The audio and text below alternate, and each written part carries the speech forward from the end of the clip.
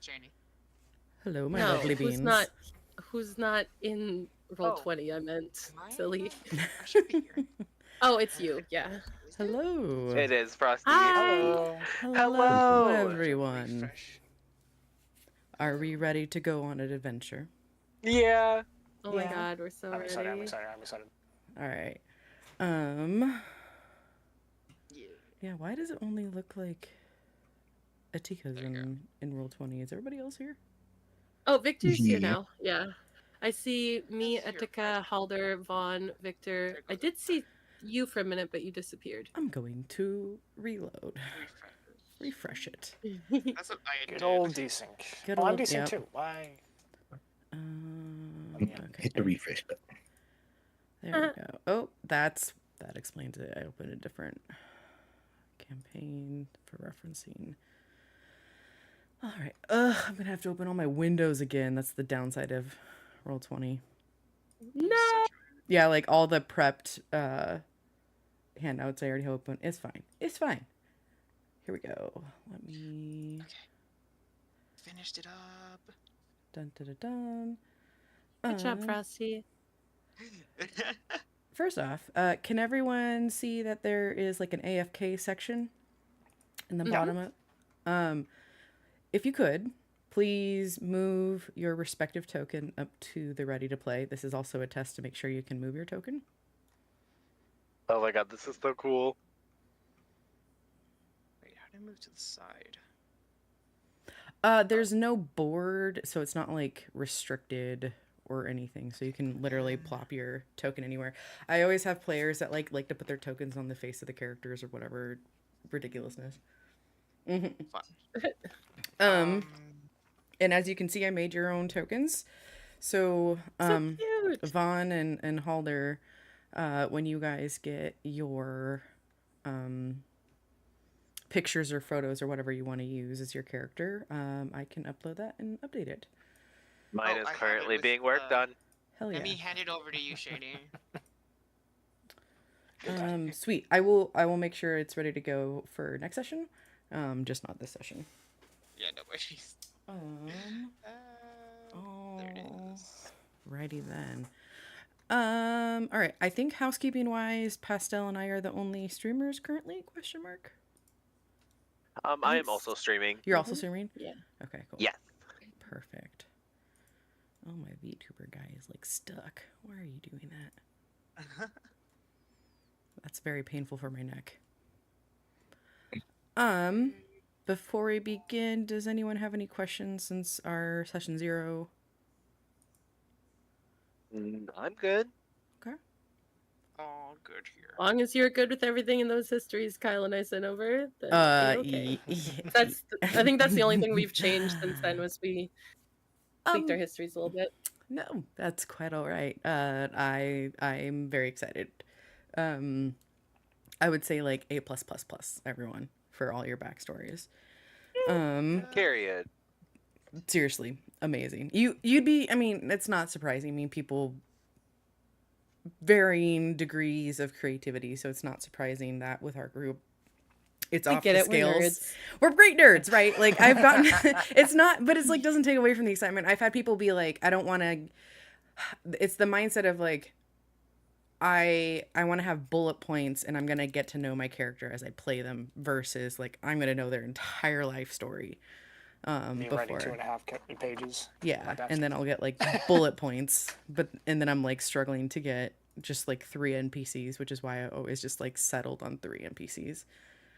All right, let me make sure. Okay, I'm about to start start music in our Discord.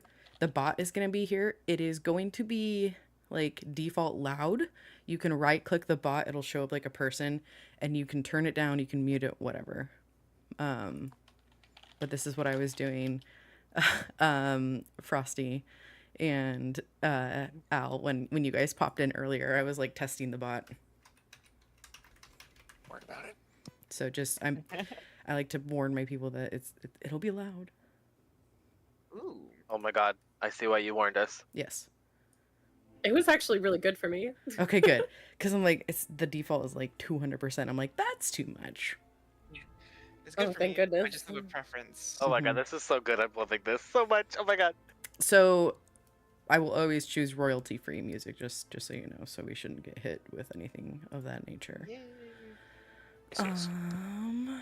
All right. Let's see. I'm just selecting my handouts again because fuck you, Roll20, for shutting me down like that. Okay. It was this one. Oh, this is giving me chills. This one.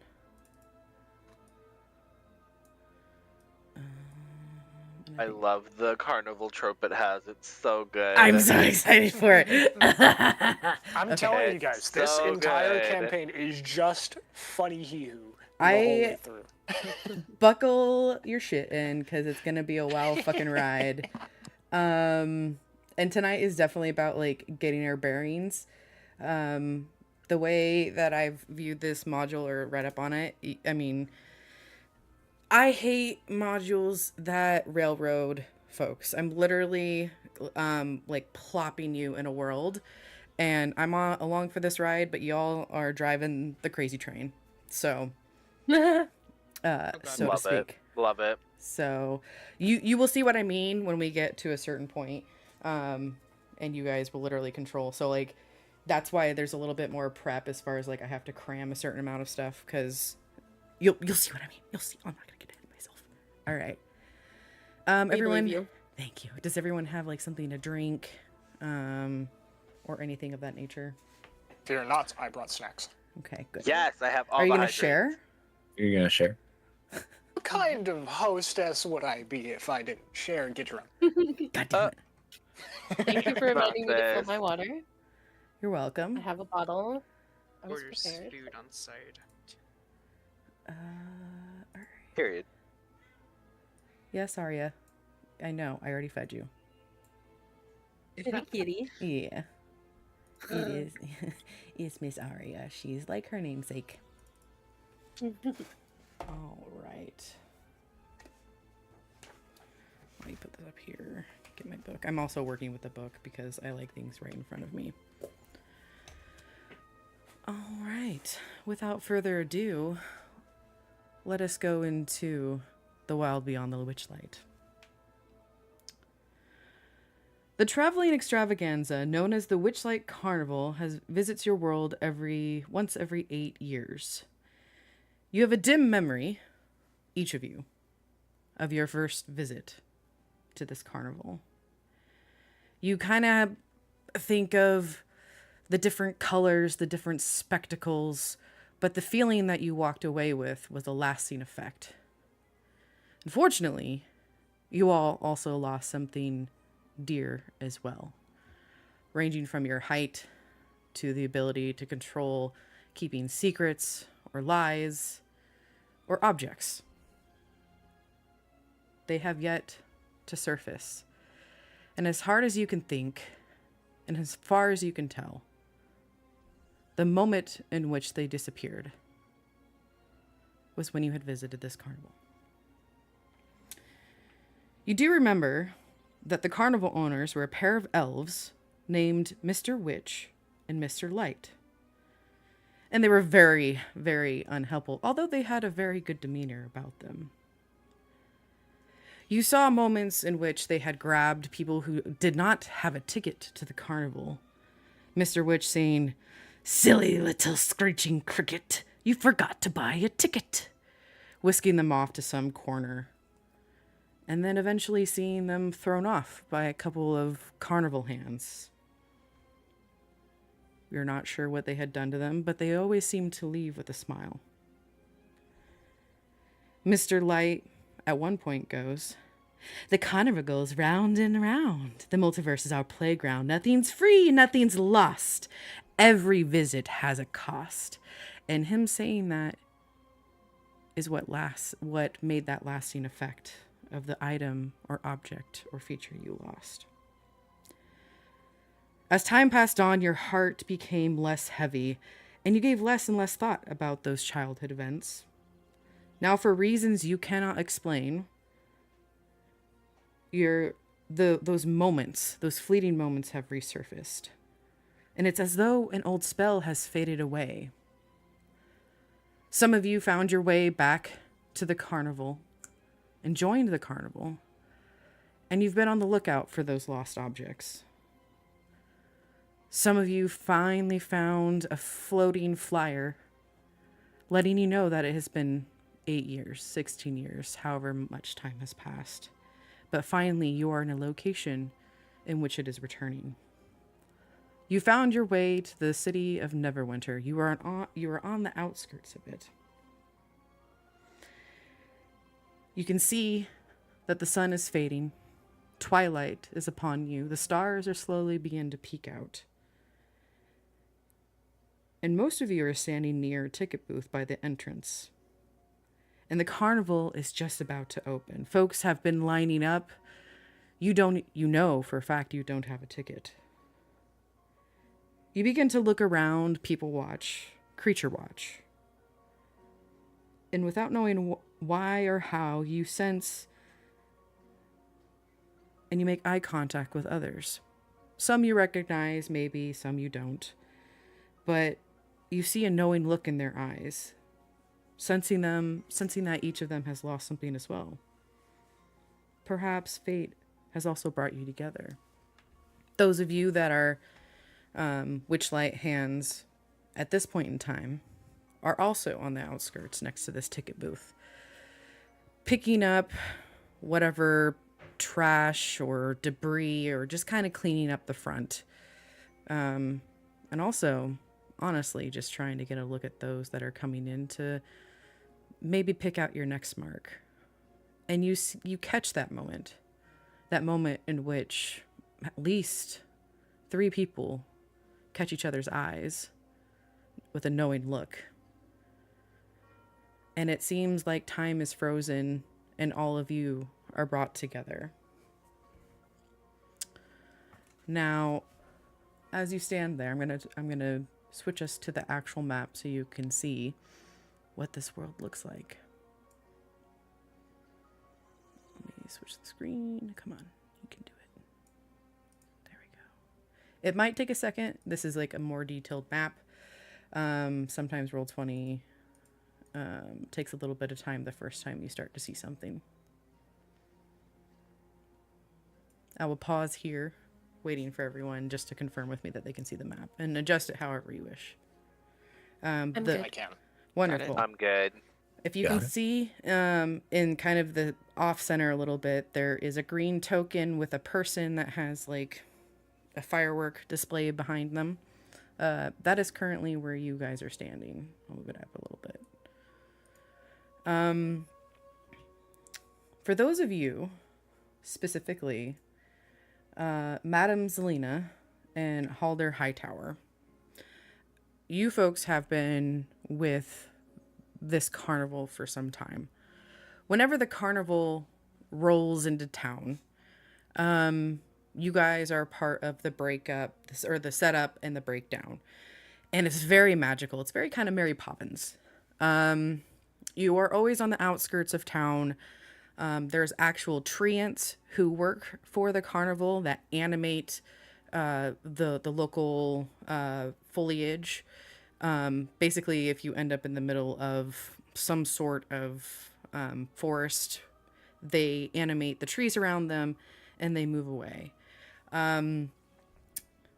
Mr. Witch, you have noticed, he has this special timepiece. It's very shiny. It's very magical. And whenever you come to that area where the carnival is going to be set up, he seems to take out that pocket watch and say some magical words. And all of a sudden, a ribbon comes out of it, creating this, I believe it's a 20-foot wide, 10-foot deep in the center river that circles the entire carnival. And that's what you guys see here around. And then magically, all the big tops and all the stuff gets unpacked by the various steeds that are pulling different carts and creatures. Whenever you guys are going from location to location, creatures like horses magically sprout butterfly wings on their back. And all in all, it does take about an hour for the entire setup. You folks have been here, I would say, just the day before. Just getting settled, taking a little bit of a rest from Mr. At that behest of Mr. Light and Mr. Witch. Now, my question for you, Zelina, before we start, a little bit of improv here, but looking at this map and knowing your kind of carnival niche as a fortune teller, where would you like to place your tent along with your teacher? And we can... I think this... how do I show you? There is a draw tool on the far left. You can I think they'd be down here. Okay. Away from the entrance, because they're kind of... Not many people come that deep over to that side. They're by the mystery mine. It's spooky. Perfect. It's their little spot. All right. And what would you like to name? Would it just be like fortune teller, or do you want like an actual name for your tent? You can see there's like Hall of Illusions, Snail Racing, Mystery Mine.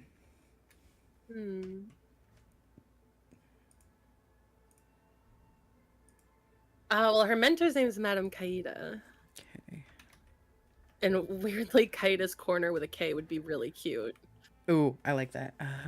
And it's kind of in the corner. It is. Can you help me with the spelling? Because I'm not like fully... Kaida. Kaida's corner. And I don't remember how to make this go away. Oh, that's fine. You can leave it circled for now. I did it. Oh, perfect. Let's see. Yay. And then I'm gonna make that way bigger. Oh, that's too big. Not big enough. Let's do that. I'll make it bold. There. All right. Perfecto. Okay.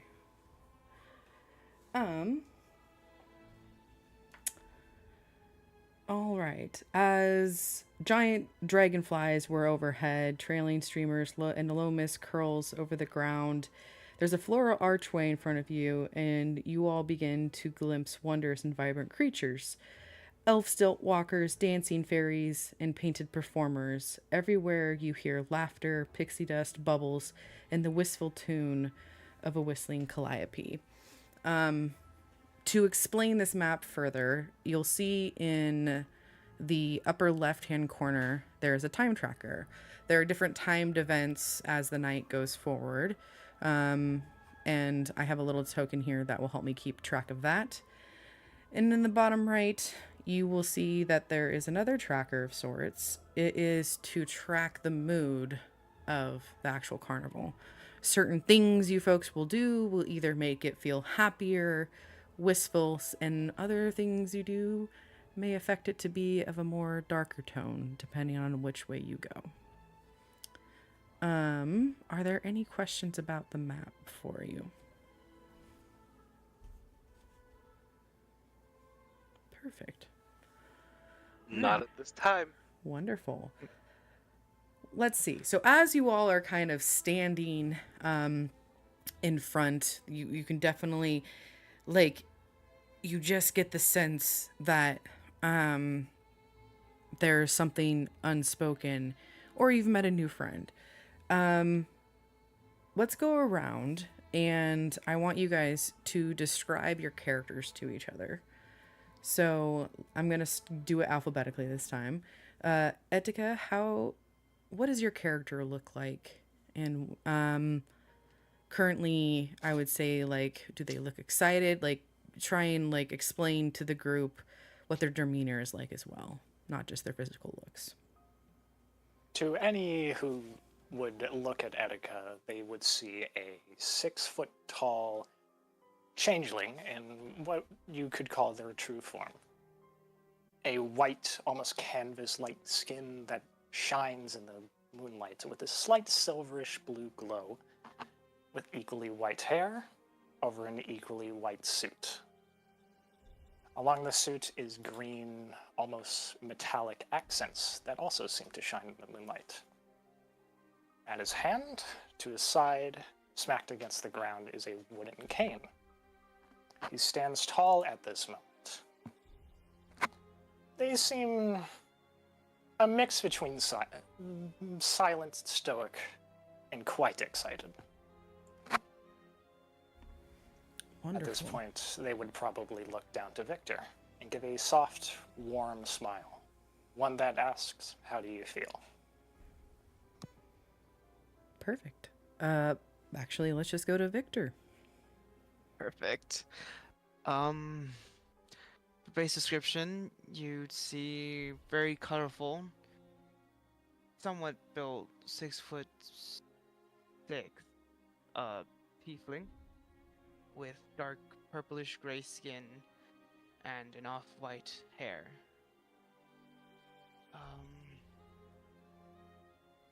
Shoot.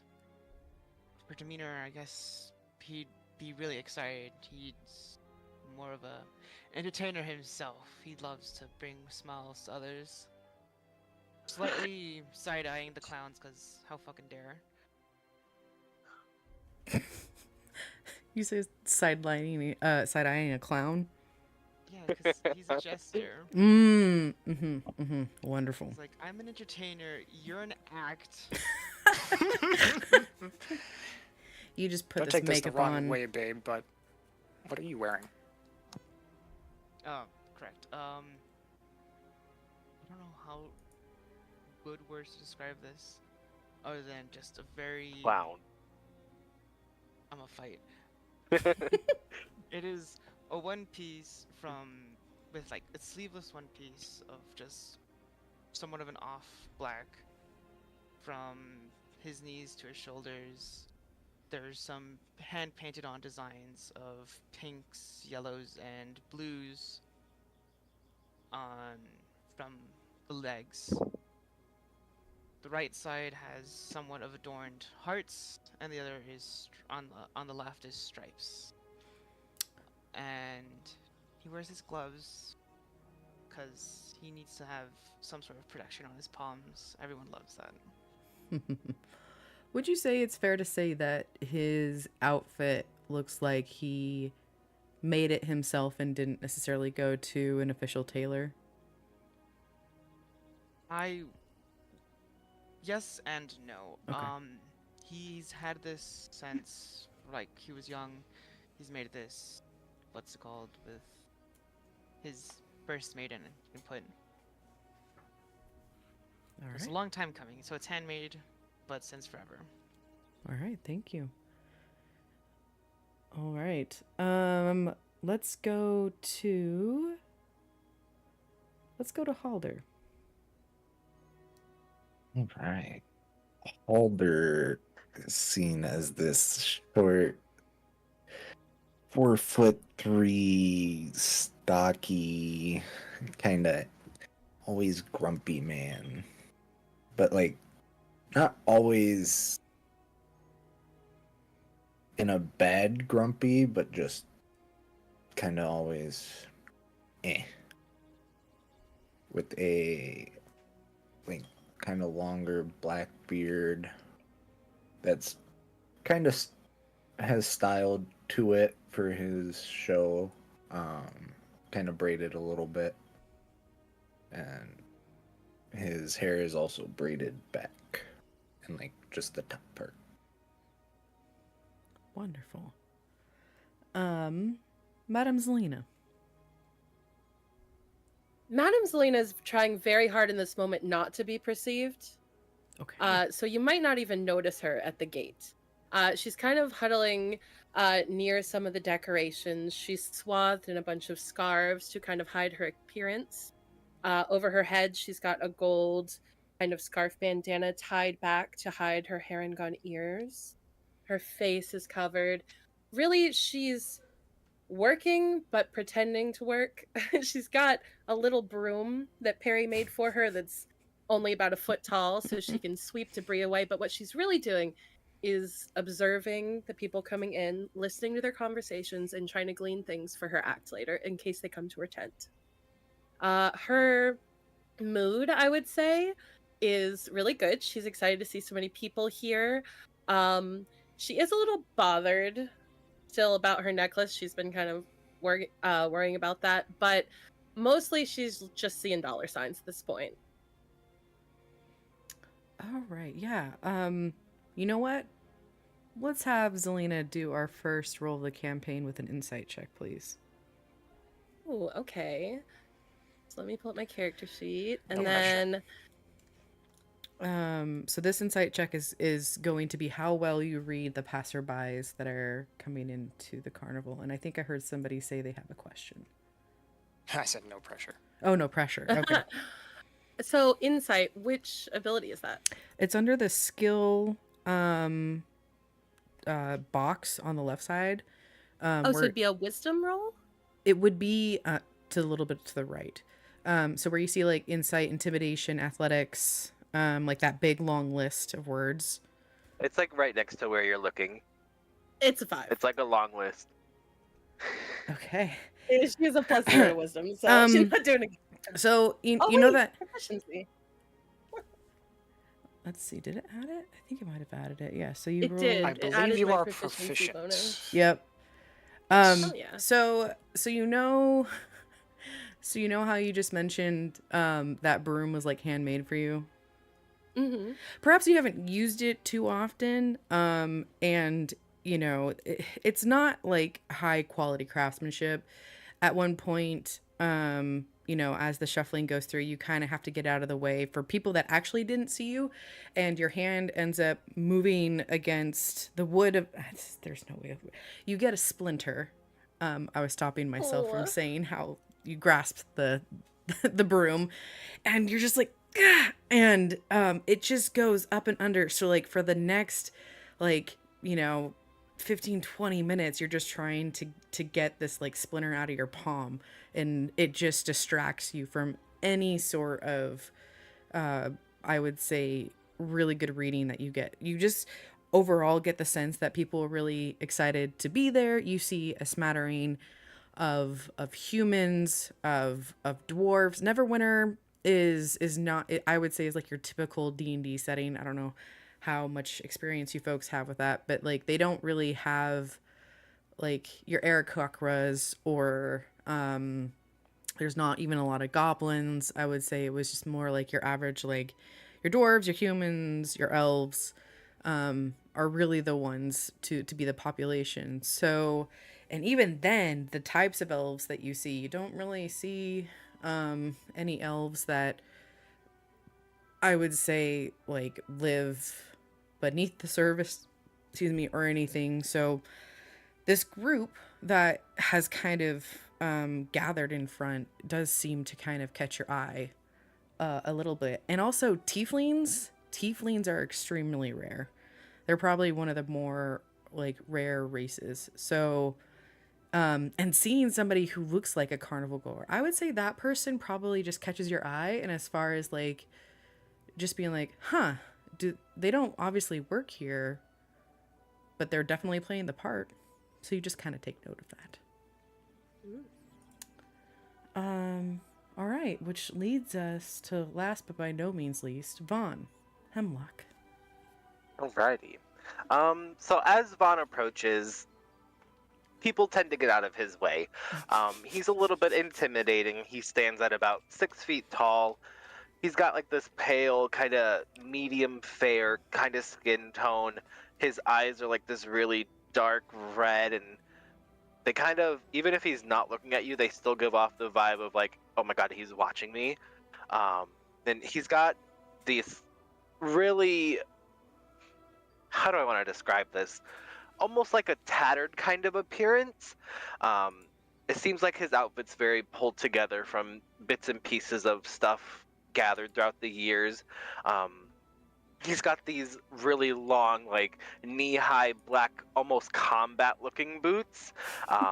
black jeans. He's wearing this black fishnet like shirt, and he's got what I would consider a sleeveless like riding coat, like horse riders would wear. But it's got a really like fluffy kind of almost like a creamy beige kind of fluff around like the collar, and going down his arms, the very tips of his fingers are black. The best way I like to describe them is they kind of give off like Scarlet Witch vibes. And he's got like this black wrapping around like his forearm and around his hand. And as you kind of watch him move, you can see this very voluptuous mass of like untamed, very curly hair just kind of bouncing behind him as he's walking. But the more you pay attention, the more his peculiar aspects kind of catch your eye. Starting at his temples, he's got what's called an elder cross or a witch's turn that grows out of his skin and begins to like kind of wrap around his head and almost looks like branches kind of just forming and making like a crown of almost like thorn-like appendages around his head. Oh my. And as he stands there, people make way. He gives off very scary vibes. Like if, to be honest, it's like Wicked Witch type of deal. So people get out of his way if he comes walking. But he doesn't mean it that way. He doesn't mean to be scary. It's just who he is. Okay. Now, as we have Halder and Zelina kind of standing off, I would say, by that, like, the Flora archway, trying not to be seen. Victor, Vaughn, and Etika, you guys are slowly making your way up in the line. As you three are waiting in line, you are standing next to each other. Do any of you say anything to the other party? Because, not to Zelina and Halder, as they're kind of watching probably about 30 feet away. They're in front of the ticket booth. But as you guys are standing, because Vaughn is kind of the third person out of Victor and Etika.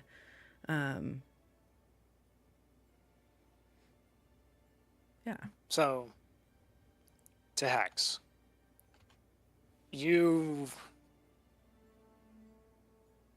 how would, to the DM and Hex, I suppose, how would you say the crowd is reacting to you walking past them once they have cleared the way for you, Vaughn? They probably watch. I would say they start whispering about him. I would say they kind of do that thing where like a crowd would like stare at somebody and then like behind their hands like whisper to each other, talking like, oh my god, that guy over there, like oh my god, but in like a negative connotation. They just seem to get the yes, ick almost, exactly. Like, who is this person? And then you make your way through the crowd all the way up until you get to the point of Etika and Victor, who just kind of turn around and take your person in. But they are probably the first people to not just get out of your way. In fact, Etika will step up to you. Oh. And then he'll kind of stare into your red eyes for a second. You are met with pale white, almost the same color as his skin. But after a few seconds of staring at you, he'll glance off to the side, and he'll eavesdrop into some of the crowd goers. Okay. Give me a perception check. I shall.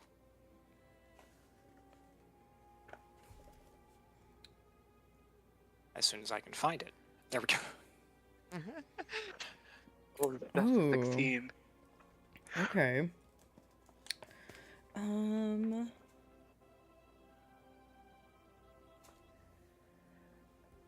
All right. You overhear a few times someone mentioning, or multiple people mentioning, that they're really excited to go to the big top at the two major events that seem to occur while you were here. One of which, 1 second, is called...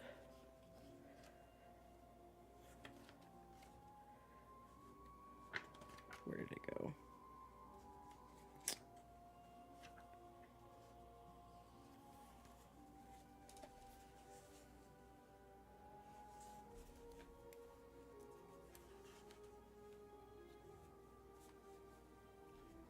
One of which is called the Big Top Extravaganza.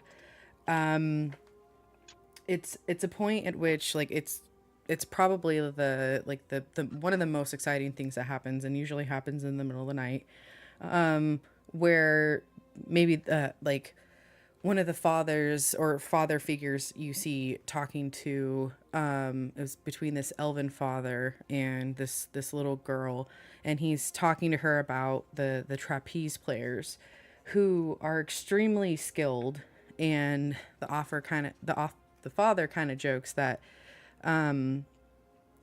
with how much climbing this little girl does, he could very easily see her giving those trapezers a run for their money.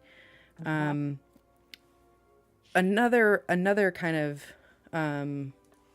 stuff that you overhear is you hear about the crowning of the Witchlight monarch. And this usually happens once every night, and it's a big fucking deal.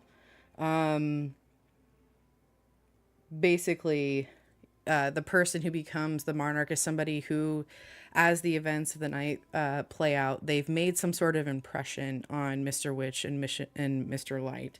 And there's even like some sort of parade, and there's like really cool benefits. It's basically like bragging rights. And it's just basically like you have your own spotlight on you. And that kind of piques your interest, and that's what you get from your role. After kind of picking those up, Etika's ears will twitch. And being a little thankful that the mood hasn't soured from this one kind of pushing their way to the crowd as Etika sees it, he'll glance back at Vaughn. And he'll speak. Very much a pleasure to make your acquaintance. Though I must say your attire is not exactly fit for the circus. Pardon me saying so. What I choose to wear is my own duty. Perhaps you should mind your own. To each their own, I suppose. Where are my manners? He'll flick his cane to the other hand and extend his right hand for yours to shake. Yvonne kind of reaches out with like fingers kind of like pointed, grabbing his hand with his middle finger and thumb, and just kind of shakes it ever so politely. You get a sense of satisfaction in Etika's face. Etika, my name is. May I ask yours? Hemlock. Von Hemlock. Hemlock. Quite curious. Pleased to make your acquaintance, Mr. Hemlock. The pleasure is all mine. I did not mean to offend during our previous conversation, trust. Was there offense to be made? No. Because I certainly didn't see any. This is Victor. And he'll point off towards the tiefling standing, in fact, above him. A tiefling clown, is it? Is he part of the circus as well? Why don't you ask him? Ask you not to ever say that again. Oh, have I struck a nerve? No, but if you continue it, I hope you start to join the act with the other clowns. And what do they call you? as you've heard him before. The name's Victor. I prefer to be understood as a jester, not these silly clowns. Vaughn just kind of nods. You are curious, aren't you? It's the circus. Everything here is curious. Touche. The whole point is to be entertained, after all. Touche indeed. And it's at this point, that ticket booth that's been kind of off in the distance, you guys have been probably about like 15 feet away or so. This ticket booth has a silver statue of a dancing fairy, which is mounted on the roof and is surrounded by fluttering butterflies. The booth is decorated with an animated depiction of the night sky with shooting stars arcing across it. You folks who have been talking to each other now notice that the line in front of you has already cleared up, and you guys are now holding up the line. There is a elderly goblin perched behind the ticket counter, peering quizzically at you with a spyglass, as well as those ear horns to help you hear better. Oh my goodness. So he's not only peering at you, but he's been listening to your entire conversations. And he goes, "Greetings, fairgoers. You may come to the front of the line now if you wish to purchase your tickets. You're holding up the rest of the line." Vaughn hurriedly steps forward to purchase his ticket. "Hello there. Oh my goodness, look at that attire. Cut in line. Could you believe this? You definitely have a presence about yourself, sir." And you notice this spyglass, which you are standingly really close. He doesn't move it. You move closer. He's still looking at you with the spyglass. And he just moves it up and down, taking your entire being in. "Alrighty, sir. So let's see. You are clearly an adult. That's going to be 8 silver pieces, and we need your name for our records. What is your name?" You can put it down as Hemlock. When you mention your name, Hemlock, one hand was already outstretched to take your coin, and he closes it, and he goes, "Hemlock. Got another name to go with that? Pairing?" Vaughn. Von Hemlock. Well, you, sir, have a lucky benefactor. Give me 1 second. And his hands disappear beneath the counter, and you hear a clicking mechanism as he looks down, and you hear some shuffling of papers. And then Vaughn tries to sneakily look over the counter.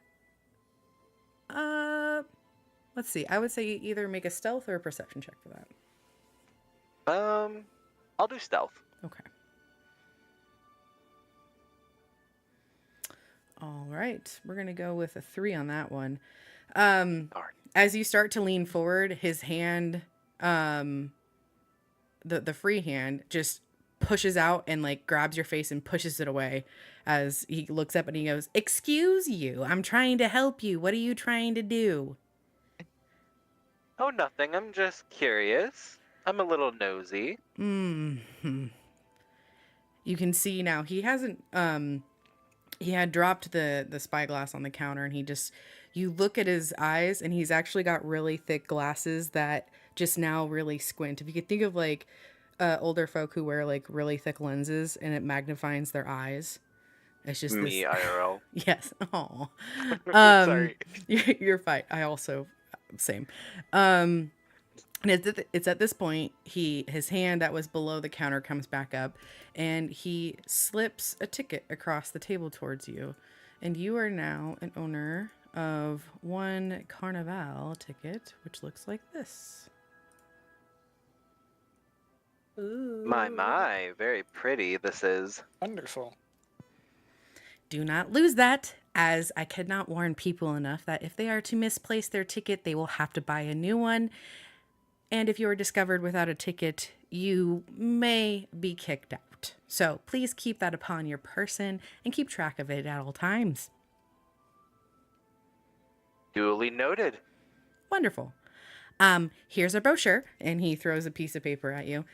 That's where all of our wonderful accoutrement and all the different activities are. Let's see. Your ticket is good for, I believe, 8 different activities. They will punch it as it goes. You are welcome to buy more if you want to do more activities. Do you have any questions for me, Mr. Hemlock? Not at this current moment. Thank you kindly.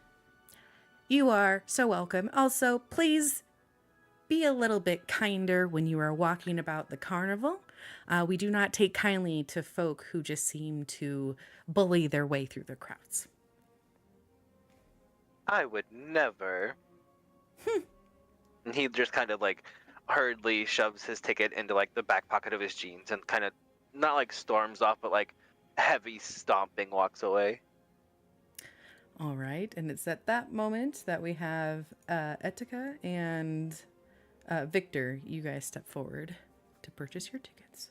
I will walk up with them, but I will let Victor go first. Okay.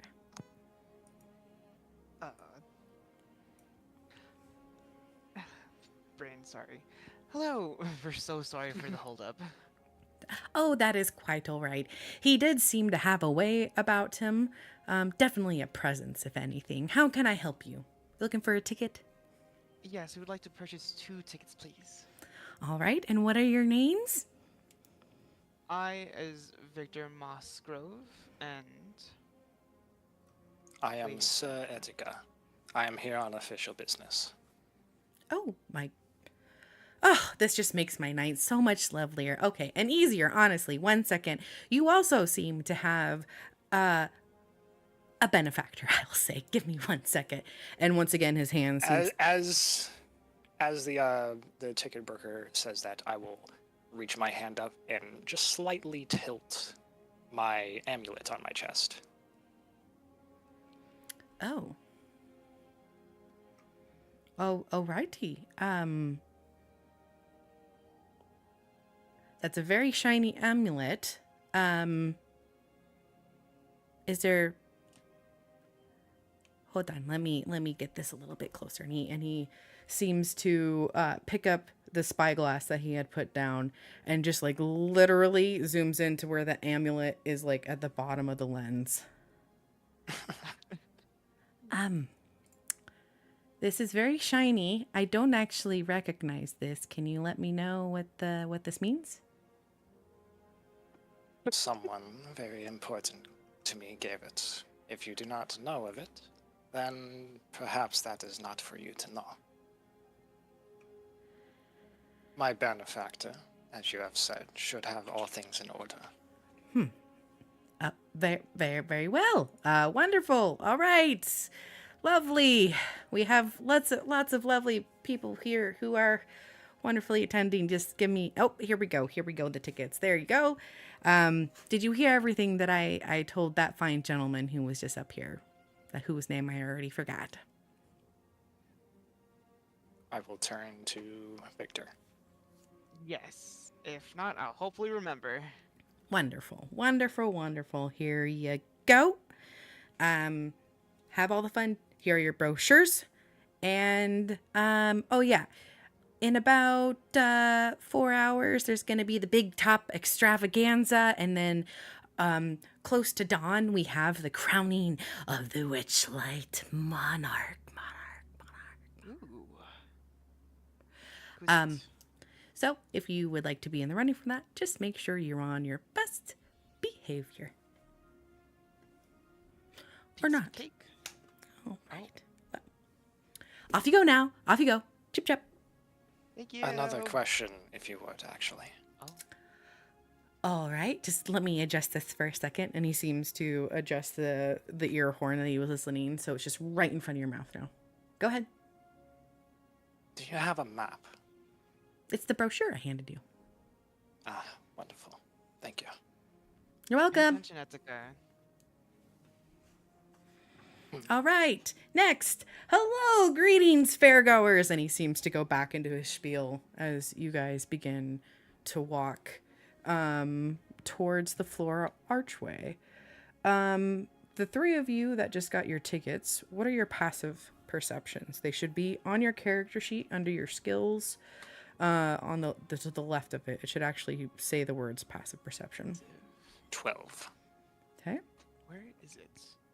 If I'm looking at the right thing, mine is also 12. Okay. It will be underneath your ability scores if you scroll down. Okay, a bit. then yeah. Perfect. Then yeah, I have a 12. Passive wisdom or passive perception Yep. is a 10. Okay. So, for those new to D&D, passive perception means your subconscious perception. So as you're sitting here, do you naturally hear birds chirping, somebody like walking by or anything? It's not like you're making an active roll for searching or what have you. It's just kind of what comes natural to you. Let's see. Zelina, Yes. do you want to go ahead and roll me a stealth check, as you had described yourself as kind of like hiding yourself? Mm-hmm. And so for the purposes of this, if she gets above a... Oh, all right. So 10 in D&D is the average. That's the average person. So honestly, Zelina, most folk don't even notice you. They just walk on by. But for those three that just got your tickets, you do seem to see this tiny little Harnagon who is getting like wrapped up in the archway's ribbons, has some sort of maybe toothpick with some hay on the end of it, that seems sometimes very intently trying to watch you and listen to you. And every once in a while she seems to like rub her palm like she's picking at something.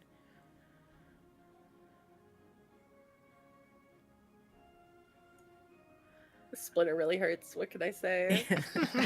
Yeah. I will glance in that direction, but continue nonetheless. Okay. Unless I am stopped. Okay. Zelina and Halder, do you guys approach these three in any way, shape, or form, or do you just let them pass you by? I think I want to know more about the tiefling. Okay. But I can kind of tell that they noticed me, so maybe now is not the best time. I think I'm just gonna go hang out with Halder. Okay. I was gonna go say something. Since my perception was a 10, and I did do 11, wouldn't it be more of a...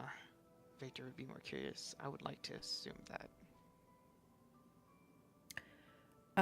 Yeah, if you're under, you actually probably would not. You probably would have noticed Halder. You would not have noticed Zelina. Because Halder was not actively wait, no, hiding. that's right. Yeah. Yeah. Sorry, it's the other way around. All good. Did you want to approach Halder? Shoot, hell yeah, let's do it. Okay. All right. How like Have you seen do you something? confidently just walk up? Do you like smoothly scoot up to them? How do you walk up to Halder? As if childlike, just running up to someone, just like to admire, you know? Attica will sigh and follow. Okay. And you are instantly like towering over this shorter than average dwarf. Halder, what would you have been doing as like Zelina's like trying to hide herself amongst the archway? Halder would be kind of picking up and keeping an eye out for like any valuables that might have got dropped or anything, anything shiny.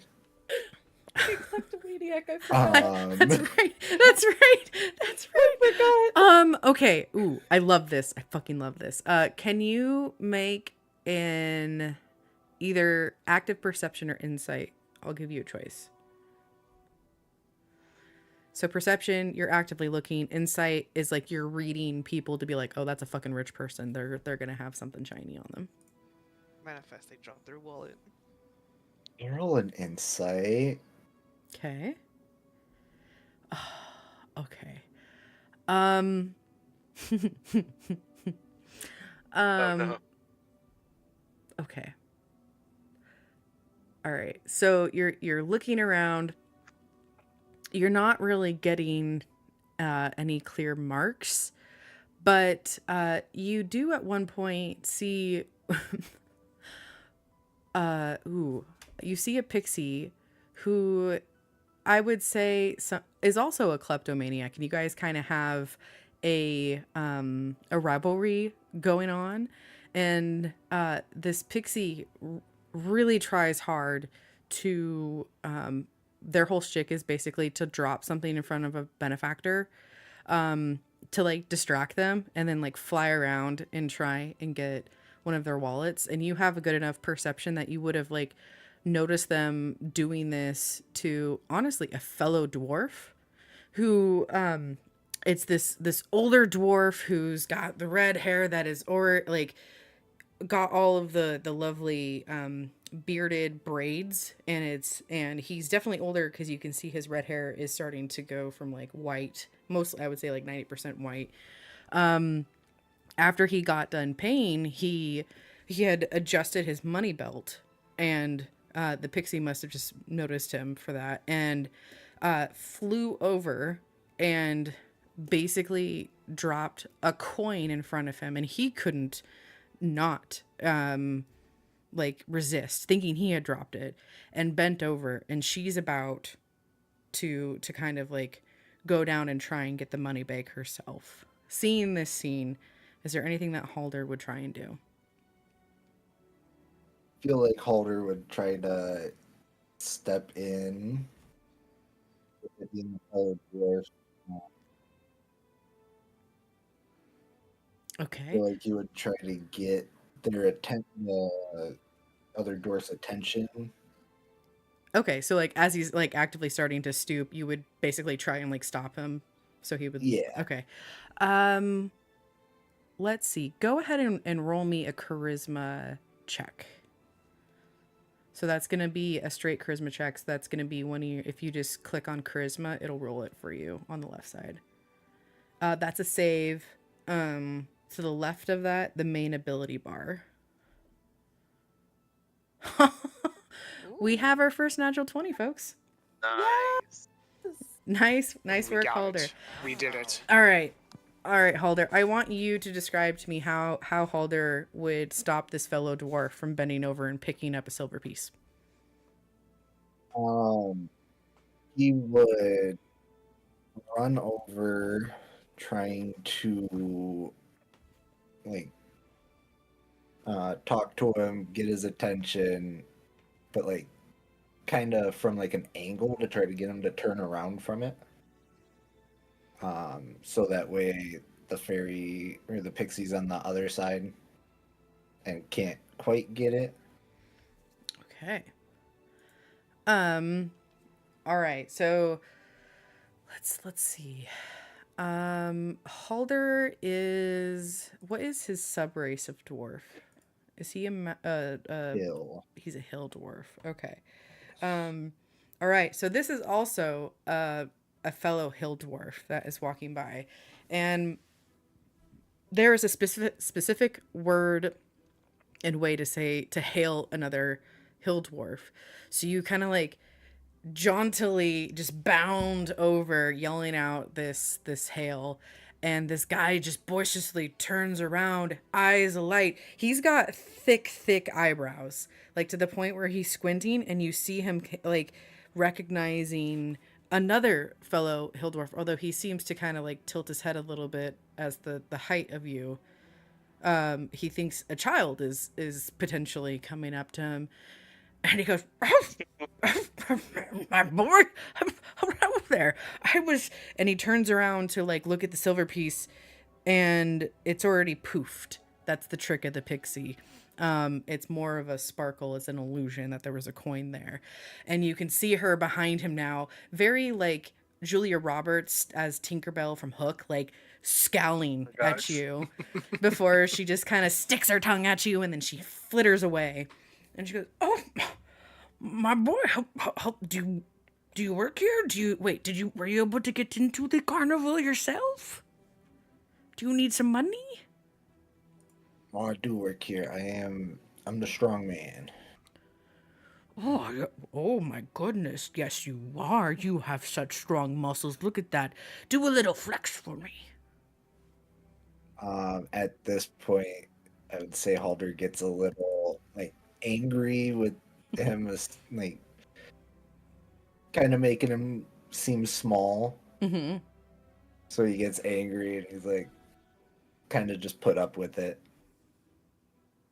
And just doesn't respond at first, or doesn't respond to the flex. Okay, so he doesn't he just kind of stares at the old man. Yeah. This guy goes, I think you need to work on your performance, young man. Here, let me give you some silver so you could probably, I don't know, go to a tavern or something, or just get you something nice. Here, hold on. And he goes into his money bag and he turns around and he flicks a 5 silver piece coin towards you. I reach out and catch it with an open hand. And good reflexes. Hold it there. My name's Urin Bluntchin. Where can I find you, my boy, and who are you? The name's Hightower. Hightower. And he seems to be stroking his beard, and he's like, I don't think I know that name, Hightower. Who is your father and your mother? No clue. No. I do not know. You do not know them. Oh my goodness. A dwarf without a family. Oh, that's really unfortunate. Here, take another silver piece. And he flicks another 5 silver piece at you. Catches it in the open hand with the other one and kind of just looks at it for a minute. All right. And then stares back at the man. All right, Hightower. Do you have some sort of show that I could patron? I do. Well, where does it take place? Help me. I was given this brochure, and everything's so tiny. And his big, fat dwarven fingers just, very much encompass the brochure. And he's just kind of staring at it with his bushy eyebrows.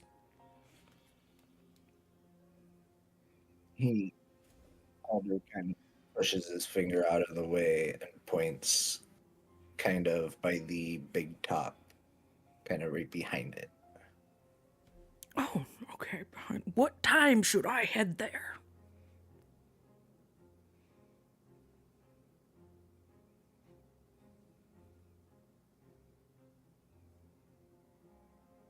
After about an hour after the big top extravaganza. Later. Oh, wonderful to be like a little finale. My goodness, thank you so much. Hightower, yes. All right, I think I'm going to go over to the carousel. That looks like a lot of fun. A little man like myself riding those horses. Going round and round. Oh, my goodness. All right, Hightower, I'll see you after the big top. Alder says,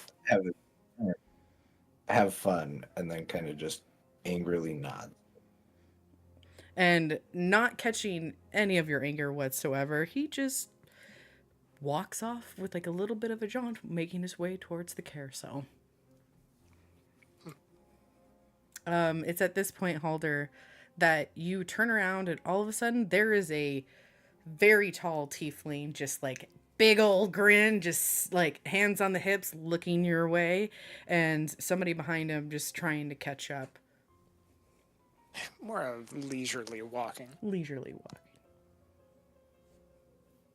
Halder looks up, having to arch his neck way back, and then looks down, and he's just keeps looking him up and down.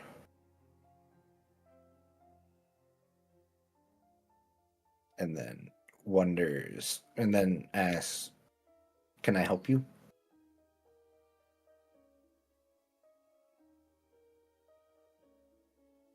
I just wanted to see your show. Oh, quite a display that was.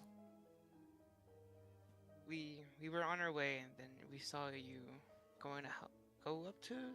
It seemed like another person. Yeah, it was someone I thought I knew.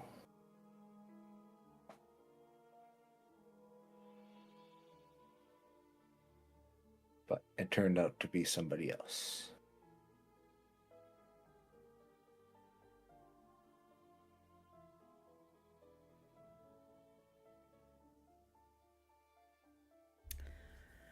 Zelina, it's at this point that you are very much watching Halder, that whole interaction, and you knowing Halder, and not being too far off.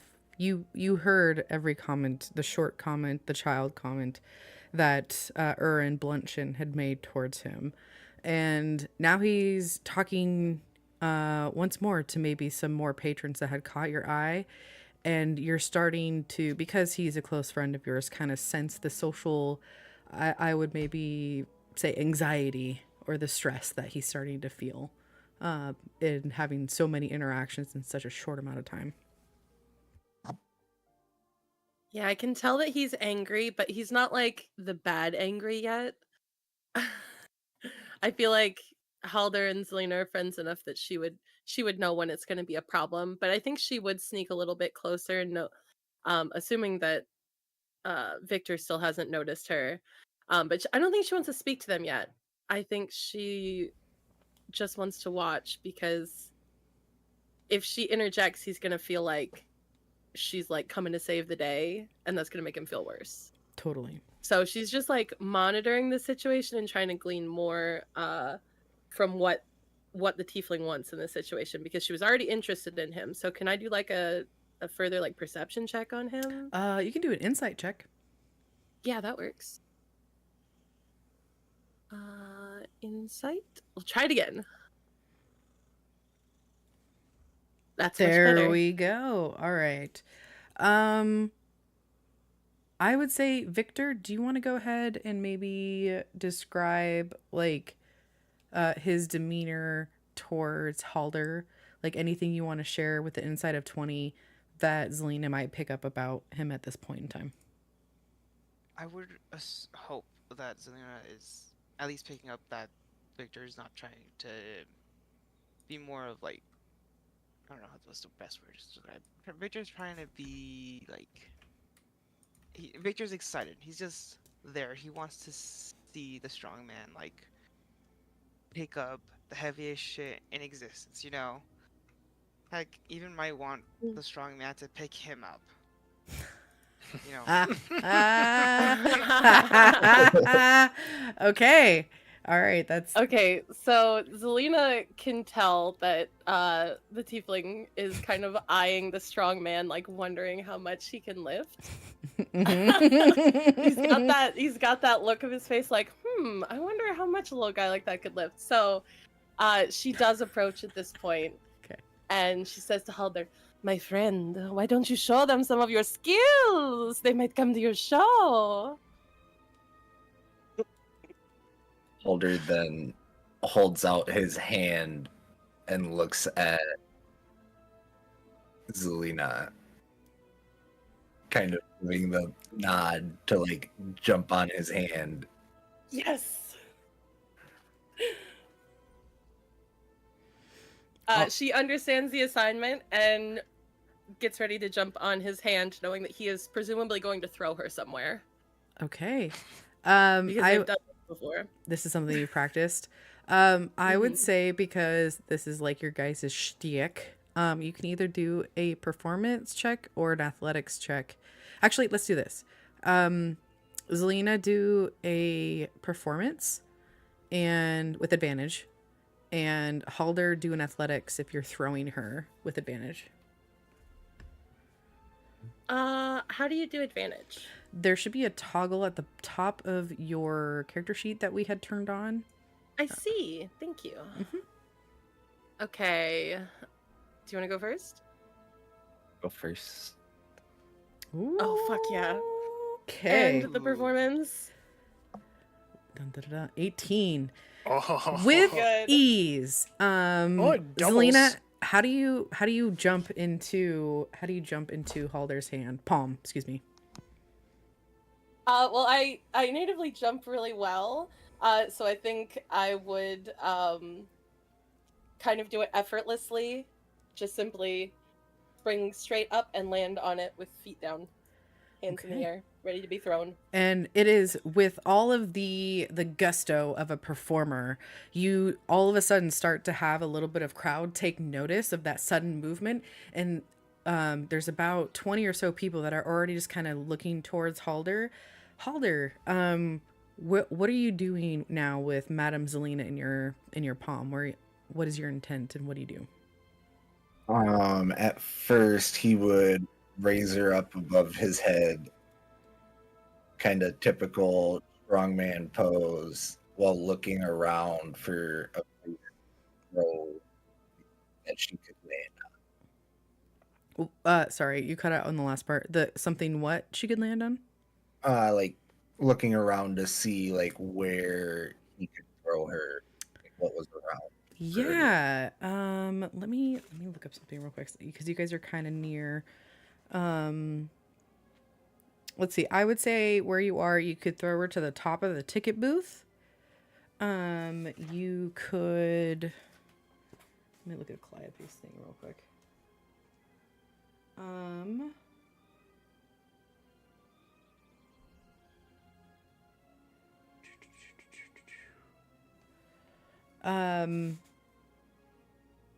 You could, there is like this, what is that?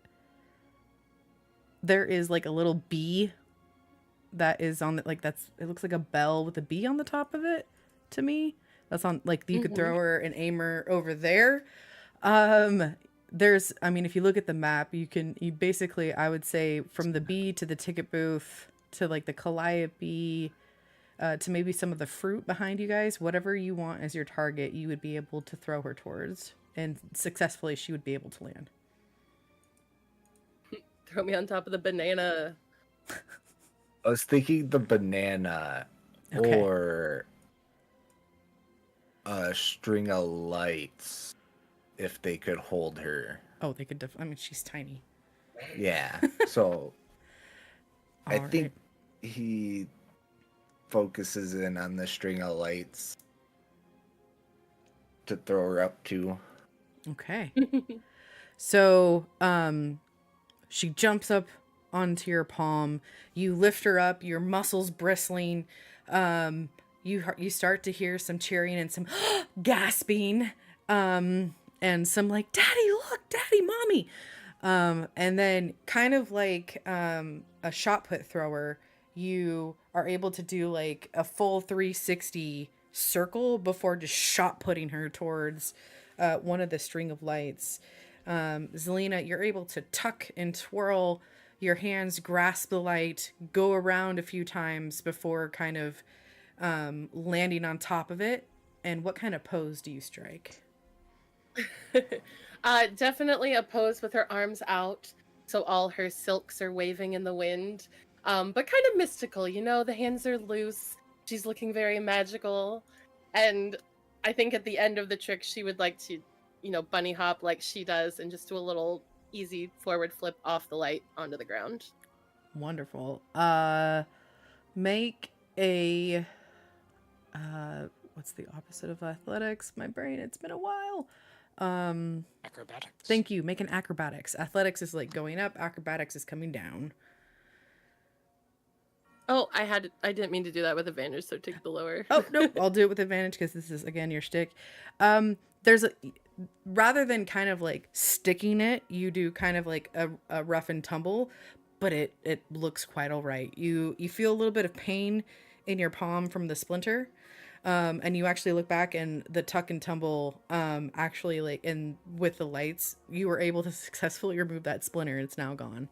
It's not enough to do like a point of damage. I give a little oppa as I land and just act like it was part of it. And there's cheering, and now the crowd is up to about 25, 30 people. And all of a sudden, at this moment, you guys see the different lights actually start to glow a little bit brighter. There's a little bit of like pixie dust in the air. Some of the dragonflies fly around. And I will say this is enough to increase the carnival mood by 1. Yay! Yes! Let's go! And with a lovely little bow, everyone just kind of like stares in awe. You notice like some folk taking note of your outfit, and you, Zelina, and they kind of look at their map, and you see some of them kind of take notice of the fortune teller tent. There's a little bit of marketing, baby. Yup. There's a little bit, Halder, there's a few folks that just naturally just like walk up to you and like point at your muscles. Like one of the girls, it's like a halfling girl walks up and she just looks at you and she's probably like 4 or 5 and she goes, "Uppies. Me next. Etika will burst out laughing. Me next. And there's like a mother just comes up. "Oh, no. You don't, please, it's fine. So sorry, good sir, so sorry." And like scoots her off and is like, "Look, a teapot." And like scoots her on. Amazing. Everyone kind of chuckles, and folks that are still starting to come into the carnival kind of dissipate, going the different routes to the different attractions. And your group is once again kind of left alone. Hey, but now we're all together mostly. Mm-hmm. Good show. That was amazing. Never seen anything like it. I think Zelina would make a deep bow, even though she did nothing, and introduce herself while bowed. "Hello, my name is Madame Zelina. I tell the fortunes, and you may come to our corner, Kaida's corner, if you would like your fortune told." Vaughn... Such a gift of magnificent display. I think we're obligated, wouldn't you say? Flair's half the job, my dear. Flair's half the job. Vaughn kind of notices something in like her words, like maybe it's her accent's just like a little bit off, or like the phrasing she used. Can I do is it perception or would it be insight? What are you trying to discern? Like, he's just trying to figure out like what it is about this performer that just doesn't seem right. Yeah, go ahead, do insight. Insight, okay.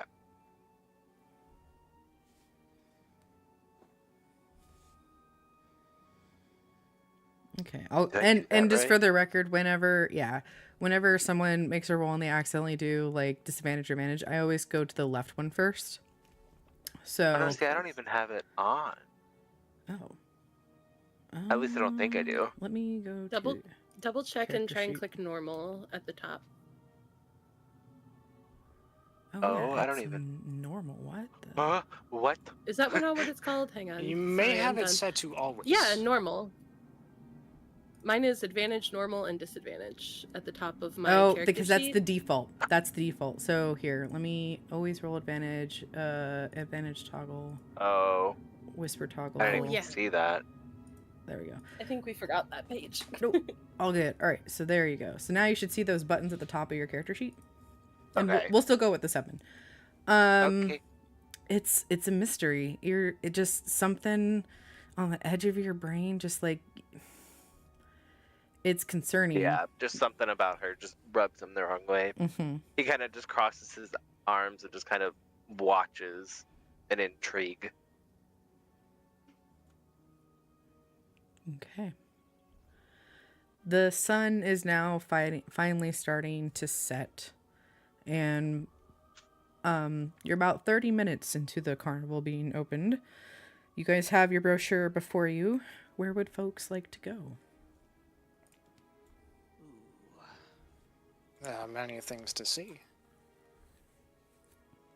And I'm here for business regardless.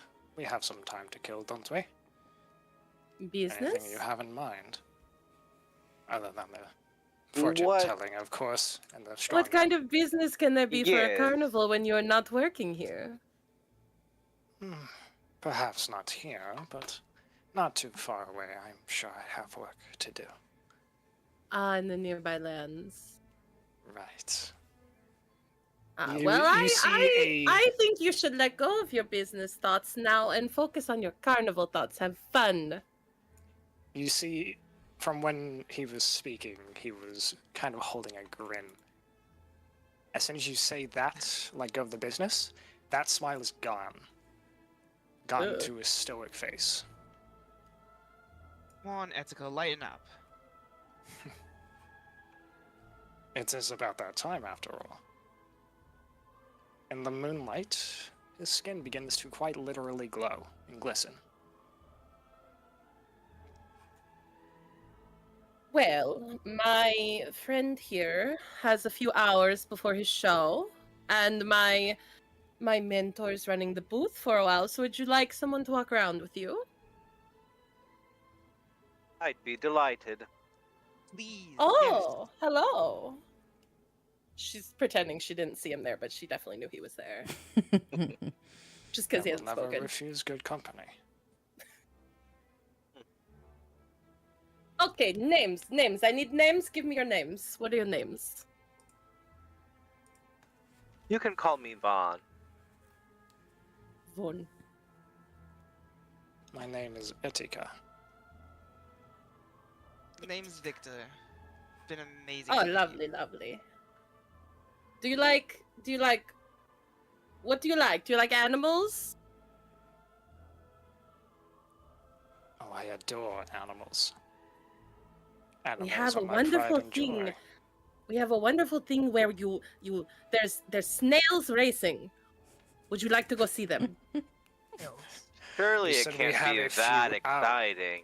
You said we have a few hours, not a few days. No, it's very exciting, very exciting. You will love. Vaughn just kind of chuckles. Oh, Come on, we Etika, could we go should go. somewhere else. If you insist. I just really want to know what snail racing is about. Kind of same, not gonna lie. It looks hilarious. It They're does. huge. Such a Yeah, so massive. maybe Selena would kind of usher them to go south around the bend to the snail racing, just so that she can point out her tent on the way. She's a businesswoman. Don't worry about it. Please. So like that way. Yeah. It's like right under. Yeah. Wonderful. How do I erase that? Do, do, do. You need to You can select get it. Control Z. Period. Okay, so as you click are... on Oh, it and it's hit not delete. letting me. Click on it with your arrow and hit delete. That too. Oh. Boop, I can delete it. Perfect.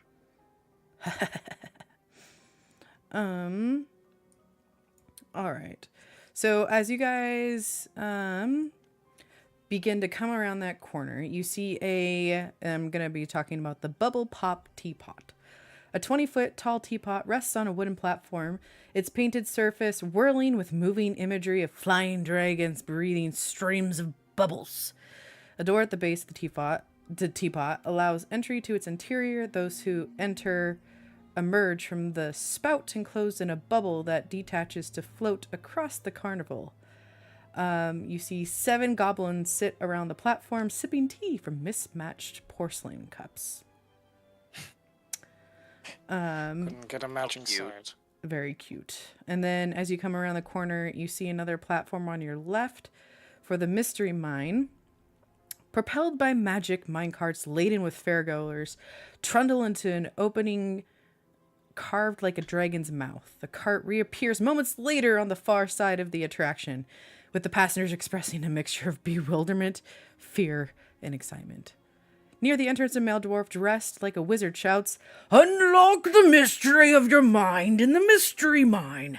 He has bushy eyebrows, wears a pointy hat, and holds a large clockwork contraption shaped like a giant eye. Etika will slow his walk as the man speaks. Ah, Vaughn you just kinda there. keeps walking. You keep walking. You there. Are you interested in the mystery mine? I'm more interested in your poetry, to be honest. Well, perhaps you'll hear more of the poetry if you were to take this little ride. You might gain some insight on your mind.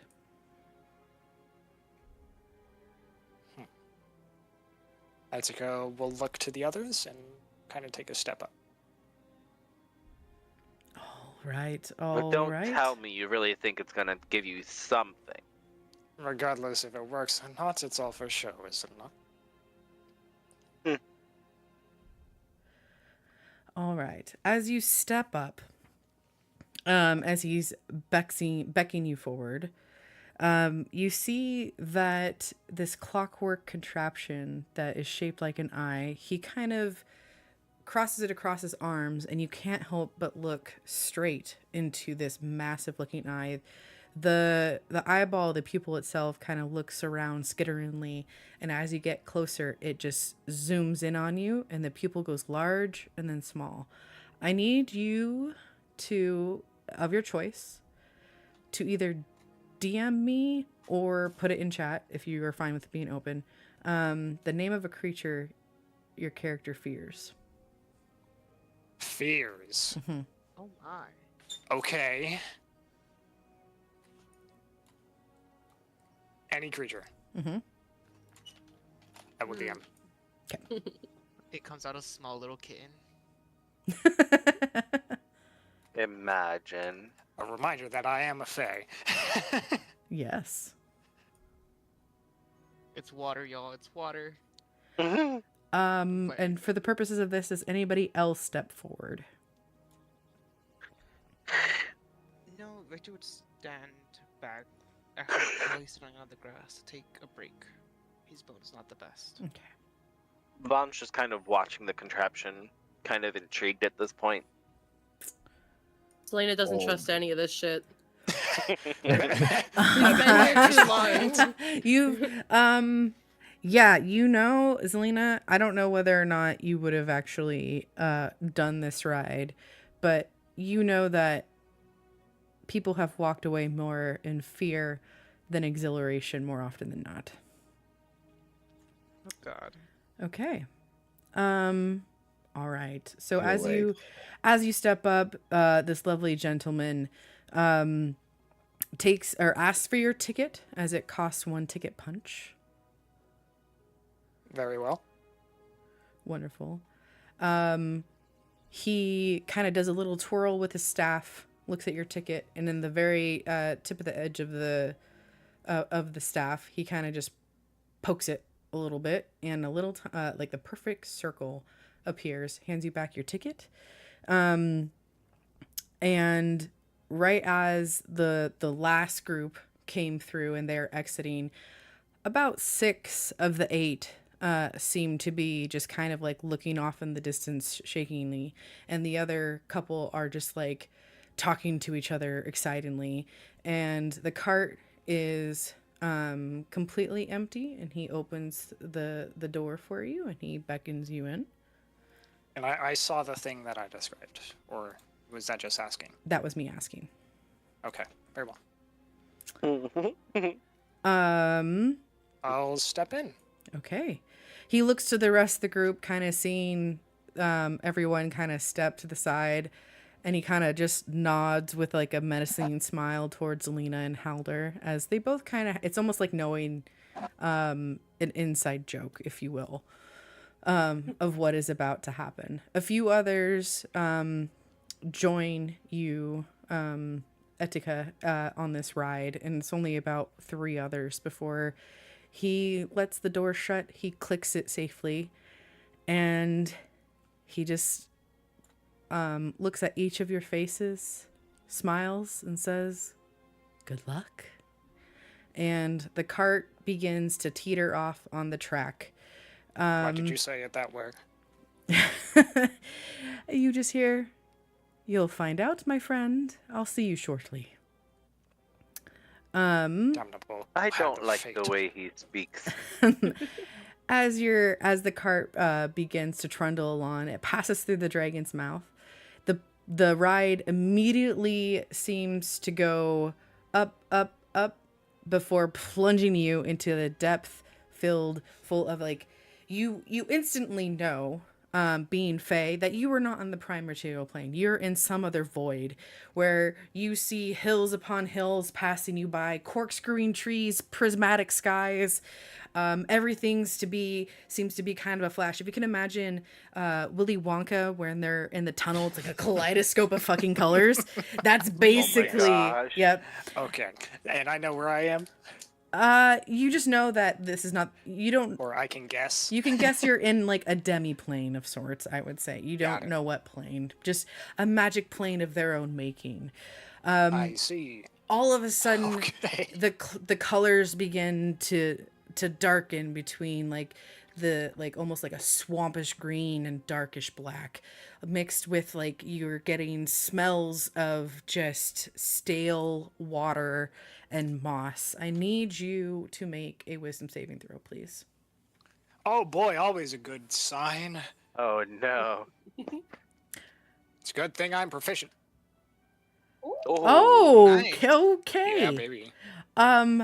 There's a moment as you like you're in this darkened void, you recognize the smell of a swamp, and as it's dark, you almost feel like there's walls closing in, and for a while there the cart seems to be doing some sort of spiral where you're like there's like this physical push kind of leaning you towards the outside, and then all of a sudden the cart just drops, and at the bottom of the drop you hear this wicked laugh, and out of nowhere this massive face of this woman who has sunken eyes, gnarled fingers, straggly hair seems to just kind of pop like a jack-in-the-box towards you, laughing maniacally towards you.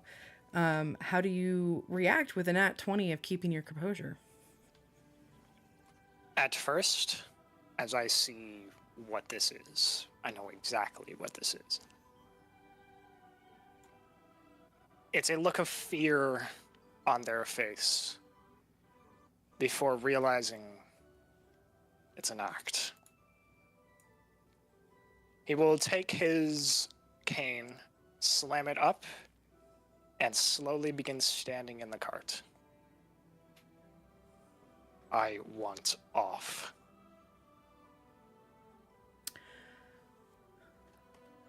The cart kind of jostles, and you hear two of the three other riders just kind of scream and curl into basically a fetal. One thing. What? Yep. If I see them, can I cast guidance? Sure. I would like to turn like suddenly towards them, point the butt end of my cane at them, Okay. and you can guide only... their saving throw. If I the could. saving throw has already happened for them. I see. At this point, as you all had, like, it happened simultaneously. But in this ride is not over. However, with the natural 20, I'll say it's expedited, and with guidance, it's a concentration spell. You choose one target, so one of the two in the fetal position will have... Whichever is more scared. Okay, perfect. So you feel like a rattling in the world with the sense of your voice being your tool in this moment. You almost see it just kind of jostle a little bit. And the cart, almost like it was stuck in the center of a turnstile, turns around. And once more, like a jack-in-the-box, another like hag, this time smaller. This one... where the other one seemed more like probably what you would see in like a tome or anything, it seems like the longer you're here, the more this area seems to get to know you. Whatever hag who had scarred you in the past, it is this specific one in front of you, instilling fear. And I need you to make another wisdom save. Maybe I should have used that guidance on myself. Well,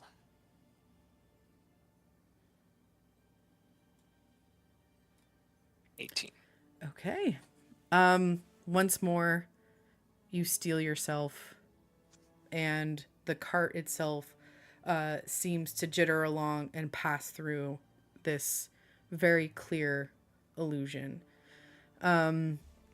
And all of a sudden, it's like you guys are in a white room, like a white space, and you can see a black dot in front of you as the cart is very clearly expediting towards that black dot, excuse me. And that black dot slowly gets larger and larger and larger. And you see now whatever effects that have been going on in this space have been effectively turned off. And you're reaching the exit. And right before you get to that exit, one last time, you see almost coming out of the sky, it almost looks like a snake in the sky, and it gets closer. And right as the cart gets to the entrance, you realize it's a hag on a broom coming towards you, nails extended beneath the broom, trying to swipe at your head. And I need one more wisdom save.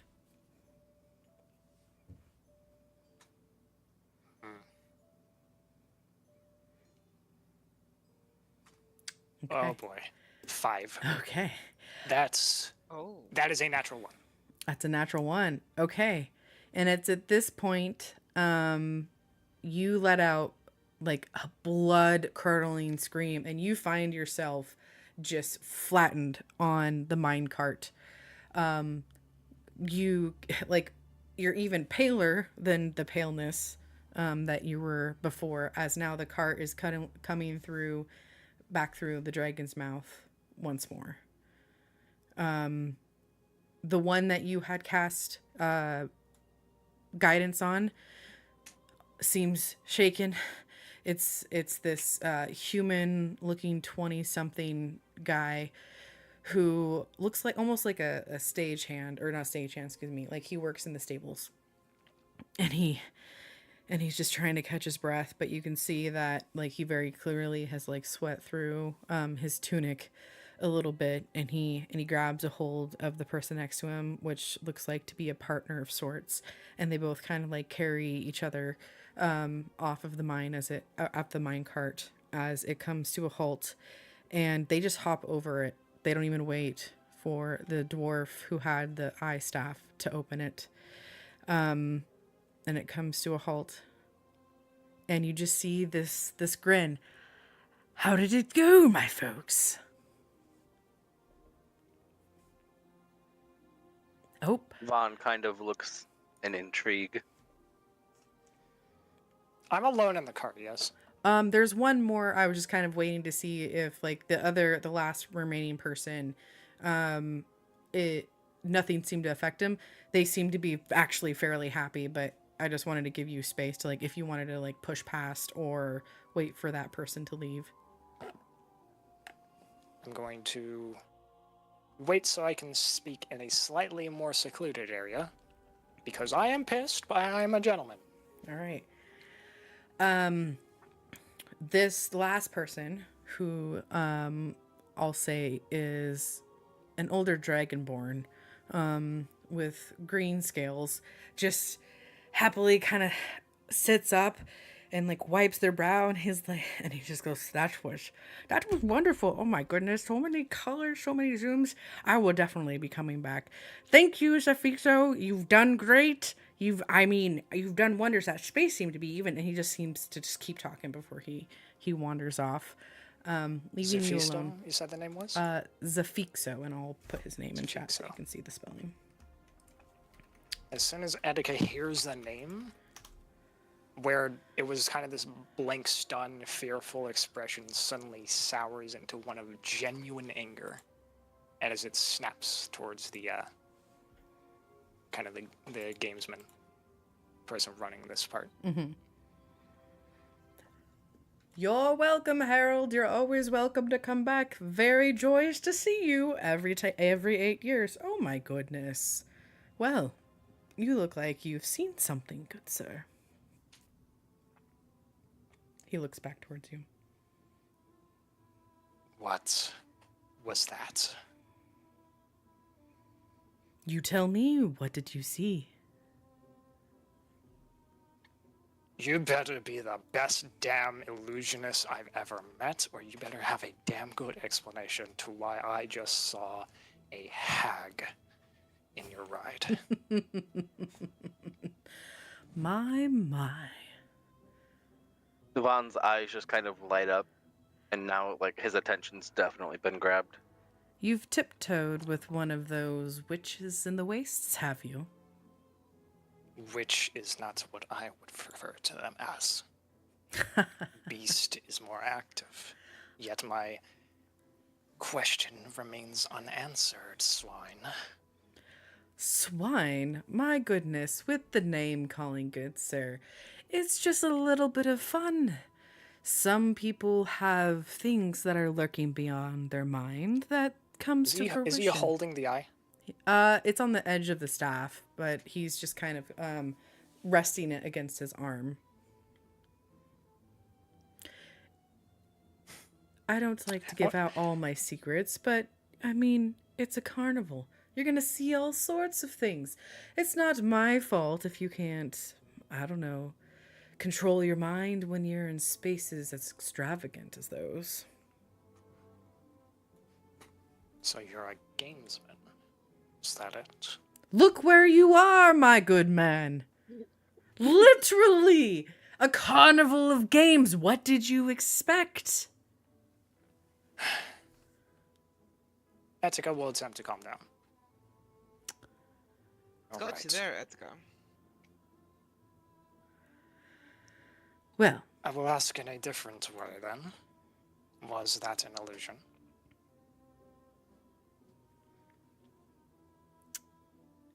well, you tell me. Either you're one strong person to stand up against a hag, or you just saw something at the corner of your eye that instilled one of the greatest fears you've ever besought.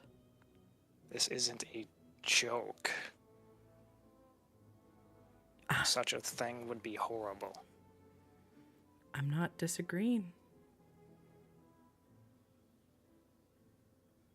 The anger suddenly turns to concern. You're not telling me what you know. And should I? We wouldn't have many returning customers if we gave all of our secrets away on one ticket punch. Perhaps you want to go again, my friend. Find out for yourself. Was it an illusion? Or did you manifest it? Or do I keep a hag behind those doors? Keep a hag behind your doors? No. Preposterous. I agree. Question is whether that is an illusion or a door. That would make you either a fool or someone worth my respect. Which way are you leaning?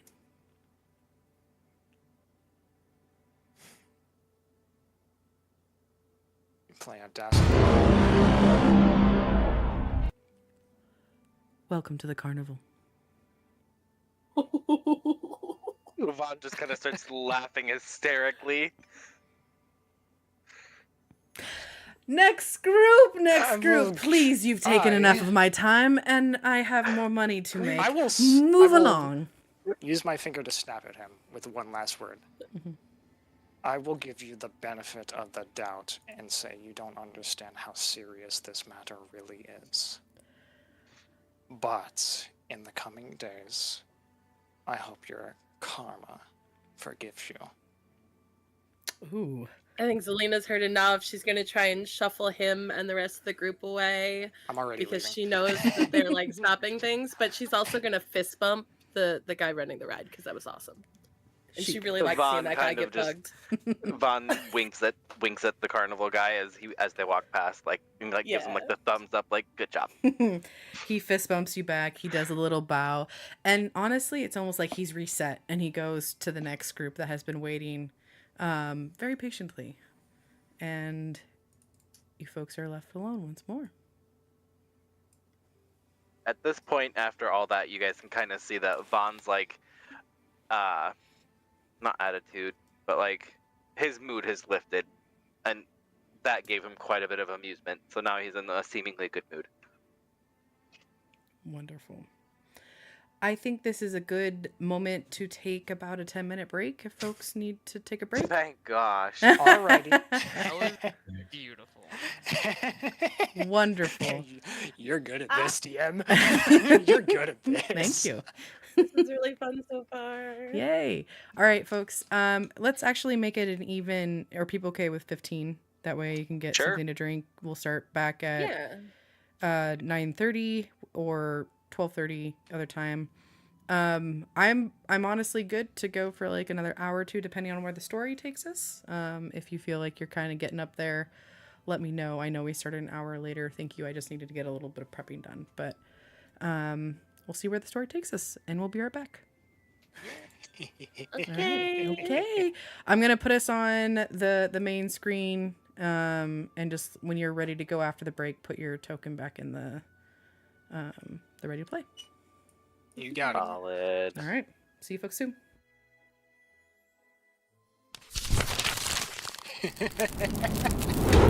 Oh, I love this. That was so fucking wild. That was Piss so me off. good. Oh my god. Right? Clown! You called Cocky him a bastard. clown! Listen, Cocky I bastard. call it as I see it. Then you're blind! Clowns have white face makeup, a red nose, big shoes. Jesters have long pointy hat and what's it called? Mix mash designs. There's a clear difference. Ah.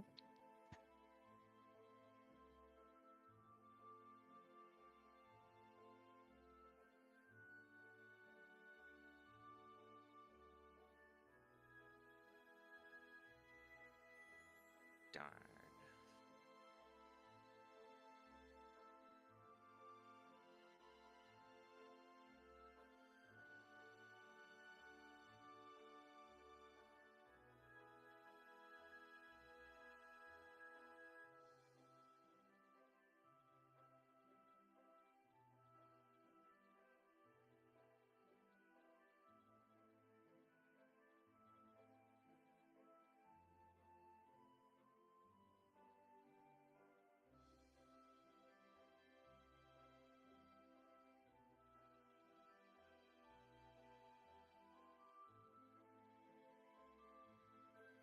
Man.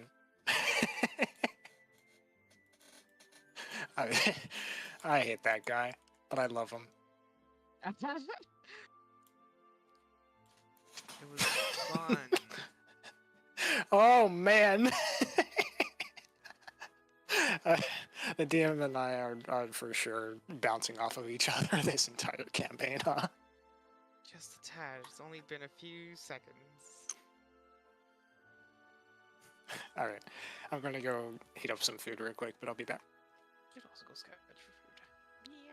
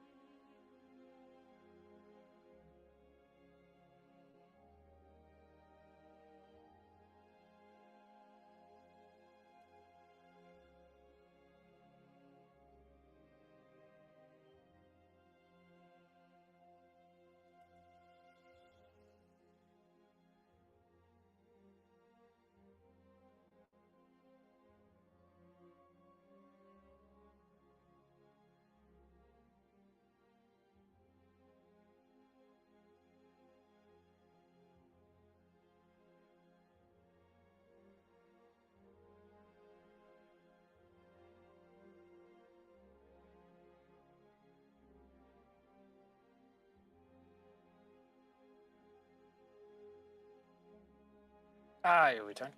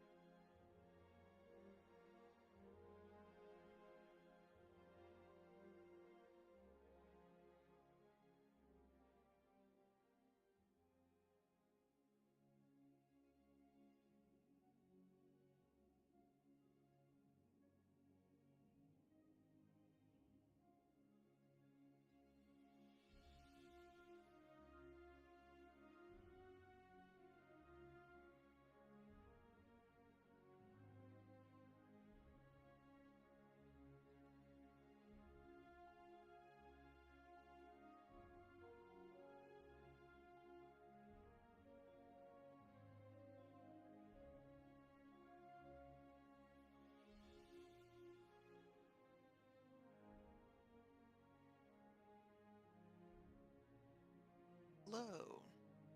Hello. What up? What's up? Oh, just the chicken I had before. Fun. Hello. Hello.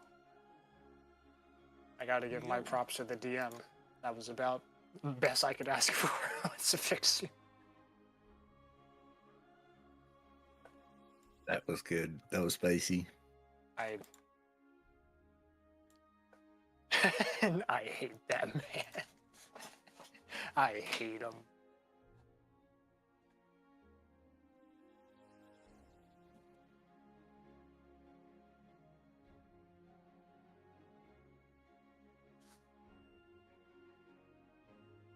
Like how I brought up the shiny thing, and everybody was like, "Oh yeah, the kleptomaniac."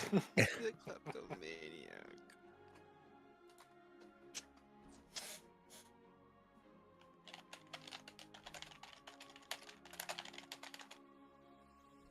It's okay. You're part crow. Or crow?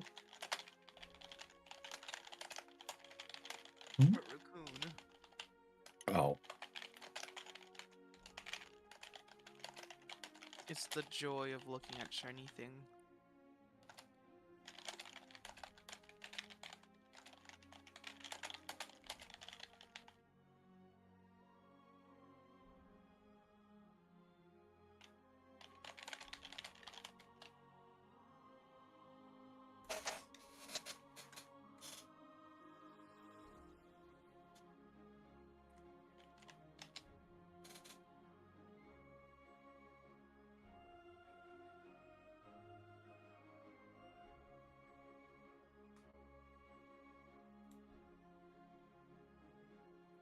when Etika was getting the ticket and showed the necklace or whatever it was, like tilted it, I was gonna have doing like chat. Beholder kind of glances at the necklace. From far away. Hi. I am. Hello. I told my dad I was playing Dungeons and Dragons, and he said, "Are you winning?" Are you having fun? That's so cute. I said, Well, I said somebody rolled a nat 20, so yes, we're winning. We're winning. We got 3 nat 20s? It's the way I play games with winning, and he's never asked that before. He's never done the "Are you winning, son" thing, and it was just so funny to me. I Hilarious. hate that man, Vixo, with a burning passion. I hate that.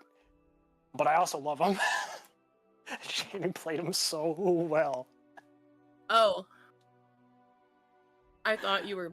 Never mind. Huh? You just came out of nowhere with that. You know that, right? We were talking Yes, about I'm my aware. dad, and you're just like, I hate that man so much. No, sorry. So obviously, I thought you were talking about my dad. I was My like, what the bad. fuck? My bad, no. dare you? Cut. Full What's stop in dad? conversation. Brother Darwin. Paragraph break. New line. Okay, There we so go. let me clarify some things. Yes. Zafixo, is that the name of the guy that ran the ride, or the name of the Yes. hag you saw? Okay, The hag was not named.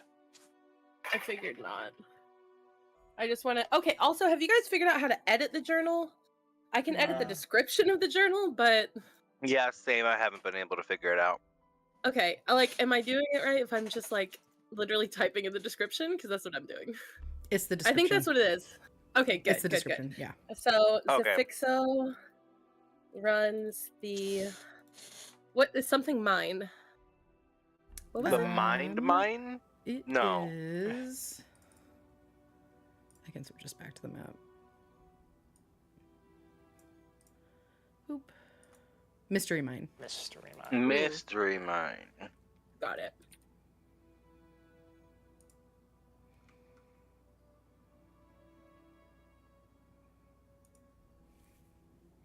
Perfect. I'm keeping notes. Yay! Same.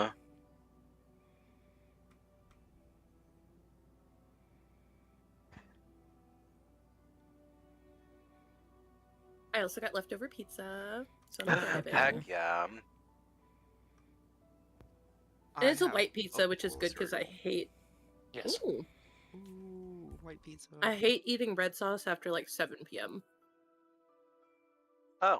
Because I always How- get heartburn. It's like I even like though I don't go to particular, I love it. even though I don't go to bed till 7 a.m., like nighttime, just in general, gives me heartburn. Oh. Yikes.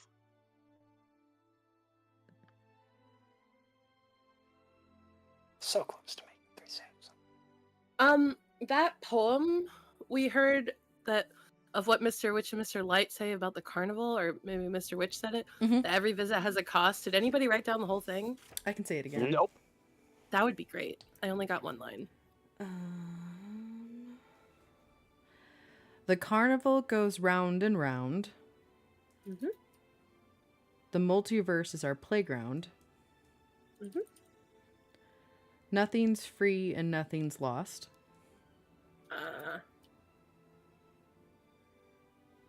Every visit has a cost. Yep. Huh.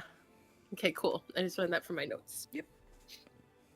It's very cute. What was the second line? The second line... The multiverse is our playground, I think. Yes. And then the final line is everything has a cost. has its cost. Has a cost, okay.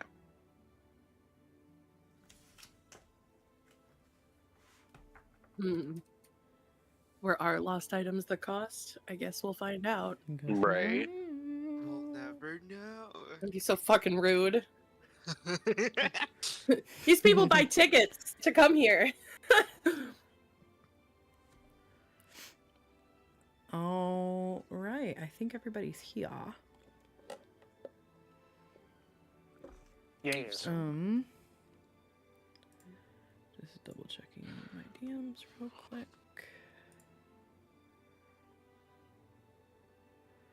Okay. Oh, gotta switch back my screen. Okay. Let's see. Ooh, I know what I'm gonna do. Hold, please. Okay. We are going to put the time tracker on the first official hour. Woo! As that event took place. 53. All right. As you all are standing outside and / in between the Mystery Mine and Kaida's Corner, a 12-foot tall walking tree garlanded in golden ribbons marches down the thoroughfare. Emerald clouds swirl above the tree and rain down golden, spinning sycamore trees. Fairgoers try to catch the seeds before they hit the ground. As the seeds gently fall, a chatty squirrel scampers along the boughs of the tree, handing dandelions to select passerby.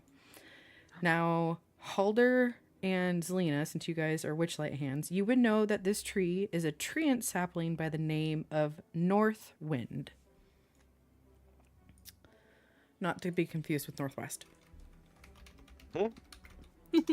Which is, sorry, that's an eye roll joke. That's the the babe of one, what's his face?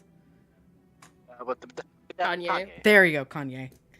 And then you would know the squirrel is Northwind's trusty companion as Red.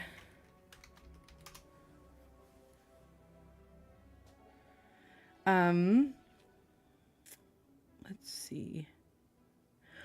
Halder and Zelina, you never quite understood the magic behind it, but you do know that there is magic behind the sycamore seeds and the dandelion seeds.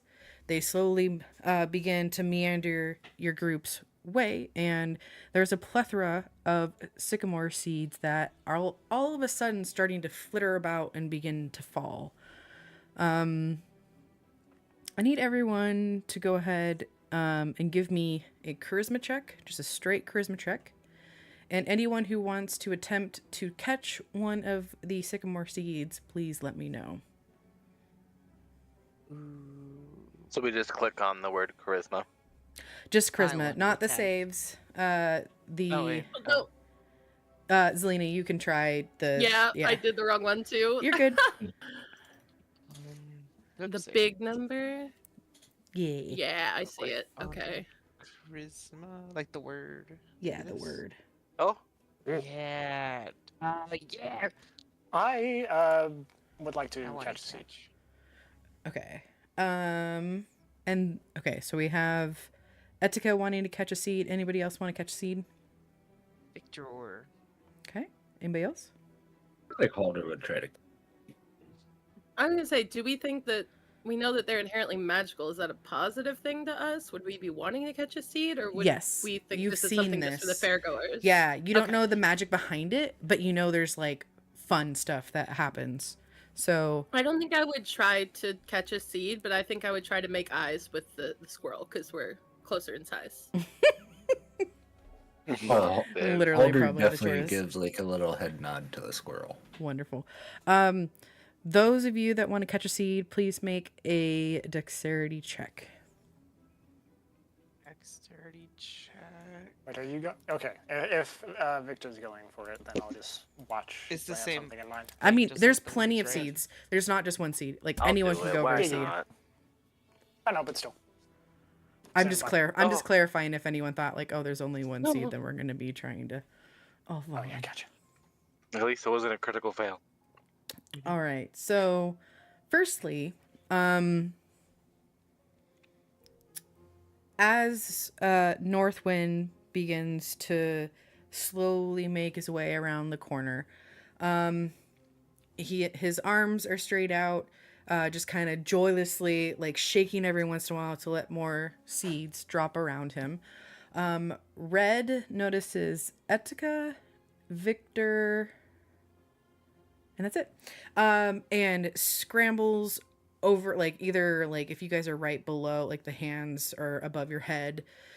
Red uses his tail to kind of like an opossum, like, hang below and hand either of you a dandelion. Yeah. And he says, if you blow on the seeds of a dandelion, you should make a wish. Perhaps it will come true.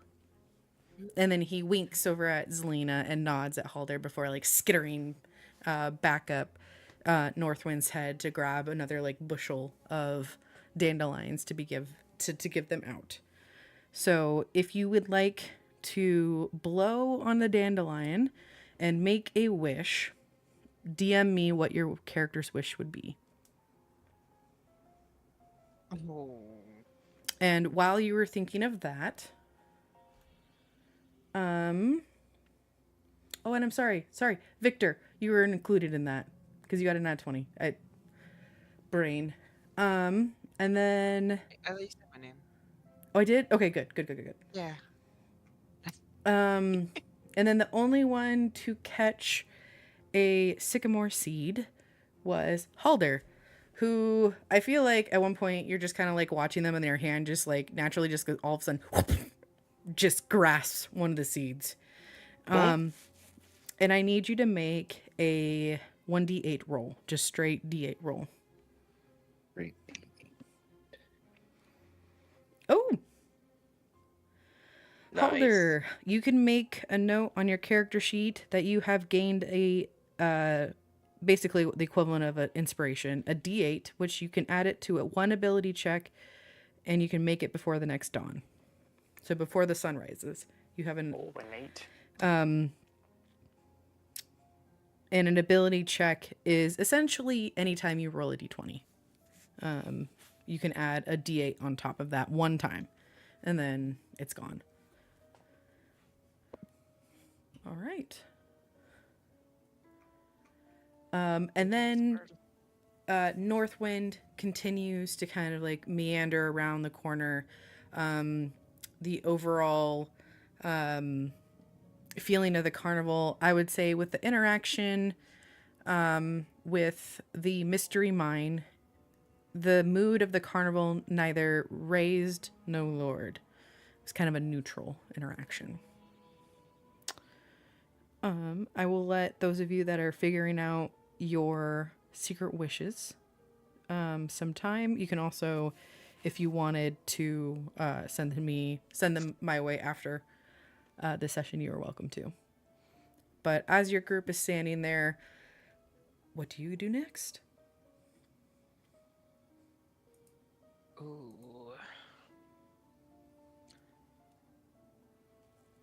Well, we were kind of moving away from the mystery mine when we came across the tree ants. Mm-hmm. I think we'd probably walk till we're between snail racing and pixie kingdom, because I want them to go to snail racing, but I'm pretty sure somebody's going to be attracted by the pixies. We can go there and see how everybody reacts. Yeah. You want to go snail racing? Okay. Yes. Then I guess we go to snail racing. Right.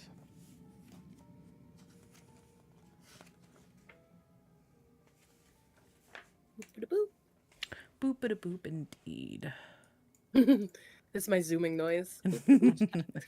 I'm just exiting out some handouts. And there we go. Snail racing. How cool are those stands? I like it. They're so steep. So steep. So fun fact, here is the little handout of what the snail racing looks like as you walk up towards it. It's cute little art. Oh, that's sick. They're giant snails. It's not just tiny snails. Giant It's snails. giant. Actually moving Mhm. like fast. All right, and there's stands. Yeah, the stands right here. Oh, and by the way, if you click and hold on a map, it does the ping. I don't know if I said that in my out loud voice. That's how. Okay. Yeah, sorry. And it does it in the color that you have set for yourself. All right, so as you guys kind of meander over, the grandstands next to the race course are filled with cheering fairgoers, ringing bells, swinging rattles, and waving flags. On the starting line, 8 giant snails are having their shells scrubbed by pixies. Above the circular course, a wooden game tree hangs from the branches of a central tree where 2 goblins officiate the proceedings. This is a highly competitive and fast-paced sport that will draw a lively crowd. You can already see that there is a crowd coming towards the stands after everyone's mood has improved a little bit as the treants are slowly still making its way around the thoroughfare. As you guys walk up, you see the 2 goblins seem to take notice of your group, especially because Zelina is with you. And they look towards you and they go, oh, I see. Anyone want to be a jockey for the snail race? One of them kind of beckons you. I think Zelina's totally down because she hangs out with the animals around the circus a lot, or the carnival a lot. So she's kind of looking around to see if anybody else is going to do it first, because she doesn't want to be like, oh, I work here and I'm getting to do it before you, So she's trying to like check the mood before she replies. White, so no, I will pass. You will pass? Okay. Victor would love to just like rush up, like raising hand, like me, please. Okay. Yes. Zelina sees that and she runs up behind him and grabs his hand from way down there and is like, yes, we be Chuckies today. Yes. All right, so we have Victor and we have Zelina. Anyone else wanting to join? No, thank you. Vaughn will pass. Okay. Anyone else? I will pass. Alder is also gonna pass. Okay. Cowards. Come on, Anyway. right at the giant herbivores. All right. I'm just going to mobile switch our homes. music real quick because that track ended to a different one. The thought of a giant cell kind of sounds like it's just riding a cow. All right. Basically, so Zelina, you would know this as you have seen these snail races happen before. You're getting kind of waved on. There actually isn't names for these two goblins here, so I will open up to you, like the one goblin that had kind of beckoned you forth. Do you have a fun name in mind? Or I can also use a generator, but I figured I'd open up for the Call him creativity. Garth. All right. Yeah. Garth, So, I love it. I have to write this down. Garth the goblin. I fucking love that. All right. Garth kind of like walks up to you. Selena, you can don't worry about your ticket. It's fine. It's fine. You there? Give me your ticket. And points to, was it Vaughn or was it Victor that was doing it? Victor. He'll punch your ticket, hand it back to you, and looks at you, Zelina, and is like, you're welcome to like introduce this one. You seem to be kind of paired up right now to any of the snails. Let's see, we got Shelly Moo over there wearing pink. Nimblefoot with blue. High Road is purple today. Quick Leaf is green. Flower Flash is yellow. Wizzy's orange. Breakneck is red. And Queen's Majesty is black today. And I'm going to drop these names in our little chat in Discord because it won't take in... Oh, that's silly. Maybe it will take. We can at least see the different names. So, Zelina, I will leave it up to you to kind of like describe each of these characters, or any of them kind of jump off the page for you. You are welcome to expand on them, as you probably have worked with them before.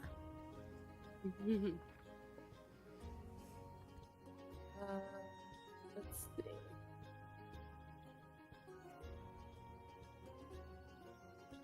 Okay, I see them now. Sorry, I had to open Discord. Okay. So I think Zelina would, still holding Victor's hand, take him over to the snails and ask him which color snail calls to you, and I will tell you about them. I think, let's see. Victor would go towards the yellow one. Ah, Flower Flash! She's such a sweet girl. She really likes to be scratched behind the eye stalks. Just make sure you don't kick her. She don't like that. She'll throw you right off. That's wonderful. And then she kind of just like stoops down next to Flower Flash and shows Victor where she likes her head scratches.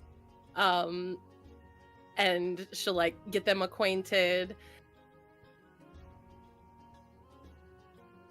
You can talk to him if you want.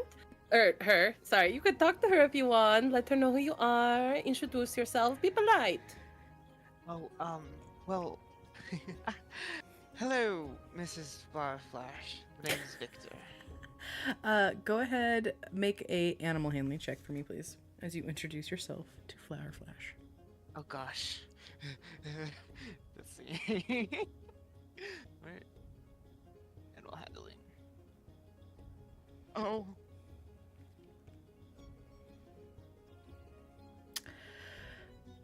Out of 5. Okay. Let's see. Selena, can you make me an insight check for me, please? Sure thing.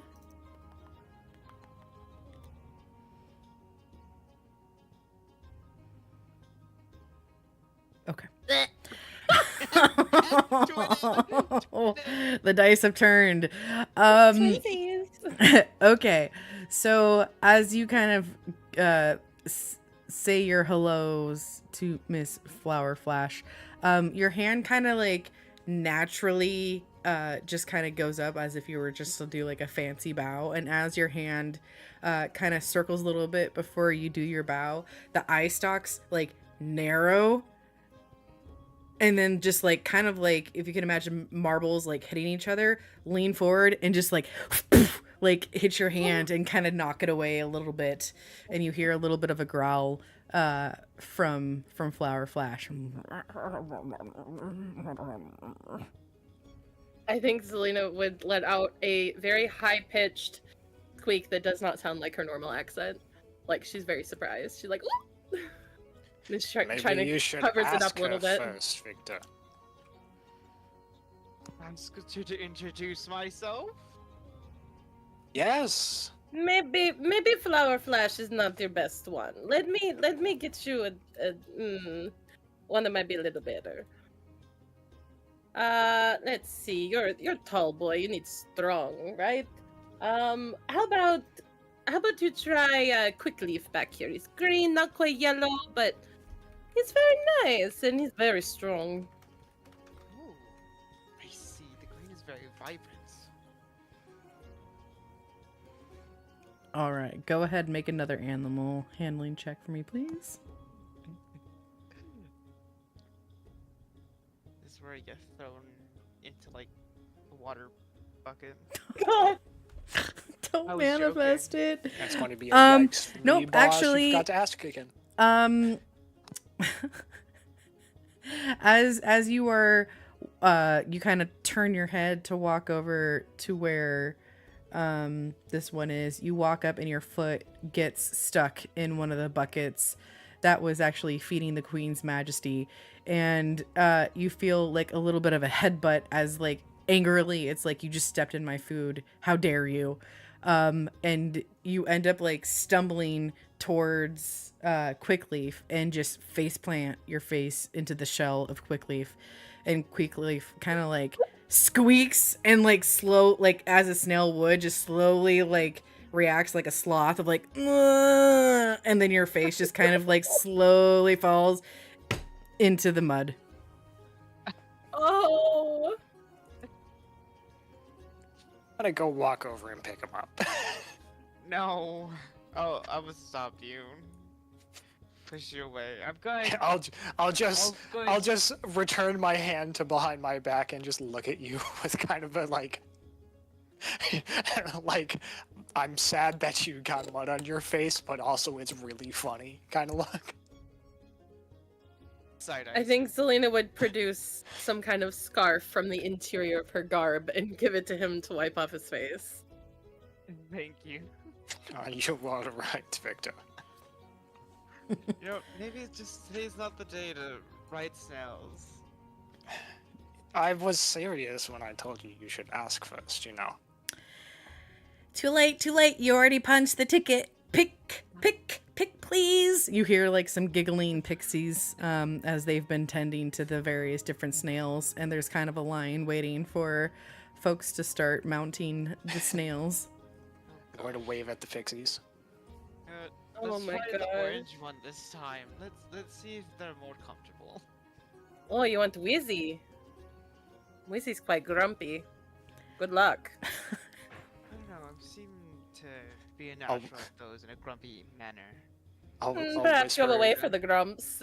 Pissed on your companion, I'd say you do. So, I'll whisper in Victor's ear, ask first, and I'll cast guidance on him. okay. You Yes. feel a friendly little pat on the back of your shoulder as you walk towards Wizzy. And Wizzy is like one of the older snails of the group. So you'll be able to roll another animal handling check with a d4 on top of that. Should you wish to use it. It lasts a minute. The ability roll. So I just do animal handling and then do the 1d4? Yes. Yeah. Okay.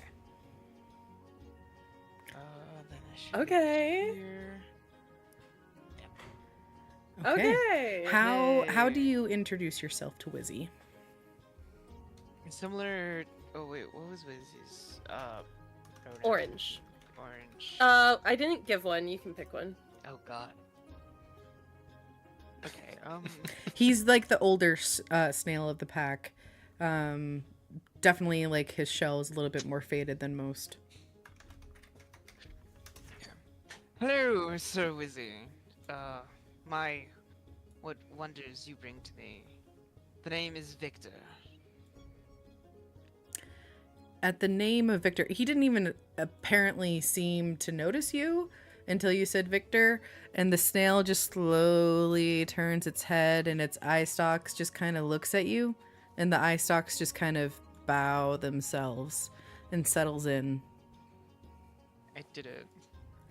Yay! And the pixies themselves like do a polite little clap and then point to the saddle for you to mount. Selena just nods and says, "See, you have a way with the grumps. That's how it is. You're very good with them." See, Yasuka, nothing a little positivity wouldn't hurt. I have been rude to one person so far, I'd have you know. That you know I saw. And she winks at him and goes to get on her snail. I think she would go for Queen's Majesty. Okay, the black one. All right. Just because the kids probably don't pick the black snail very much. That's very true. She actually, it's kind of funny. She actually, Queen's Majesty. That would mean it's a dude? Majesty. Either way, it's fine. The eye stalks seem to naturally have like a gold tint to it, and so does the top of the shell. So it kind of looks like the coloring naturally has a crown of sorts atop this snail. Since you have rapport and you've worked with the snails in the past, you can go ahead and make an animal handling check with advantage. Fun. okay. She's gonna attempt to bow and say, "Hello, my friend. May I ride you?" I think I might. Yeah. Nice. She saw you and said hello. She almost like vibrated a little bit with excitement as you before you even started walking towards you. She started already just kind of slithering your direction before presenting herself on the side for you to bound or crawl up. Oh, definitely bound. I don't weigh enough to be a bother. 28 pounds, not gonna hurt that bad. All right. So shortly thereafter, there are 6 other folks who get their own tickets punched, as the race has to be completely up to 8. They take their mark, and the way that this is going to work is, let's see, the course is 480 feet long. I think I'm gonna switch us to the battle map for this just so we can track. All right, so we have Zelina and we have Victor. So every square is going to be a round for the snail racing, just to keep track. And let's see, 6 rounds. So 6 squares. 1, 2, 3, 4, 5, 6. So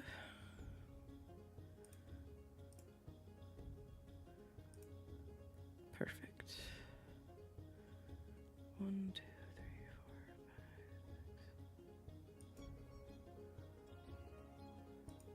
6. All right, that line Once you pass that line, that is the finish. And for every round, you're going to make an animal handling check. Your threshold that you have to beat is a 12. On a successful check, your snail gets to move an extra 10 feet that round, and then, or 20 feet if you succeed by 12 or more. So if you get a 17 or higher, you get to go an additional 5. On a failed check, you move 10 feet slower. I'll keep track of it. It's fine. If 2 or more snails cross the finish line at the same time, the winner of the race, you guys will roll off with a d20. The highest roll wins. Let's see. Signs posted in the stands. Which eye stalk touched this finish line first? Basically, yeah. Those of you that are spectating, which is the rest of the party, you'll make your way to the stands, in which you see there are plenty of signs that warn folks watching that you may not influence the outcome of a race by using magic or harming other jockeys or snails. Anyone who does so is automatically disqualified. But, you know, it's D&D. Choose at your own risk. Risk reward. All right, any questions before we begin? Does anybody else see a white screen? It's a grid. Right. Do you see the grid? Yeah. Yeah, we're just on the grid so we can measure distance in the race. Gotcha. Yeah, so you should see in the upper left corner where the tokens are. Yeah. Okay, that's just how I'm tracking everything. Okay.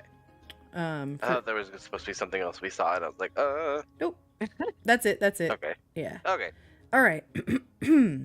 So, Zelina, Victor, please make your first animal handling check. Perfect. Oh wait, hang on. I still rolled it with advantage. Should I have? No, but I go with the far left one. Ugh. So, let's see. Fail. For funsies, Etika, Halder, and Vaughn, can you guys make animal handling checks? You got it.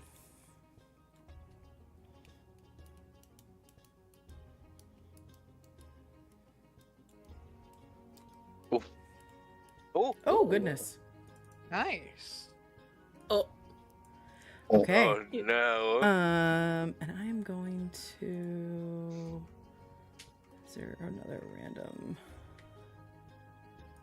Just ignore this token that's about... Oh, nope, that didn't work. How dare you?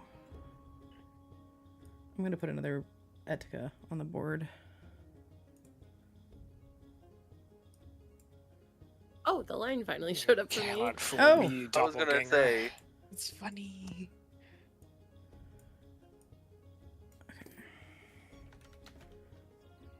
There. 1, 2, 3, 4, 5, 6.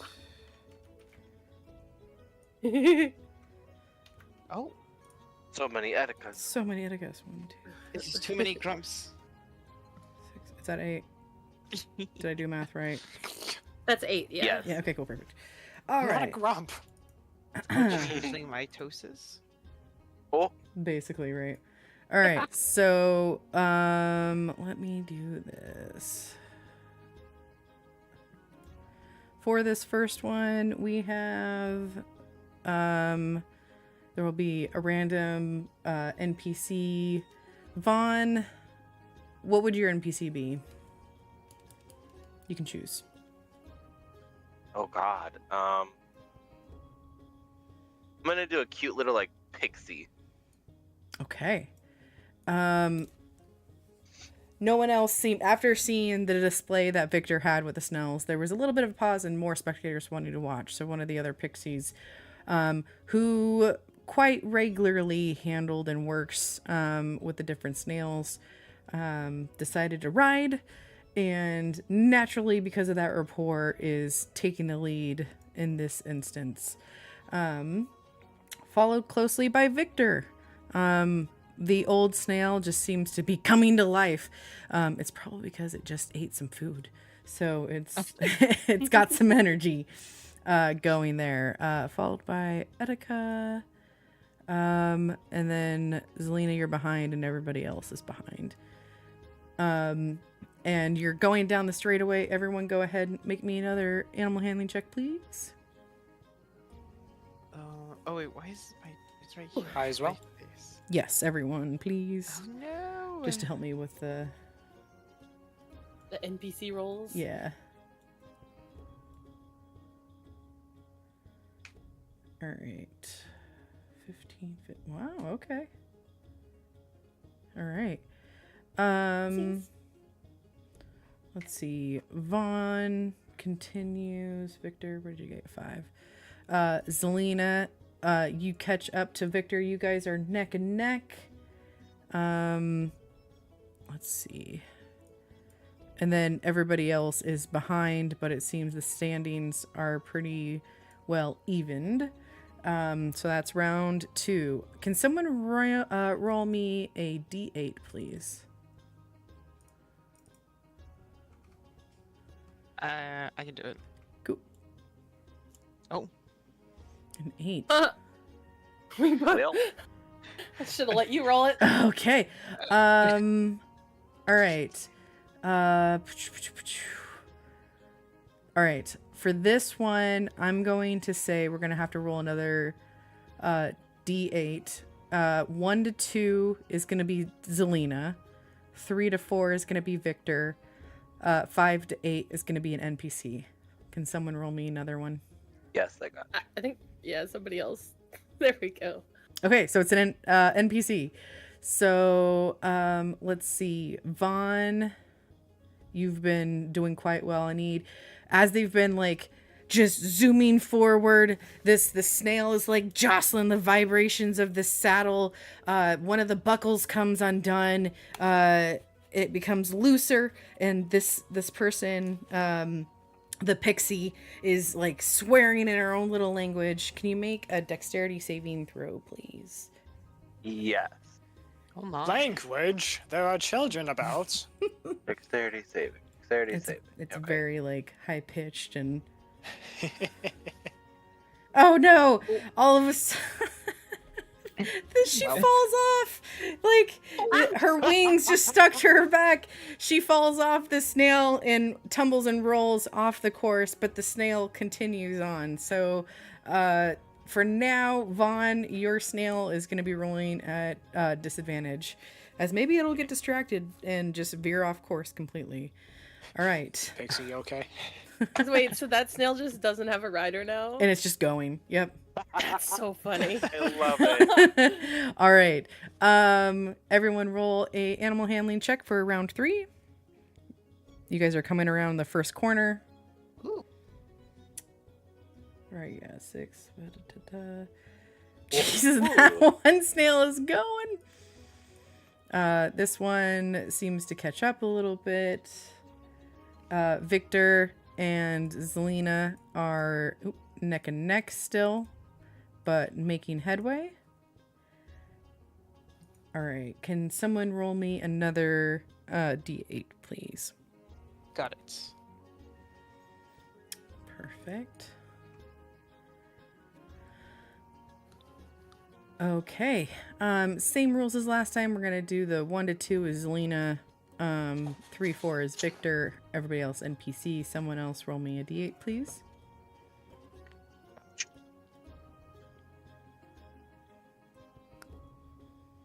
All right, Victor. You're coming around the corner right where one of the stands are, and all of a sudden there's this massive wave of excitement. The crowd is going wild. Your old snail seems to catch a memory of when he was younger, and he's invigorated, and he moves an additional many feet, and all of a sudden surpasses Vaughn's snail that he is currently rolling for. Nostalgia. Nostalgia for this old one. All right, so that was round 4. Everybody go ahead and roll me an animal handling check, please. Going down this next straightaway before the final corner.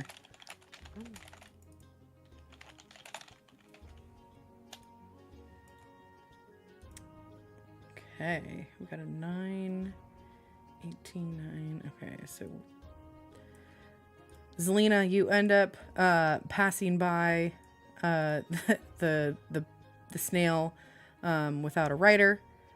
Let's see. We have one of the Edicas that are trying to catch up. This one seems to fall behind. Atticus just being there on snails. Yep. While the real one's on the stand. All right. That was, let's see, that was round 4. Going into round 5. Coming to the end of this straight away before the final corner. The finish line. Someone roll me a d8, please. I will take this one. Okay.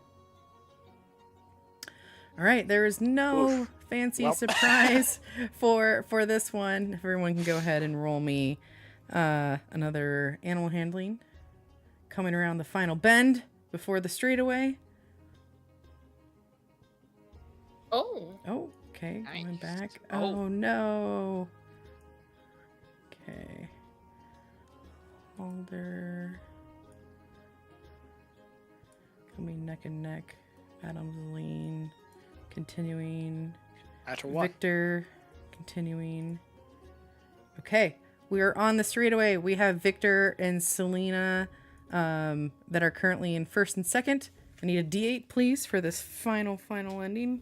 Photo finish, question mark. Oh. Sorry. A 6. Sorry. Oh, but that's fine. A 6 and a 2, because I needed another D8.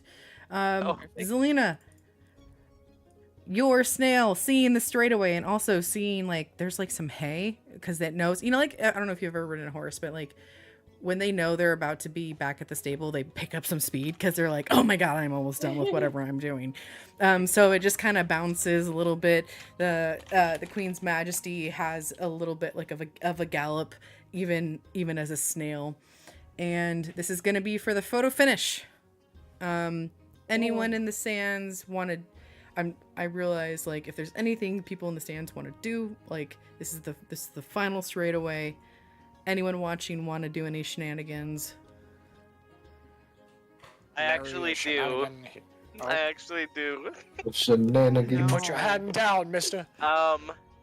So Vaughn, who's been like kind of bored, but like also still kind of intrigued at what's going on, he's going to cast Minor Illusion on the course, and it's going to be a line of salt. What? Oh, that's kind of mean. It's extremely mean. Hold I got on. an older snail. Gonna be a line of Are salt you- like right before the finish line. Right before the finish line? Okay. How blatant Is there are a chance you... I see this? Potentially, that's where I'm going with this. So, Okay. Vaughn, you've seen the signs that say, you know, any tampering, like, big no-no, right? Would your character try to stealthily cast Minor Illusion? I'm gonna say yes. Okay. Go ahead and But I roll will do me a stealth check, please. Oh god, it's gonna end well. I can feel it. Manifesting. Or sorry. Ah. Sleight of hand, I think, would actually probably be more Dang. appropriate.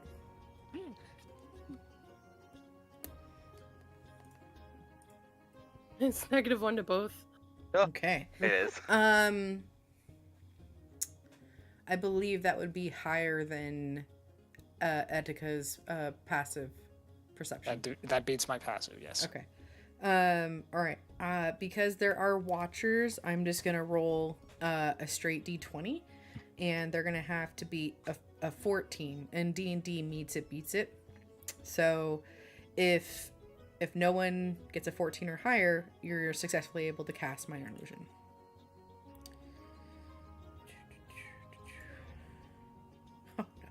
Oh no. Okay. Oh no.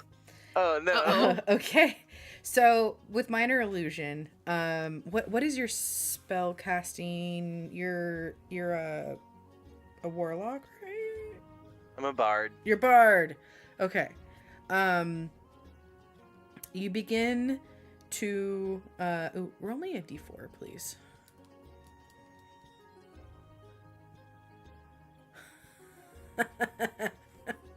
Oh no, I don't like that. That's a wonderful laugh. Okay. You reap what you sow, I guess. So you're on the edge. You're on the edge of one of the stands, and you begin sneakily what you think you're casting this minor illusion. And as like the salt begins to appear, you didn't realize you were actually casting at the height of like goblins, and who are very well trained to pick up when magic is about to be cast. And all of a sudden you feel 2 grips on your wrist that take it, and there are like, you feel all of a sudden the air around you just seemingly almost darken and become stagnant, and they go, "Did you not read our signs, bad sir? You were not to try and mess with the snails in any way, shape, or form. You have bad manners." Uh-oh. Oh my. And behind a you, slight look of fear across Attica's face. behind you on the banister, there was actually a goblin up there too, and they grab the, like, basically the back of your scruff, and that one starts floating a little bit, and you start getting drug towards the edge of the carnival, to where the river is, or they're starting to like walk you towards the ticket booth at the very beginning, on like the outskirts, not trying to go through the main thoroughfare. Etika, you would see this. Halder, you would see this. Basically anyone not on a snail currently, you would see this. Do you folks do anything? Oh no.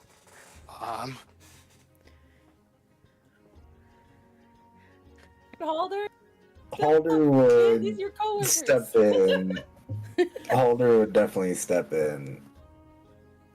I'll And walk over but say nothing. Halder would try to, I guess, persuade them to leave it as a warning. Wait. Can I give him bardic inspiration? Does that work in this situation? Potentially. It depends on how, because currently you've been caught doing magic. So true. How would you, because like this is another thing, as like a bard, this is your first time doing it, like how does your bardic inspiration present itself? Like how do you normally I guess cast it upon another person? The way I kind of see it in my head is like, he kind of makes eye contact with whoever he's trying to give it to, and he just kind of like squints his eyes. Okay. And then with a twinkle in your eye almost? Yeah, kind of like that, yeah. Okay. Yo, puppy dog eyes. A little, oh my goodness. Okay. Playing. Okay. I'll allow that. How much is your inspiration? Is it a D6 right now? Oh gosh, I don't even know how to check that. Oh my gosh. It's on your character sheet. You should have like a section that says how much bardic inspiration you have. It might be on here. Let me look.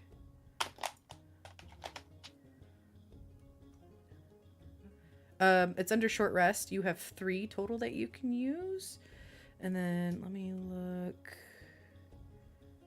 Gains. You have a D6, and then at 5th level it gets bumped up to a D8. So you get to, in a long rest, and basically an 8-hour period, or a day or whatever, you can use bardic inspiration 3 times to bestow upon somebody a D6.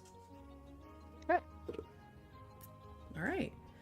Okay. So Halder, what do you say to your goblin coworkers to essentially try and give this guy a break or a warning?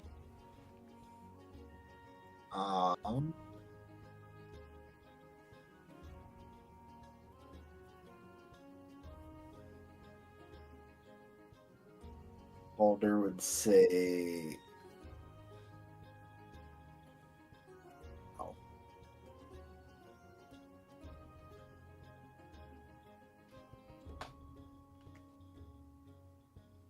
Well then. Sorry, you said you would say halt? No.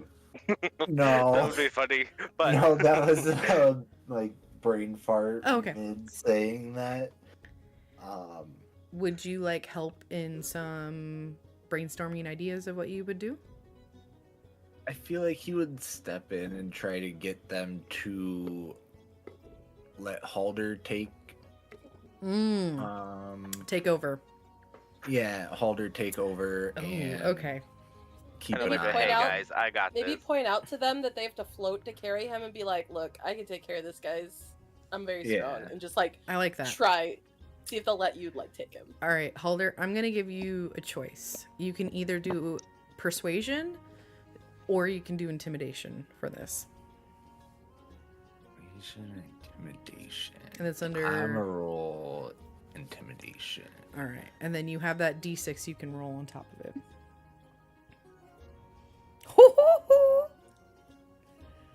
Do you want to roll a Plus D6? what? Perfect. Plus 5. Okay. All right.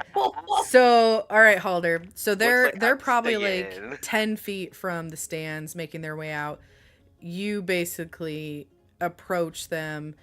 I can't remember if you had stated so or not, but you always carry this like massive hammer with you.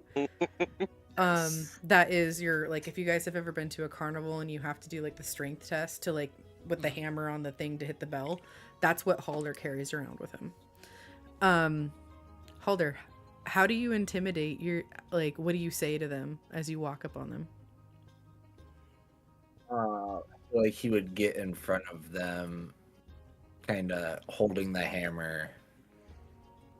Just The hammer standing would be there. on his back. Mm-hmm. He would just stand there, kind of blocking their path at first, and then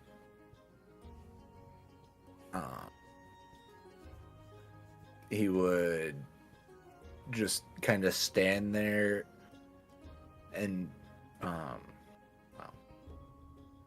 Menacingly. Yeah. I mean, essentially, Sorry. yeah, Sorry. just stand there menacingly. you are a dwarf of few words, and you have quite the reputation within the carnival. You are known to be the muscle to break up fights. The goblins very much know what you're capable of doing.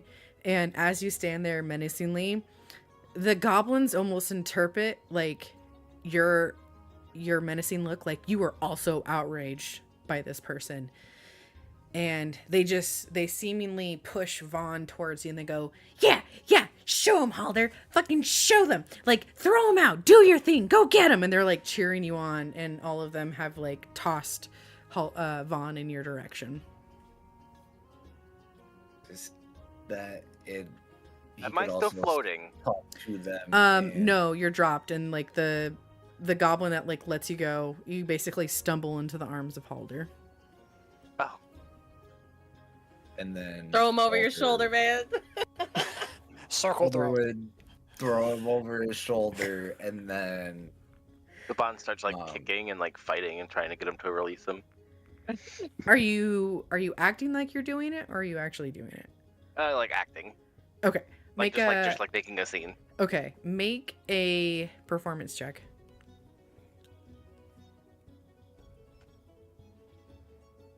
Oh no. Okay. Oh You no. have good performance at least. So it just looks super awkward. The fact that Halder, like, it just looks like a fish out of water. He's trying to like juggle you and is basically able to continue to walk. And the goblins just kind of scratch their head and they look at each other and they look satisfied with what's going on, and Halder disappears around the corner. Halder, do you continue to walk to the ticket booth? Or I feel like Halder would kind of go around the corner and tell Vaughn to not do that again. Gentlemen. Vaughn just kind of like sits on the ground, like legs crossed, kind of like pouting. And Vaughn, for a second, you have this like moment of like basically the goblins like manhandled you a little bit, and Wounded pride. And you realize, where's my ticket? Oh no. Where did you keep your ticket? It was in the back pocket Yep. of his jeans. As you're sitting there, you sit up suddenly and you put your hand in your back pocket. Your ticket's gone. Oh no. And it's at this moment we'll switch back over to the snail race real quick to finish that up. Oh god. Okay. And Zelina and Victor, I need, for the sake of this, Is my salt still there? no, it never got cast. Dang. Okay. Yeah. Selena and Victor, I need you folks to roll another, and the last one, animal handling check. You are leaving the others in dust. Yeah. Big money, no whammy. Oh shit! Okay. Hell yeah. All right. Nat Zelina, 20. what does it look like? What do you do to kind of help your snail get over the finish line? I think Zelina would lean over as best she can, because obviously she's very tiny in the saddle. But like gripping onto the saddle, she would lean over and whisper into, what is it, Queen's Majesty. She would whisper to her, "Show them who wears the crown." Just like urge her forward. And as you say that, the snail actually, just like a horse, rears up a little bit, and you have to like hold on to the saddle, and then uses physics basically to like slam forward, and you hear this like sickening like as a little bit more slime happens, and the snail just picks up a little bit more pace before just like skirting over the finish line. And then you can feel the snail kind of like perk up a little bit as if it's like puffing out its chest. And a ruckus roar happens over the sound of the goblins kind of catching on to Vaughn and like the talk. And most people don't even know exactly what happened, as all the attention is currently on Zelina and Queen's Majesty, who have officially won the snail race. I think she would also run over and get her some victory hay, because she knows, or like victory food, because there's definitely food down there somewhere. Bring it back to Queen's Majesty. Like, good job. Give a little head pats. Wonderful. And as at this point, Garth walks over to you, and you see him reach into his pouch and hold out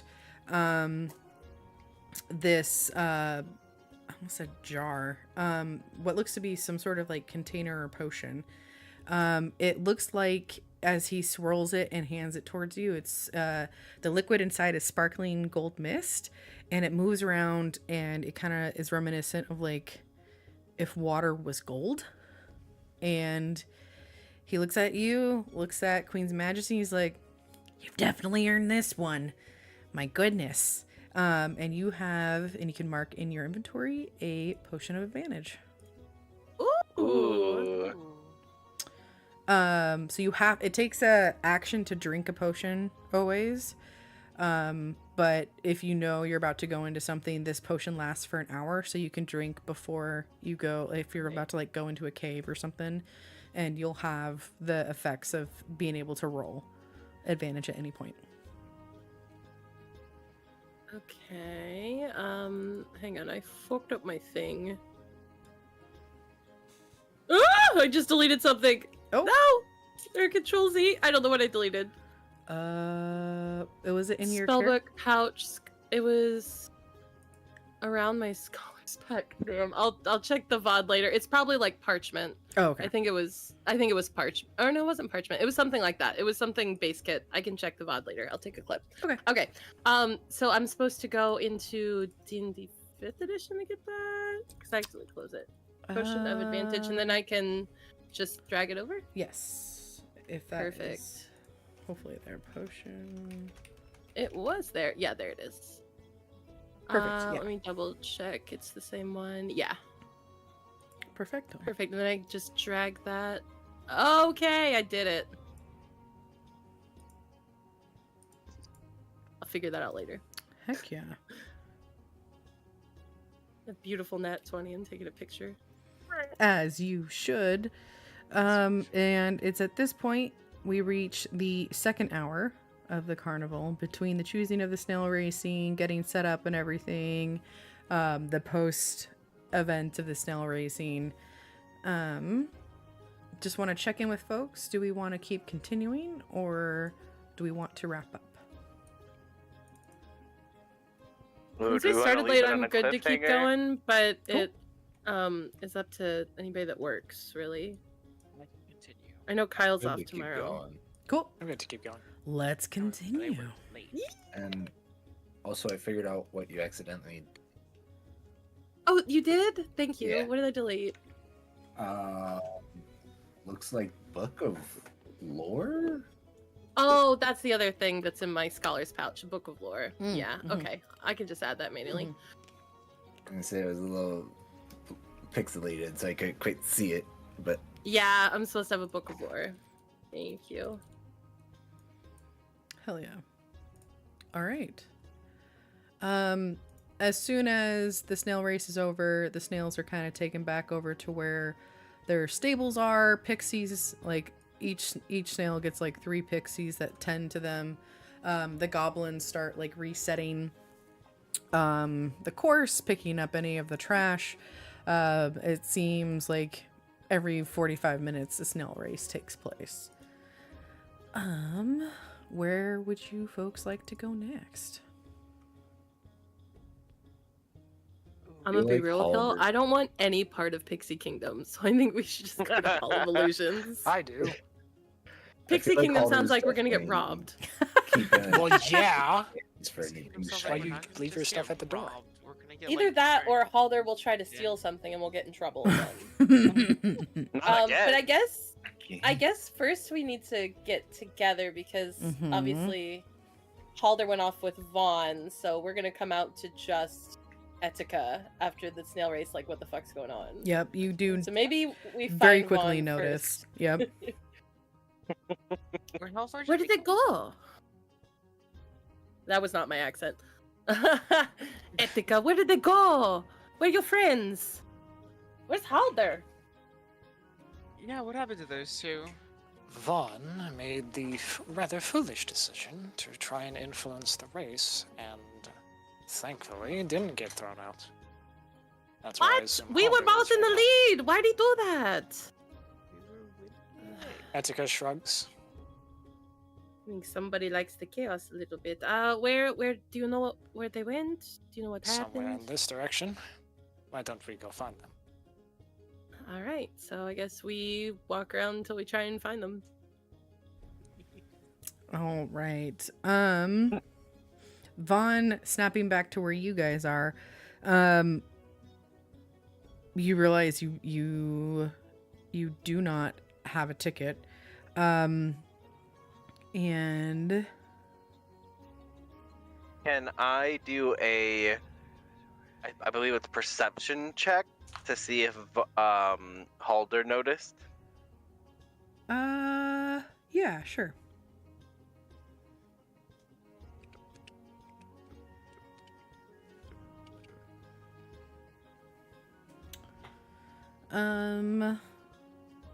Let's see.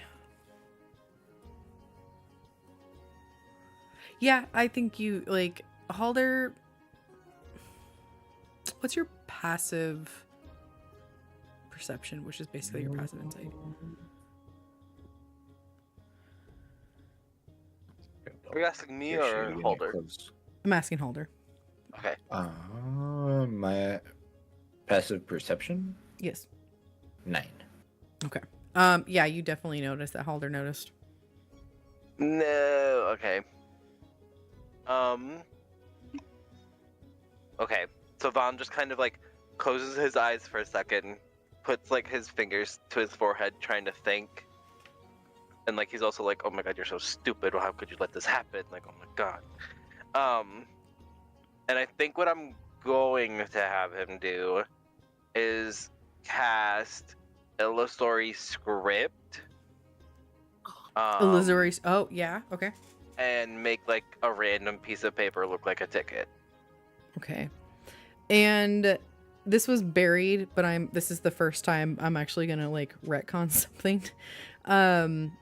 Whenever you guys go into the carnival, you are actually issued fake butterfly wings to every visitor who receives a ticket. And that's how they like visually keep track of who are visitors. So they are encouraged to wear it. Any character who is trying to sneak around without a set must succeed on a DC 15 stealth check. Basically every hour, or you'll be noticed. And so on top of not having your ticket, you also notice that your fake wings are gone, and that was something that the goblins did. So apologies. So imagine your characters do have those wings with the minus Halder and Zelina, unless they want to wear wings. Oh gosh. So I don't have either my wings or my ticket? Correct. Oh gosh, okay. Am I able to do Illusory Script and do another minor illusion? Yeah, is Illusory... Oh, there it is. Oh, that's prestidigitation. Let me look at your...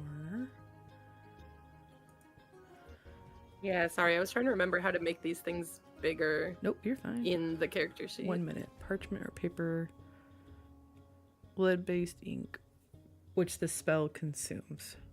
So,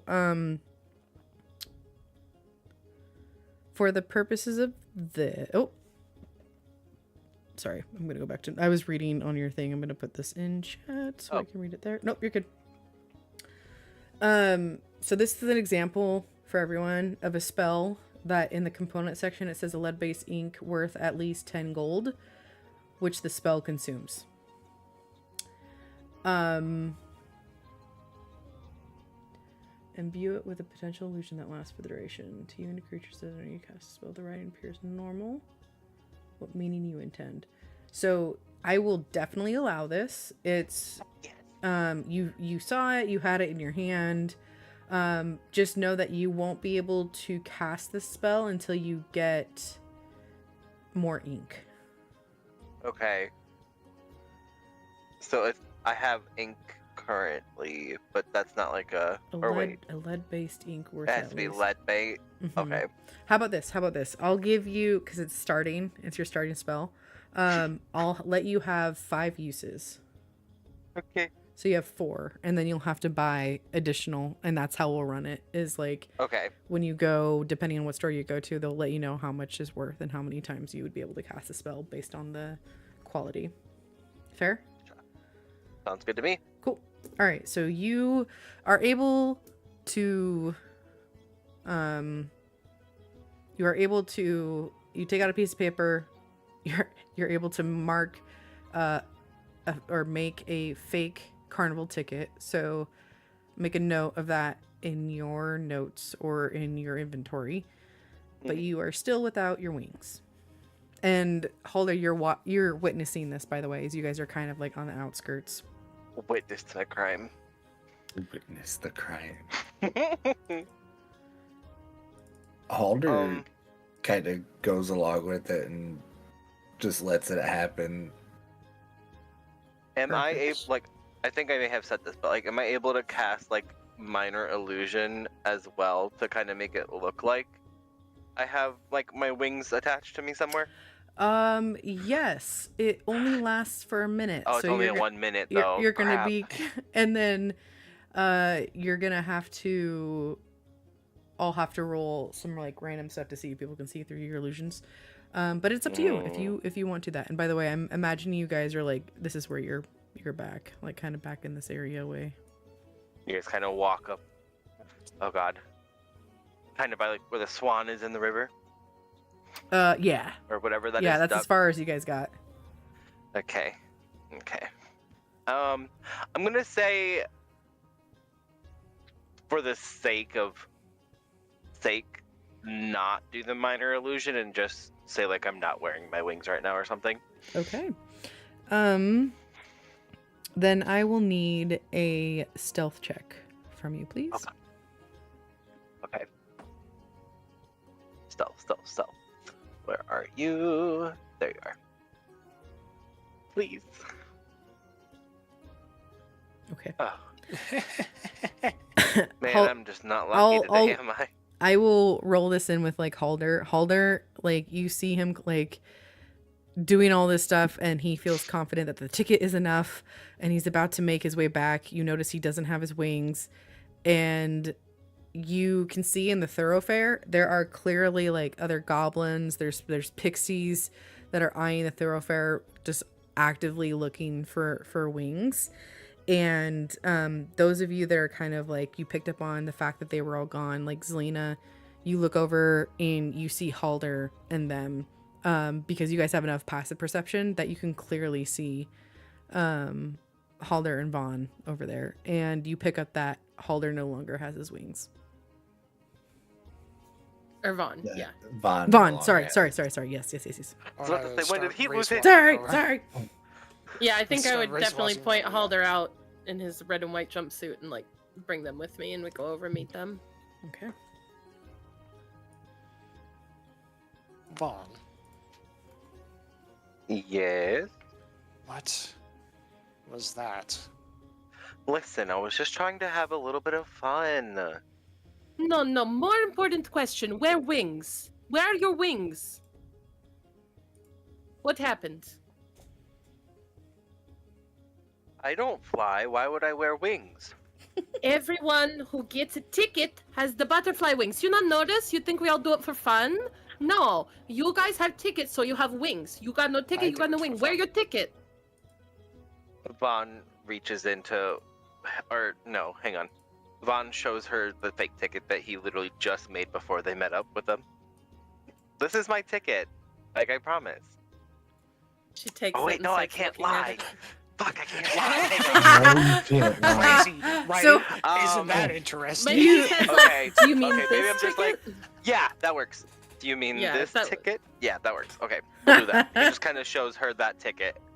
I think she would take it and start looking at it. It's like almost as big as her head. It looks And legit. she's just holding it up. It's a different size than what you would, but it looks normal otherwise.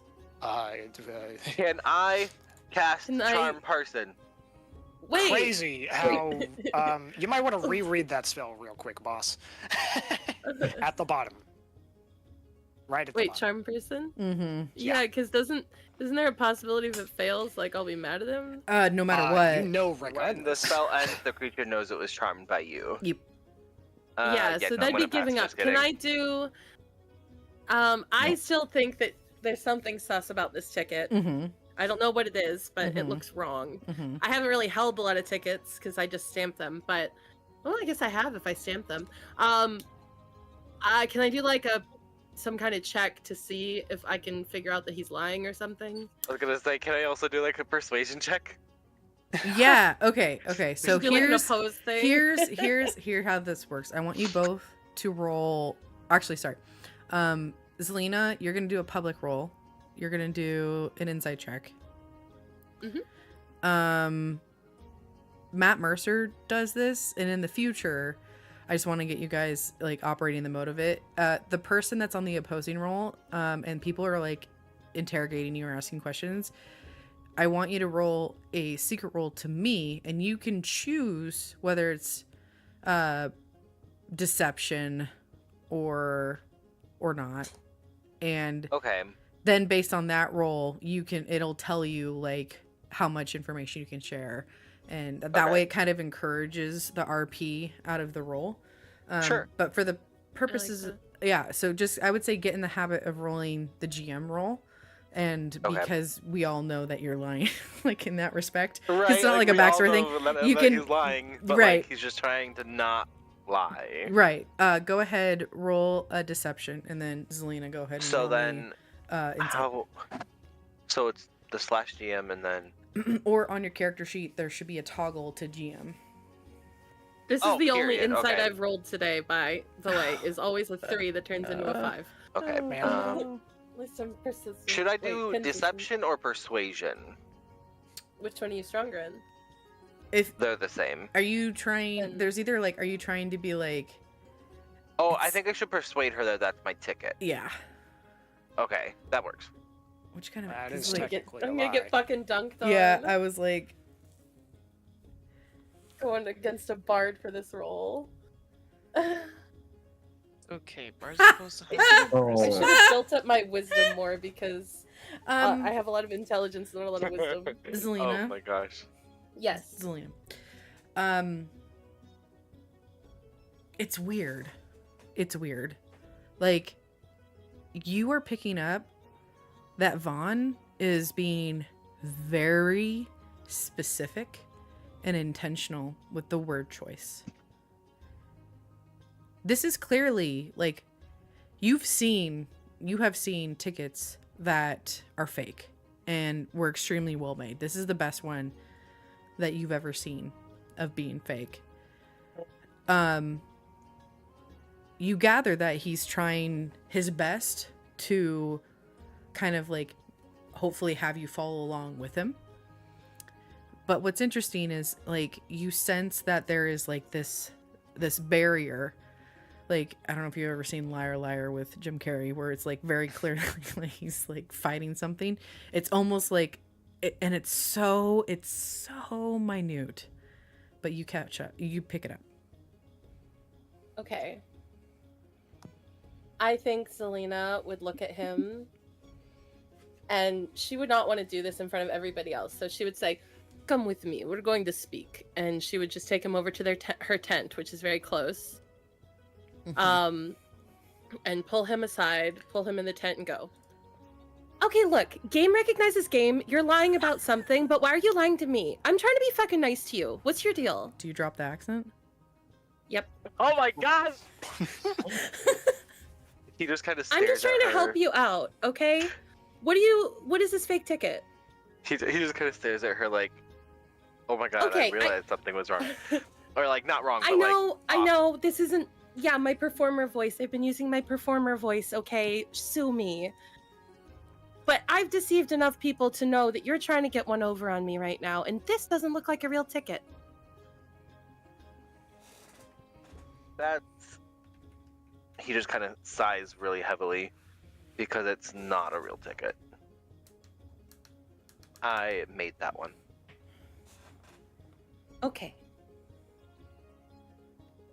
No one else needs to know about this, because if the grumpy by the rules guy over there finds out that you don't have a real ticket, he's gonna be a problem.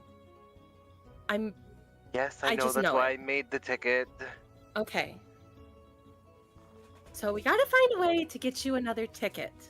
Wait, so I have a question. How much do tickets cost? Because they said if you lose your ticket, you have to buy another one, right? 8 silver. Oh.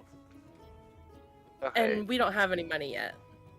You have Right. your Right. starting gold, whatever, with your backstories and your choices that you got. Oh, I have none. Oh, I didn't Apparently. actually set that. I didn't either. Neither did I don't I. think. And Or almost the starting character equipment? mancer didn't. Well, okay. Mine are all It's zero. a pouch full of gold, I think, from the starting kit, but it just came in as a pouch and didn't update our gold numbers. Yeah, because your backstory tells. Let me look at the Witchlight hand. Your everyone's backstory. So if you're like a noble, you start off with like 40 gold, but if you're like a soldier, you might start off with like 5. Oh, let me- and I think with mine haunted one, I believe you get the choice of either the Monster Hunter pack or the gold, if I'm not mistaken. yeah, let me. I'm looking up the Witchlight hand as an example. See if we can. Excuse me.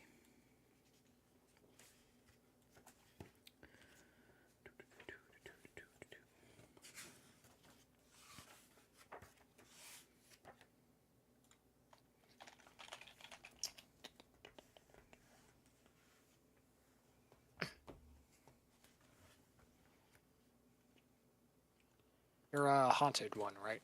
That's your Yeah. backstory? You start with 1 silver. Oh. Well, I'm 1/8 of the way there. Well, Halder also got a couple Halder of got silver pieces at silver. the beginning. Yeah, let me. Oh, here we go. So, A None of mine pouch show up. containing 8 gold for you Witchlight hands, and the how way does it works in thank you. D&D is 10 silver is 1 gold. It's a 10 thing. It's So metric. Okay. metric, yeah. So I have another question. What's up? So a blink dog is a medium creature, Mm-hmm. and I could ride it, but he could not, because he's also medium, right, Vaughn? Yes, You're he is medium. It's one of those things where you're technically a small creature. So this is where it becomes like DM discretion. I'd allow it. Yeah, like I'm small and could ride it, but Vaughn couldn't ride my blink dog, right? Oh, yes. Sorry. Okay. Because I was thinking of calling my blink dog over and seeing if I could blink to the ticket stand and get him a ticket, and like avoid. Do you have anything that lets you like be invisible or anything, Vaughn? I have disguise self. Let's do that. Okay. It only Okay. lasts for 1 hour. That's fine. We don't need an hour. We just need to the ticket booth without anybody Okay. noticing you. Okay. So I'm going to say, okay, fact of the matter is you cannot be here without a ticket. They're going to throw you out. And that's not a fun process. So let's see what we can do to get you a ticket. How are you at dress up? Because I've got some of Madame Kaida's silks back here. We could disguise you as her. And wrap you up until we get there, or do you have any better ideas? I happen to be excellent at playing dress up. And he does this thing with his hands where like he covers his face and kind of like starts running his hands up through his hair, and as his hands like pass over his face and like down the back of his head, his appearance shifts to that of Madame Kaida. Yeah. She's a Tabaxi. whatever a cat person is. Tabaxi. She's a tabaxi, just so you know. Okay. Perfect. Okay, and so she takes a second to dress him up in some of the extra silks, just so they can get to the ticket booth without being caught. Wonderful. And what I'm going to say is, so the second that he transforms himself into Madame Kaida, the way that I pictured it is this, that Kaida's corner, your tent has basically like a front of house and a back of house, right? So like as you guys entered, you could very clearly hear Kaida was like had a couple of customers, right? And it kind of like lulled quietly, and then you could hear her go, thank you very kindly.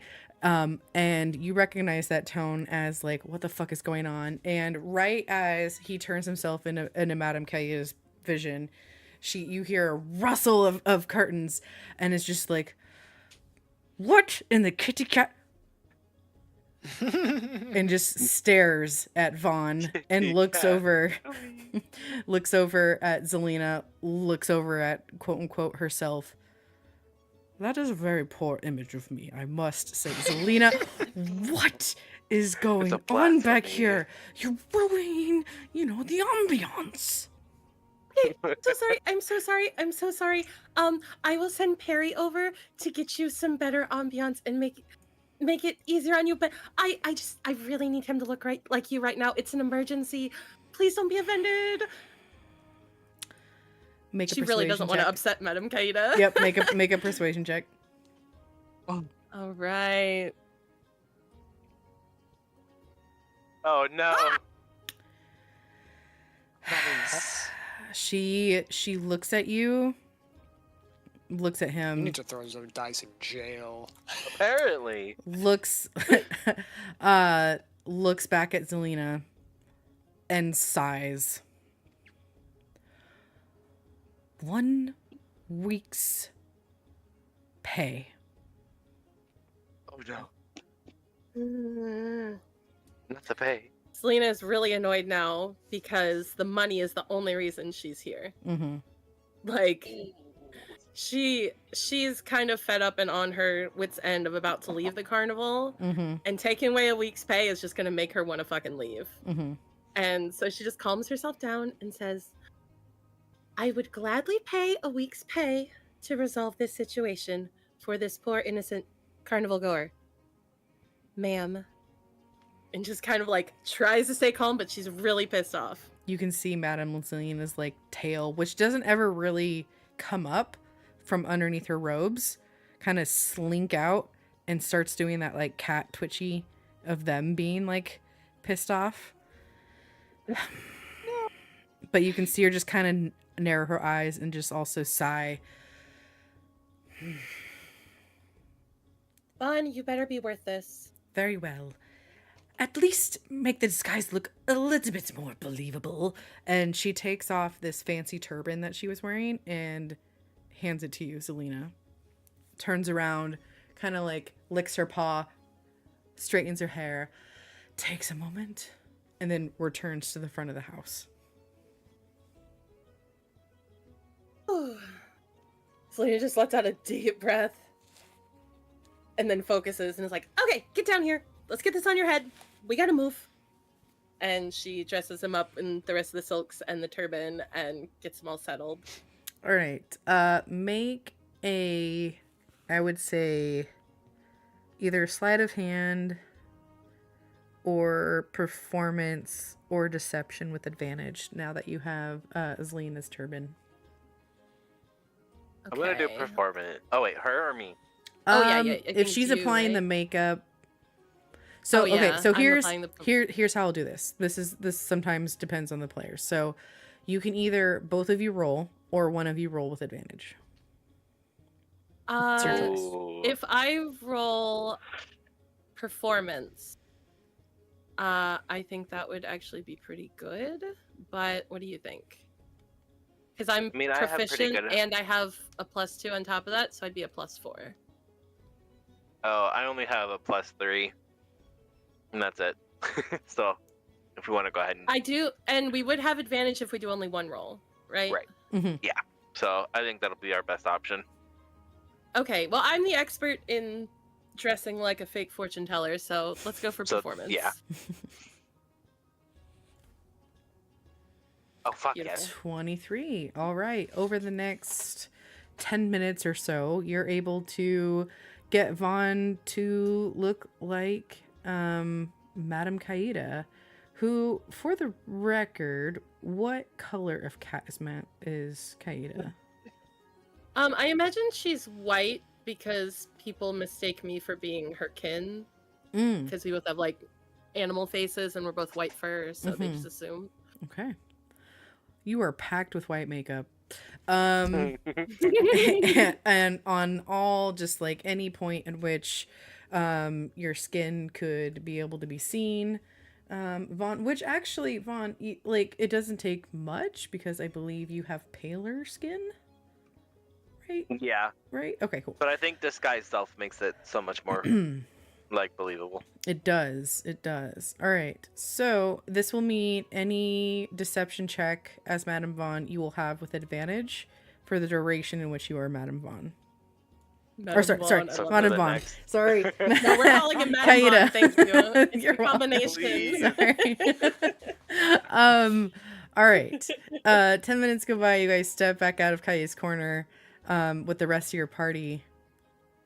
And you guys see a white-looking tabaxi with a deep purple turban with like a black gem on the front of it. Now with Zelina, but you don't see Vaughn anywhere. A distinct lack of Vaughn. Distinct lack of Vaughn. Okay, hello again. Okay, I found a solution. This is actually Vaughn. He's very talented at disguising himself, and I had a lot of good things in my tent. So what we're going to do is we're going to very inconspicuously move to the ticket booth. And when we get there, he will drop his disguise and we will get him a new ticket. I've got plenty of gold. We've got this. But you can't act suspicious now. He kind of like shifts You're his outright posture. telling Etiquette this. Oh, I thought you were talking to Vaughn. No, the group. I thought that he knew. Did he not know that that was a fake ticket? Oh, that's right. Oh fuck! Then I misread the situation. You took him into the tent. As soon as you explained that, because I forgot that It's he okay. didn't know. It's the okay. whole point was him not knowing. It's okay. I feel bad now. No, you're fine. No, this is even better actually. It's What safer. I situation? don't like this. How about I just say, fuck. Did I say all that, or can I start over? You can totally start over. It's totally fine. So you walked into the tent, had that conversation with him, called him out on the ticket. You're unsure if Halder knows or realizes or not that it was a fake, and now you've exited with Vaughn now being like Madame Kaida. Okay. Yeah. And so how do you strategically? I probably don't even want the party with me right now. Okay. I probably just want to take him up there. Okay. But also strategically, if something bad happens, I would want Halder there. So maybe I need to find a way to convince them. Maybe it could be like a Vaughn pretends to like order them to follow her or something. No, he definitely has to pretend to be Madame Kaida for Etika's benefit. Right. Okay. That's what I'm saying. Like he can just like order them to like follow and then You are massively misreading my character. go to the And ticket she booth. wouldn't. I don't think she would order either. She's Oh, never another mind. fortune teller. Okay. And they're not in any trouble. The only person in any trouble tonight was Vaughn, so that would be really weird. Okay, I got it. So I'm gonna come out with Madame Kaida. Sorry about that. Vaughn is going to take a little nap. It seems that his use of magic at the snail race was a little bit of grumpiness. He needed a little nap, so he's going to lay down. And then I need to go to the ticket booth for an unrelated reason. Have you met my mentor, Madame Kaida? And I like Vaughn point at her. just kind of bows at everybody silently. Insight check? Oh God. Well, Quote, for the purpose to of quote this, unrelated reason? for the purposes of this, since you will be eventually walking around, you get to what did I say? Oh, well, no, we already rolled it. It's the performance. It's 23. So if you want to roll an insight check, you have to beat a 23 to clue in that it is not, in fact, this random Kaida person. And then if Okay. I'm not So mistaken, anyone- That wasn't my question, though. What was your question? Quote, unrelated reason. Why do you need to go to the ticket booth? Oh, sorry. Oh, Unrelated to you.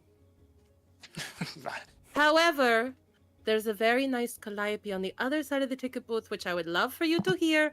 And we've already seen everything in this area. You want to go on the mad fucking mine again? Hell no. Let's go to the ticket booth. Let's. Aye. Like herding cats. No offense, Madame Kaida. Vaughn just kind of waves her off silently. Kaida actually hears it from the tent. You just the tent shakes its head judgingly. All right, so you guys make your way back over to where the ticket booth is. You can make your way on the outskirts of the ticket booth. I don't know if you had mentioned that Kaida wasn't going to approach the ticket booth, or you were just exiting the carnival and coming back in. What would you like to do? I would like to usher us to the ticket booth area, but wait behind it. Okay. And then I want to kind of push the rest of the party off to the calliope to listen to it. Okay. So, okay, I take care of my business here with Madame Kaida. It's very private. Why don't you go listen to the calliope and I'll join you later for the rest of the tour, okay? We're getting close to the big top show. Wonderful. We'll start with the folks going towards the calliope. You guys hear a merry tune which spills forth from an instrument on the back of a brightly painted wagon. A monkey wearing a cloak covered with buttons turns a handle at the wagon's rear, sending music into the air from rows of golden whistles. As you watch, a goblin dressed as a ladybug toddles up to you, rattling a tin cup. This calliope can be heard throughout the carnival, which you have. And currently, I had silently done it, but just so you know, because somebody had tried to deceive and failed and mess with the snail race, the tick of the mood of the carnival went back to neutral. So it's just of overall, like, you know, just merriment. The lights aren't as bright anymore. And there's a little bit of a gust of wind that just kind of bristles around the Calliope. Let's see.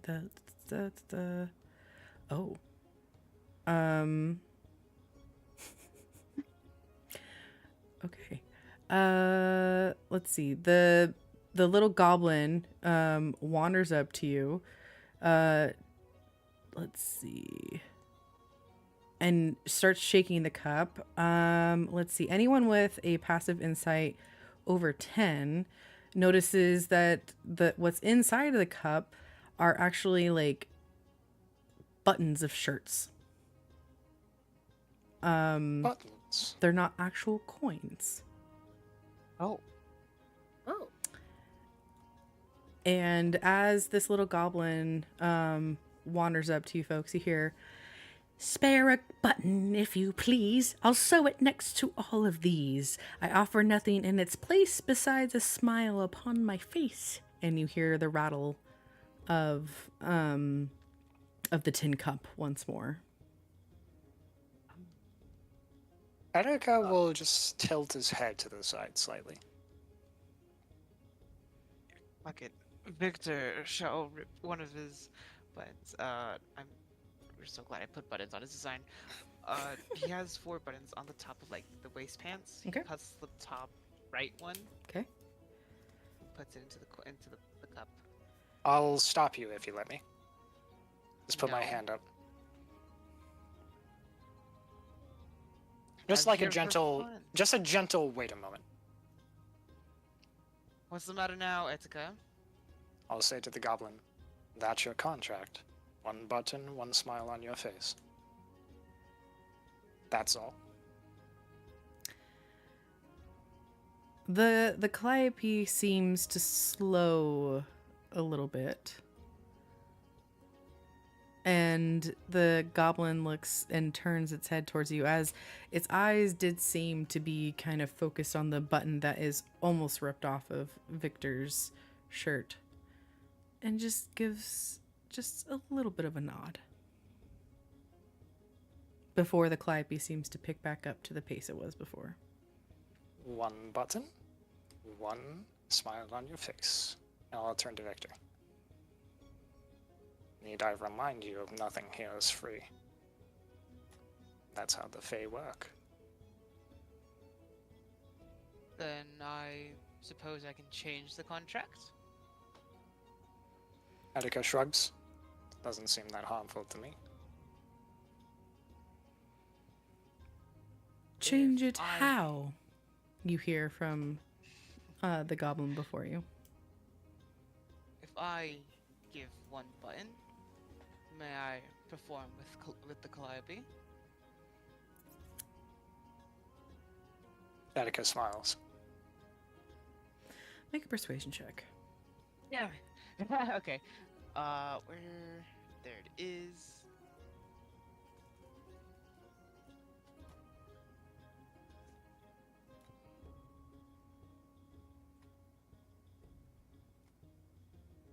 Well, He looks back towards the monkey that is currently turning the handle of the Calliope.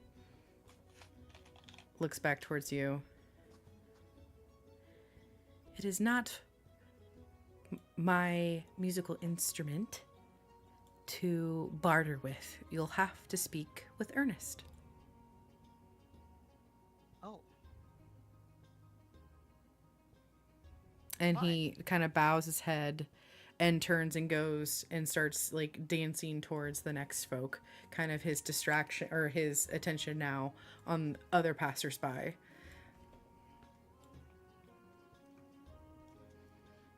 And at the mention of his name, you watch as the monkey who is currently turning just kind of makes eye contact towards you curiously.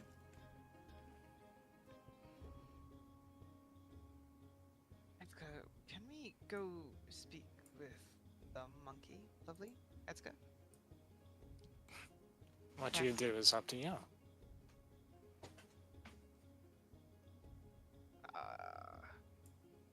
I was simply reminding you the one true fact of all Fae. You should be careful when making deals. Whether you accept them or not is up to you.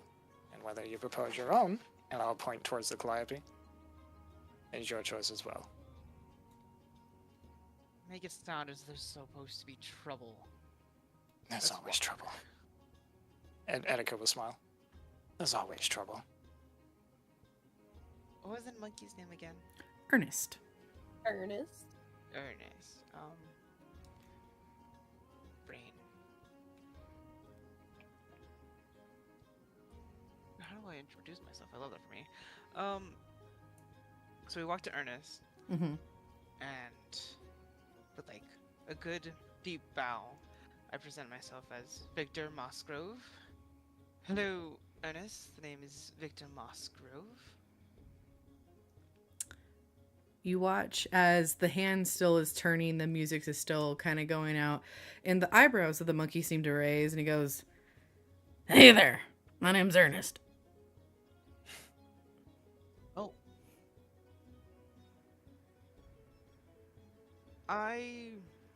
What's the word? Was wondering if you would permit me to perform with you and your Calliope.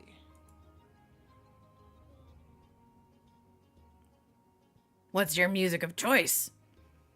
I do for myself in the violin.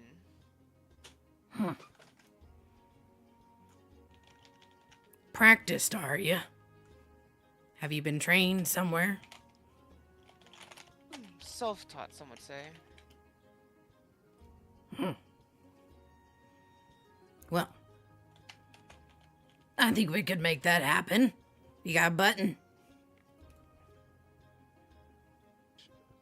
Yes. One button, one song. One button, one song. And only that. Hmm. And Etika nods and smiles. with the instant smile, Victor rips off the button, hands it to the monkeys. The other hand that was not turning the handle takes it and flicks it with its thumb, and the goblin, seemingly at the same time synced up with Ernest, turns and catches it in the cup, and it seems to kind of like clink. And the Calliope kind of slows. What kind of pace you want? Ooh. Give it something fast. All right. You first. Go for a third, actually. Got a button. I look down.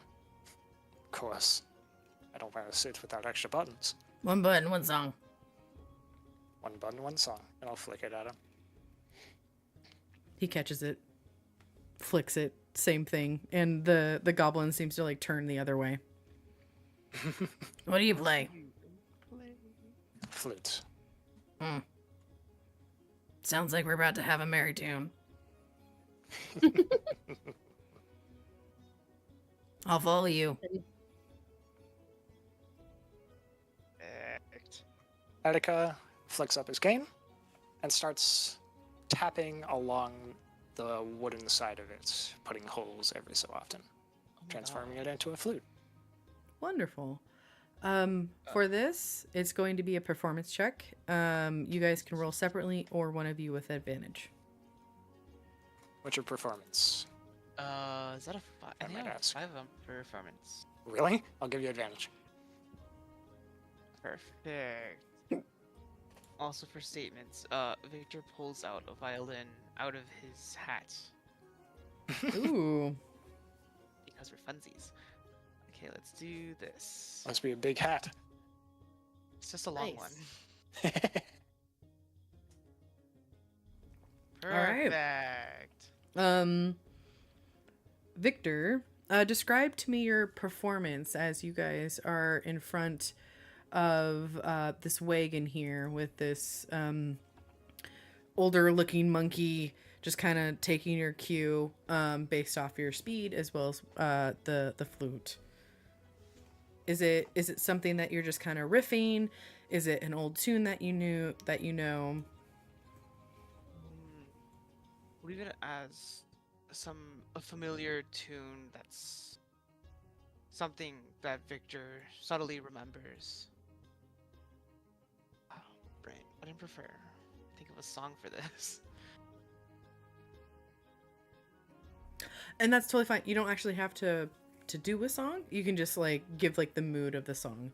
So if it's something that you guys have played before, maybe at like a campfire to like, or in a tavern, whatever, you know, you can describe emotions that it might evoke. Maybe you have a memory of when you first played it. I think I have a thought idea.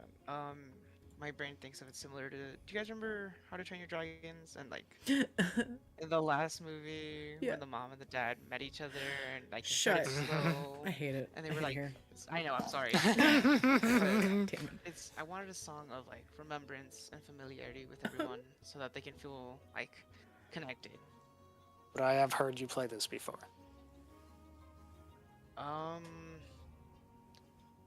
You've been traveling Don't for think some time, but not too long.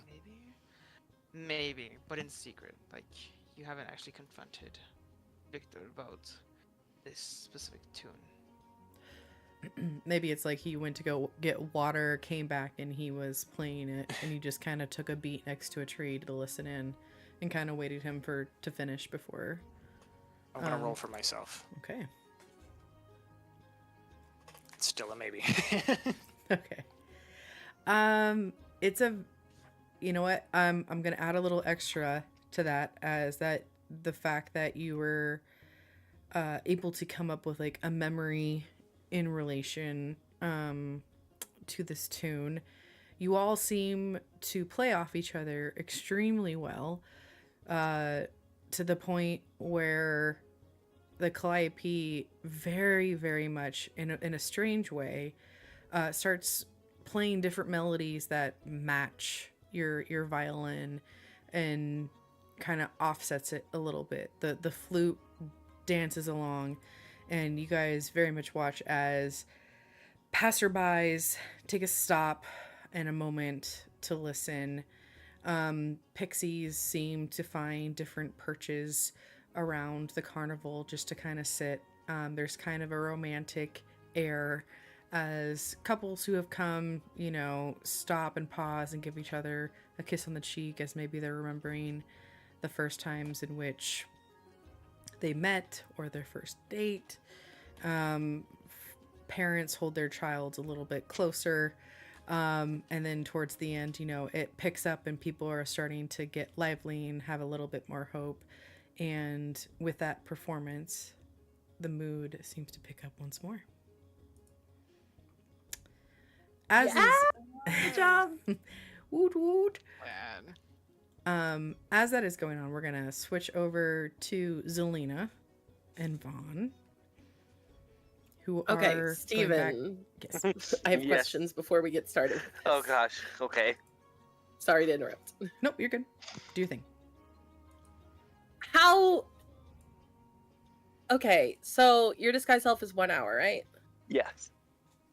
But he's not going to sell you a ticket if you look like Madame Kaida. So Oh, let me see if I can like cancel it, or if there's like a way to do that. You can drop can he it. dispel his own? Yes. Okay. I Okay. think he should drop. Okay, hang on. Let me get back into character. Okay, so we're behind the ticket booth right now. Mhm. Okay, so we got you here. You're at the ticket booth. I have the money to get you the ticket. I think what you need to do now that we're here and we're at the booth is drop this disguise. We'll wipe off the makeup and we'll just go and use your real name and it'll be fine. I hope. Okay. And he does the hand thing again, where he covers his face and then kind of brings his hands up like he's gonna go through his hair, and it just dispels the entire disguise. I love that. Durbin. It's giving like Mystique from like the X-Men. I love that. Like, I don't as soon as he drops it, she's like, "Give me that fucking turban, Durbin, now." Okay. And he just then she, hands like, it over. She stuffs it into like her clothes, kind of tucks it in so nobody will see it because it would ruin the illusion of Madame Kaida. Mm-hmm. All right. And then I guess we approach the ticket booth worker. All right. You kind of come back around. There is a little bit of a line, as it seems this is like the post evening. There's a little bit more adults, as maybe they put like some kids away, and this is like the next wave of folks. And Zelina, do you walk with him up to the ticket booth? Yeah, I think he needs some backup from a staff member. Okay. Is this the cute goblin guy from before? Yes, it is. Same guy. Oh god. So okay. as like this group in front of you moves on, the same elderly goblin with the spyglass and the ear horn looks towards you, and Zelina, you would recognize him as Nicholas Midnight, and he's Ooh. extremely. I imagine him as like the goblins from like Harry Potter in the bank, like how wrinkled they look. Ooh, okay. Scary. Got it. But like where the wrinkles are, he very clearly like smiles. And Zelina, you would know because you've worked here. Everything's a ruse. He's fucking smart. He doesn't need the spyglass. He doesn't need the ear horn. And it's just to make people believe that he's dumb or older. As it gives him a leg up on everything. So as this next group kind of moves on, the spyglass once more goes towards Vaughn, and he starts going, "Greetings, fair." Wait a second. Lena hops up on the counter so she can see him, or so he can see her. Oh gosh, Selena, we've talked about that. You gotta warn me. Oh, but it's so funny to make you jump, Nicholas. You gotta just throw my name out there. My goodness, I'm the keeper of names. I'm not the giver. Come on, Oh, come now. Vaughn is good friend. Look at him. He come all the way back to ticket booth to talk to you again. There's only one reason why he would be coming back here. Did he lose his ticket? Maybe. Zelina. Yes. Yes? Yes, it fell out of his pocket and we can't find it. And I brought him up here because he's been such a good patron. He's been active. You know, I don't want him to get thrown out. He's having a good time. Can I buy him a ticket? With the wings. You want to buy him a ticket? Zelina, I thought you were trying to save money. I am, but if he has ticket, he can do more rides and eventually come to me and I get my tip. So it works out. And Vaughn just kind of like eyes her at the word tip. How about this? And she, hang on, Zelina wants to lean over and whisper to him in her normal voice. Dude, he's with some rich guys, okay? This is gonna be worth it. Just let me have this, okay? He just nods. Grinning a little bit, but nods. How about this? 4 silver and a pact with this one. I gotta get my fun in too. Well, I think I'll have to leave it up to him to decide that. But, Vaughn, it is a good deal, and you won't get thrown out. And you haven't even seen half the carnival yet. This is true. What kind of pact are we talking? Oh, I have my flavors, but that's part of the pact you're not gonna know. I believe, unless you say yes. But they're harmless. They're harmless. Zelina's seen them. They're harmless. They're not lasting. Can I do an insight check? Yeah. Yep, for sure. A no would have been funny. Just like, no. He's honest. He's like, they're harmless. They're fun. They're harmless. He's completely telling the truth. Fine. I agree to your terms. Like I said, it's a good deal. Very good. Selena, 4 silver. All right. I hand him 4 silver. No, you know what? I'm gonna hand him 5 silver. 5 silver. And so that means, so if I'm breaking, I only have gold coins. So I'm gonna hand him a gold coin, but I'm gonna give him 1 silver back as a tip. So that means I would have 5 silver left from that 1 gold coin? Yes. Okay, good. Yep. That's for you, my friend. Appreciate it. I'll keep that in mind for the future. I mean, you could always tell people to come down the Kaida's corner. Nobody really comes down there. 'Tis true. 'Tis true. And by the way, Vaughn, you are noticing, like, he's wearing a little bit of makeup to make himself look older. He looks a lot younger. Like, his demeanor is a lot less like grumpy old man. And you could, like, it's almost like a decade's been shoved off since he's starting talking to you. All right. Payment just made. kind of eyes him up and down. Payment made. I have to do the last of my bargain. Don't lose this one. I'm going to double the price next time. And he hands you the ticket. And my wings? They will appear once you grab them. Okay. He carefully takes the ticket. Awesome. Roll me a D8, And this please. time... Roll a what? A D8. Ooh. You know, for no reason. Yeah. Attacked, I assume. Let's see. Let me make sure I know how long this lasts for. 10 days. The rest of your life. 5 minutes. Well, 5 minutes isn't fun. When the fame Okay. is set back. It's a 1-night deal. Oh.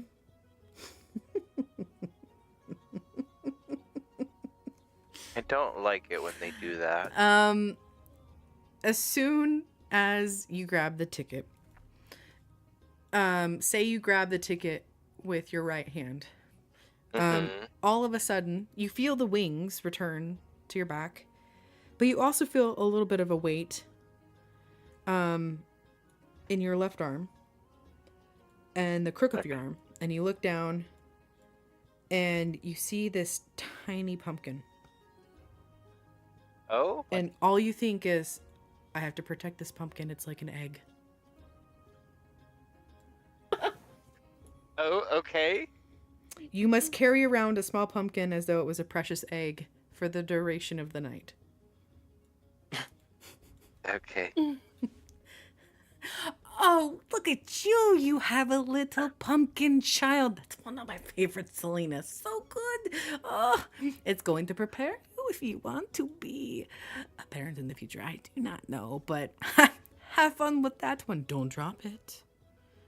At the mention of Oh, no. parents, Oh, Selena no. gets a little sketchy and just kind of hops down off the counter like, okay, let's get out the fear. If you Or what, Ticket Man?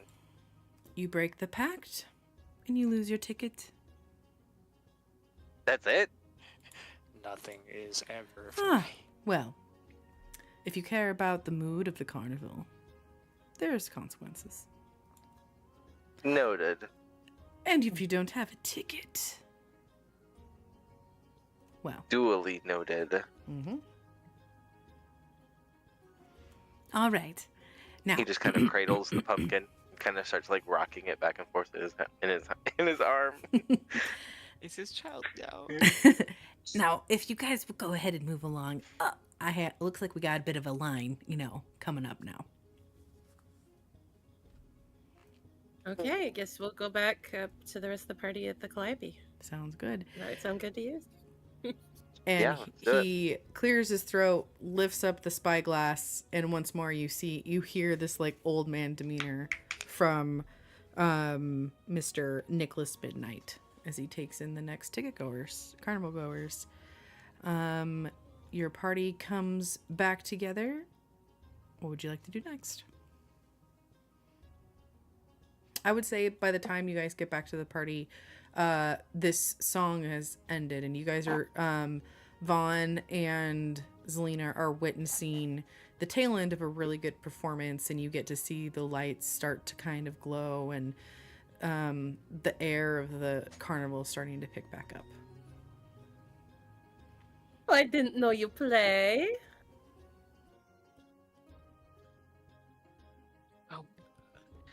Ever since I've been young, Madam Zelina. Attica will slowly release his lips from the flute and will transform it back into the cane and stomp it onto the ground next to him. Yes, I'm sorry give we us- had to give a step away smile for a minute, but Vaughn had his nap. He's feeling much better. I figured we could continue the tour. And now I have The a nap pumpkin. that he took in the tent. Yes. Yes, it looks like he stopped somewhere and found a pumpkin before he found me. I don't know. He really likes it. Let's not question it. Vaughn starts talking, but then like claps his own hand over his mouth to stop him.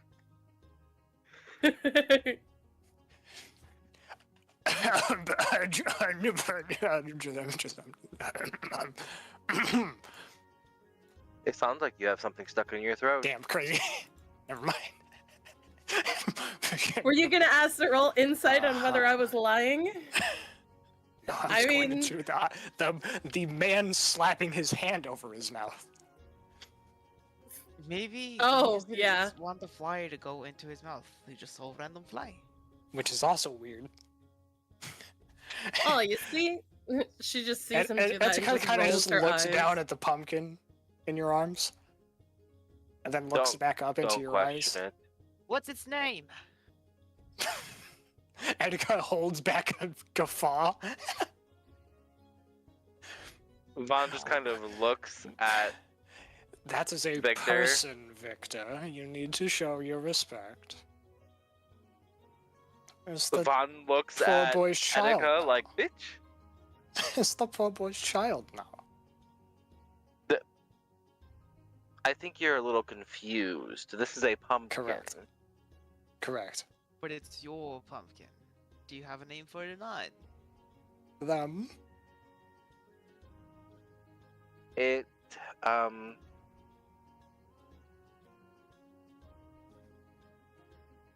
going to call it Gourd. Oh my. You should name him Gordon. It's Etika right seems there. almost Yes, disappointed. Gordon is right there. How are you not Gustavo. more creative? Aren't you not a bard? Anyway. Rhyming is your stick. I'm Fair just enough. kidding. Is there a mini Stonehenge next to the very- carousel? That's so cute. Is there? Oh, I'm is that sorry, what I'm that just is? keep discovering My- things. Oh my god. My deepest salutations to you, Gordon. You'll make a great dad, Vic. You'll make a great dad, Vaughn. No, I won't. Correct. And Etika starts walking away. That's cute. There is a mini Stonehenge. It's so adorable. Vaughn just looks at Victor and then looks at the back of Etika's head. Like, bitch. Anyway. Where should we go? Where should we go from We still got here? a little less, probably like 2 hours till the big top, or like an hour. So we shouldn't go there yet. Yeah, I would say at this point, with all the walking and the talking, yeah, you guys are an hour away, and that's probably when we get there, that's where we will end tonight's session. But yeah, you guys have an hour, which could be just another location you want to go explore. My brain is either eyeing the carousel or the feasting orchard. I'm just like, either we want to go spin. Oh no, or we see, I want to was kind eat. of eyeing the dragonfly rides. Whatever we do, I want everyone else to ride the ride so me and Halder can talk about these weirdos. Not the weirdos. It's okay. The weirdo. We are the weirdos. Well, you guys are closest to the dragonfly rides or the carousel. Oh yeah, because there's a river cutting off the carousel, isn't there? So maybe we do the dragonfly ride now, and then we can work our way back to the big top, and then do like the top half next time. That sounds good. Yeah. All right. In my head, we're just following freaking Victor as he runs like a child to the next thing. Like, oh, we're done here? Me too. Next thing. That's about what I'm doing. Yep. All right. So as you wind your way through the thoroughfare over to where the map has told you the Dragonfly Rise is located, you see huge lily pads rest on the surface of a pool glistening with phosphorescent, I've never actually seen that written, algae. Giant dragonflies use their lily pads as landing platforms, buzzing loudly overhead with wings as brilliant as stained glass windows, and alighting briefly to drop off and pick up excited customers. Near the entrance, a small smiling tree turns your way and beckons you over. A red squirrel clings to its leafy canopy, peering at you suspiciously. You are coming up now on Northwind and Red.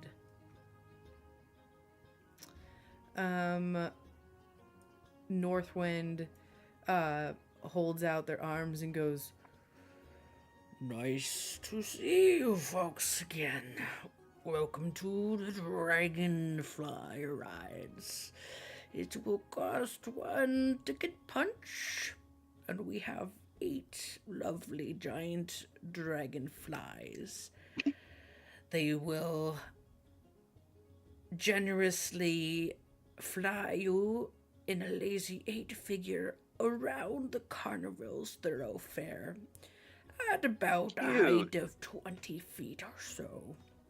If you have any sort of fear of heights, we do not recommend riding them, as they are very sensitive to the emotions of others.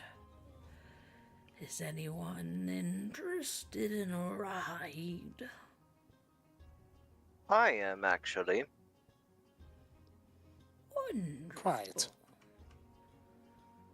I think it's your turn, Etika. I do believe so. I'll stay behind. And, Rest well, my legs. seeing as you are... perhaps that would be a good idea. You're not so good with animals after all. And Etika will start walking towards. Wow. I'm only teasing. And manifest you get dropped through a lily pad. Oh no. Understood. That poor lily pad. I think I Zelina haven't would taught want you to... fake curses yet. I think Zelina would want to try to convince Victor to go on the ride so that she can have some alone time with Halder. Okay. And drop the act for a little bit.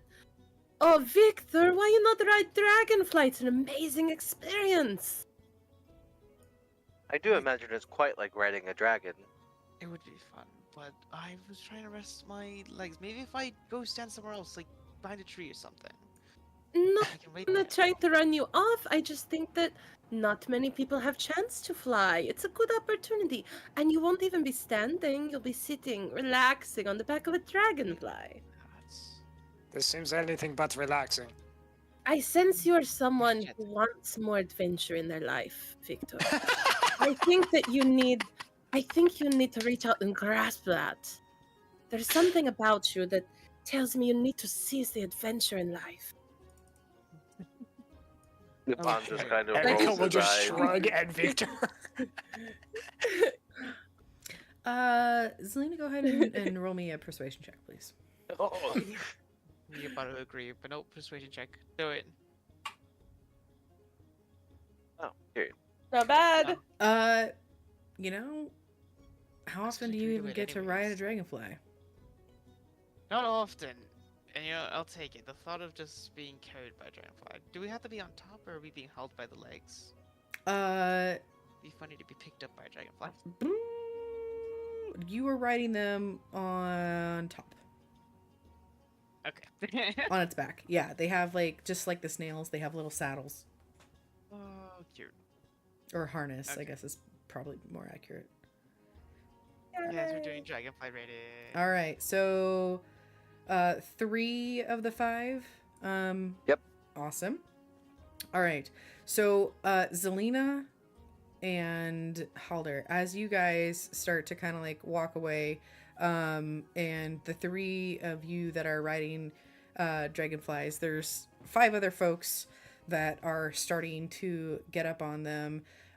You each have like a goblin kind of explaining to you the different things, like what, like basically you just sit there, like they're trained, they know where to go. You don't need to direct them or anything. You can just sit back and relax, and they will do their thing. And as everyone kind of settles up, the goblins kind of walk back to where Northwind is, and right before the signal is given, there was one dwarf who was, let's see, you see this middle-aged dwarf with a bright blue beard. Blue. You see him like he's sitting in the on top of the dragonfly, but like is clearly having issues with the harness. Like the goblin didn't double check it, and then for whatever reason there's like an alarm that goes off, and that dragonfly just starts flying away, and the all of a sudden the dwarf is hanging by the stirrup, and then is just like holding on for dear life. Let's see. Everyone go ahead and make a perception check for me, please. Oh god. The dragonfly people or everyone? Everyone. Perception. Oof. Accidentally double clicked. Okay. That's quite all right. We got 1, 2. Okay. Ooh. Or did I put it on advantage? Oh, don't listen to me. It's fine. It was 1, 2. Okay. So Zelina and Victor, as all of this is taking place, where everyone's attention is on the giant dragonfly, and you guys can see like a bunch of the goblins like running off after it. Off to the side, on the back side of the dragonfly ride, kind of over near where like these bushes are in this tree, you guys see this hooded figure kind of like sneak off and try to get behind the tree, and you see from your vantage point what looks to be like some sort of beak peeking out of the hood before they are able to sneak behind this tent and kind of disappear. Curious. Yeah, and after that everything kind of settles once more, and they are eventually able to kind of calm down whatever had scared that other dragonfly with the folk that was on it, and he wants to try it again. Apparently he came back boisterously and laughing from what happened rather than upset. Good job. And you all like there's a different style of horn that actually is a lot less jarring for the dragonflies, and that is their cue to take off. And I need everyone on a dragonfly to make an animal handling check, please. Oh no. Oh, Not the dirty 20. Okay. very dirty. Okay. Oh. Okay. Oh, Vaughn and Victor, you guys have pretty bumpy rides, but it's not anywhere near the experience that one dwarf did. Etika, it's very enjoyable and quite smooth. It's honestly the best ride you've had. It feels like you're on like the most comfortable bed you've ever been in. Barely bumpy.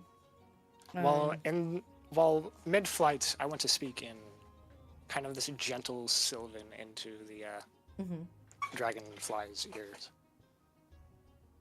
You seem rather adept at this. Are you comfortable?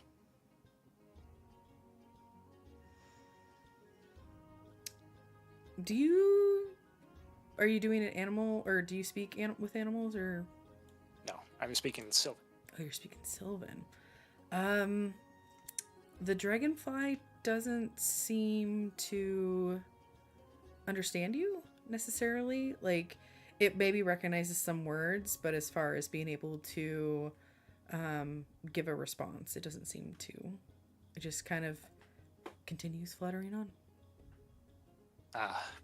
Well, nonetheless, I will make sure you are well fed. At the mention of fed, which sometimes can sound like food, you hear kind of like the wings kind of buzz in a certain, I would say, what's the word I'm looking for? Tone. Yeah, tone that sounds like one of excitement. And we will switch over to Zelina and Halder. Okay, are you getting anything from these people? Because I cannot read most of them. I mean, I figured out Rules McGee didn't have a real childhood and weirdly cursed somehow, but other than that, I'm not getting anything. Only thing I've really gotten was, I think it was Vaughn likes chaos, and I kind of like chaos, so I kind of like it. Yes, you do. Also, have you noticed anything shiny worth grabbing? I know you're always on the lookout for those kind of things. I got my eyes on a couple. I saw a couple things. Erika's got a real shiny necklace. Oh, I haven't I don't looked. I'll have to know. look at that. Honestly, that could be something really valuable. Anyway, I just kind of wanted to get your read on them. They seem kind of cool, but I don't want to get too attached because they'll be gone, you know? Or maybe they will. Who knows? Or maybe we will. True. Did I tell you how I got that ticket for Vaughn? I did not. Madame Kaida took a week of my pay for me dressing up Vaughn like her. So now I have to work with no pay for a week, and you know I'm trying to save up to quit this stupid job.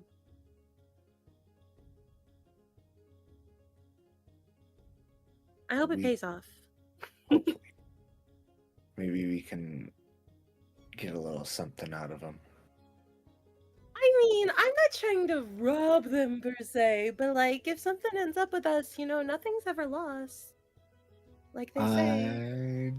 I never said anything about robbing. Oh, I like the way you think, Alder. This is why we get along with Free Funnel Cake Day. Okay, that's all. I just wanted them to share intel real quick. Yeah. Sorry. Total. No, you don't have to apologize. You're fine. You're It's fine. very cute. So now he knows that Vaughn was disguised and that he's good at disguises now. Okay. Then Just giving away all my secrets, I see. all the These are not secrets. trade secrets. We're literally scam artists. We work at a carnival. What do you expect? But Fair. it is trade Fair secrets. enough. We have good hearts, but that's about it. All right. So, the dragonflies eventually make their way. It's a gorgeous view, by the way. Especially where Neverwinter is. It gets its name because it is Neverwinter. And right now it's during spring, so everything is luscious and green, and especially in this nighttime, everything just has this very romantic glow to it, and you can see the sparkles in the river that surrounds it. You can see folks that are having joyous times. You can hear the laughter, and it is so very infectious. And by the time your dragonflies land back at the start, you all feel a sense of wonderment and just a little bit of peace. And it's at this time the lights begin to dim as it seems that it is just like if you were going to a play. That is kind of your sign that the big top extravaganza is about to begin, and you folks start seeing what looks like to be kind of a mini parade of all different types of carnival hands, some on stilts, some in just rolling on top or walking on top of like rolling balls, jugglers, different types of animals making their way towards the big top. And I think that's where we'll end tonight's session. Yeah. Yes. Welcome to It's the beautiful. Witchlight Carnival. All right. So before we wrap up here, as we had kind of discussed previously, I want us to go around and we're gonna do stars and wishes. So what that means is I would love to hear 1 star, which is like one of your favorite moments, and then a wish, which is like what you would love to see either like next time or just in the campaign in general. And then at the end of that, we will basically bestow upon one of the players will vote. I will not have a vote on one person to receive the 1d6 mini inspiration roll for next session. So who would like to start with their star and wish?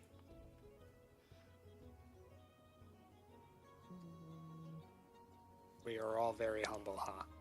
Just 10. I'm halfway there. I'm still thinking of the other half. Yeah, no, you're Yeah, good. same. Start. Okay. I will wait patiently. No worries. Shoots.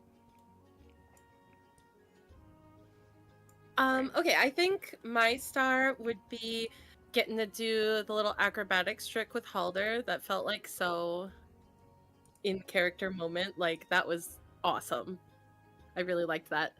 And a wish is that I can get better at these fucking perception rolls. I'm supposed to be so perceptive and I'm not. Mood. And I know that's not a wish you can grant, but like to the dice, please roll better. That is all. To the dice gods. No, it totally is. And if that's something that you want for your character, there are definitely feats that can also help out with perception. And also, if that is something like I already know that's something you want for your character, there are magic items that I'm planning. So Ooh, anyway. exciting. Thank you. Shoot. I think for a star, I'll go. My favorite moment was truly the snail race. Mostly just because it was just Victor and Zelina looking at each other. Well, that's who's gonna win. And then just like the pixie just like rushing ahead, and then like flying away. Instant Out of karma. nowhere. Such instant Like, karma. Oh, you thought it? No, you do not think. And then for a wish, I don't know. It was really great. I think I want to see a character who has more of an ill intent instead of a for funsy trick intent. Soon, not next, but soon. Ashley said, "Bring the trauma." Don't worry, the Victor's actor. Oh, don't you worry. It's not even midnight God. at the carnival yet. Okay. Wonderful. Here we go. All right. I am torn for my star. I am torn between the mystery mine, because Yeah, that was good. that was great roleplay, especially from you. Oh, thank you. And the Calliope. That was so cute. I love that y'all did that. But that's mostly because I know where that comes from. I share a backstory. What I wish. I wish. Cute.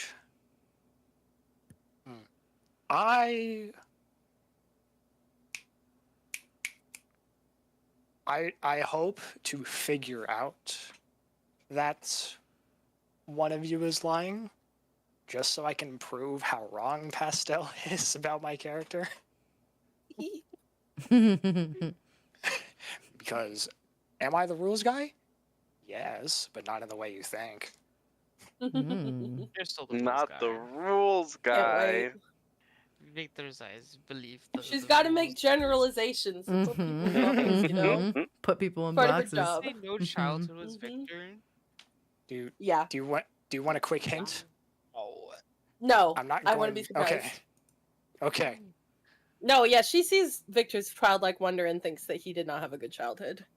Oops. Oh no, not the bad childhood. I don't want to answer that because you want to be surprised. You don't have to. You don't have to. I can't, but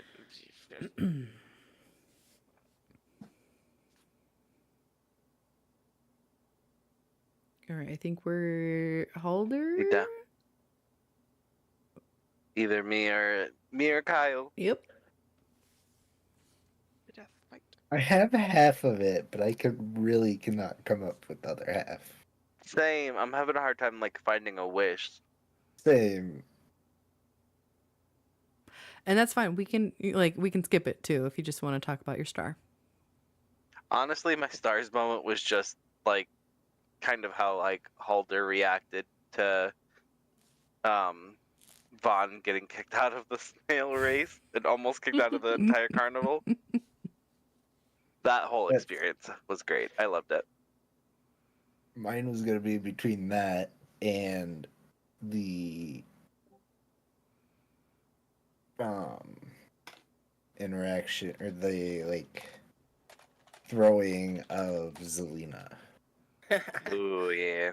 Hell yeah. That felt so carnival. It really or did. circusy. Yeah. That was such a good start. All right. And who do we want to bestow the D6 of inspiration for next session? My vote's to Pastel. I did I do don't a want to real give good it to disguise. Halder. Although Halder did do two really cool things, like his intimidation of the guys to save you was really cool, and I liked how he like threw you over his shoulder, just fucking left. Even So though I brain boss. started during it and thought of way better afterwards, but you know. Hindsight. That's just your brain. That really is my brain, so That was so good though. That is the hardest thing. Like, I so like that's. It's between choice Halder making. and Zelina for me. Then I'll say give it to Halder, Okay. because he did the work on the really cool interaction we did. Sounds I just got thrown True. around. Both of them. yeah. Mhm. All right. So, Halder, you have been bestowed a D6 inspiration for you to use next session. Congratulations. Great work, everybody. Wee. And as a note, like when we next session we have it, Halder can't be VIP again. Just so like it's not like a back-to-back thing. So we spread the love in that way. All right, I think it's going to be 2 weeks until our next session. The homework I wanted to give you guys is hopefully going to be an easy one, but I want you guys to, let's see. What is the first memory your character remembers? And it could also be like, what is your character's first happy memory? Is maybe a way to better put it. Oh no. happy memory. Happy memory. No. Happy. Frosty and I are like. Yep. I'm specifically never saying done happy that. because Same. just like, for reasons. When would you like this by? By next session. Okay. So the deadline will always be like the Friday. Since we play on Saturdays, it'll be Friday. And it can be a short 2-sentence. It doesn't have to be a novel. But yeah. All right, folks. Any questions for me before we wrap this up? Nope. All right. That was awesome. Yeah, I had a lot of Yes. fun. Thank you. It's been 9 months since I've played Oh wow. D&D in the DM seat. So thank you for having me. This is a lot of fun. Yes. I'm Top looking tier forward voice to the acting. next one. I'm sorry? Top tier voice acting. Oh, thank you. Mhm. Thank you. Mhm. Appreciate it. It helps All not having the y'all's camera on me. voices were- Yeah, seriously, everyone. I'm super impressed. I love the yes anding. And I would say probably my star for the scene or for tonight. Like, I feel like I got really into the head of the minecart dwarf. That was yes. so good. That's why it was my favorite scene. Yeah, that felt good. All right, guys. Because like Etika was genuinely angry, and you were just fucking with him. Oh yeah. Just wait till you get to meet more of the fucking chaotic, evil neutral characters that are in this Not module. the evil neutral. Yep. Trust me, I know. Yup. All right, folks. Oh boy. Gonna go ahead and end session here. And if you have any questions, my DMs are always open. But otherwise, I will see you folks in 2 weeks. Yes. See you later. Bye. Good night. Bye. All right, and that'll go ahead and end here. Thanks so much if you've been staying around for our first session of The Wild Beyond the Witchlight. Very great group. We are all different creators playing Grand Theft Auto. That's where we met. That's where I met them. And we just vibe really well together. And like I said, if you've been following my streams for a while, it has been a hot minute since I've played D&D, which is near and dear to my heart. So this feels really good. I love the chaotic goodness, chaos. Like, I just love throwing curveballs to my players all the time, and this module is great for that. So, we are regularly going to be playing on Saturdays moving forward, bi-weekly. So the next session is going to be in 2 weeks. We will normally start at 6:30 p.m. PST. I just needed a little extra time to prep today, so that's why we started an hour later. But yeah, see you folks in 2 weeks. Please be kind to yourself, drink water, and I'll see you next time. Good night.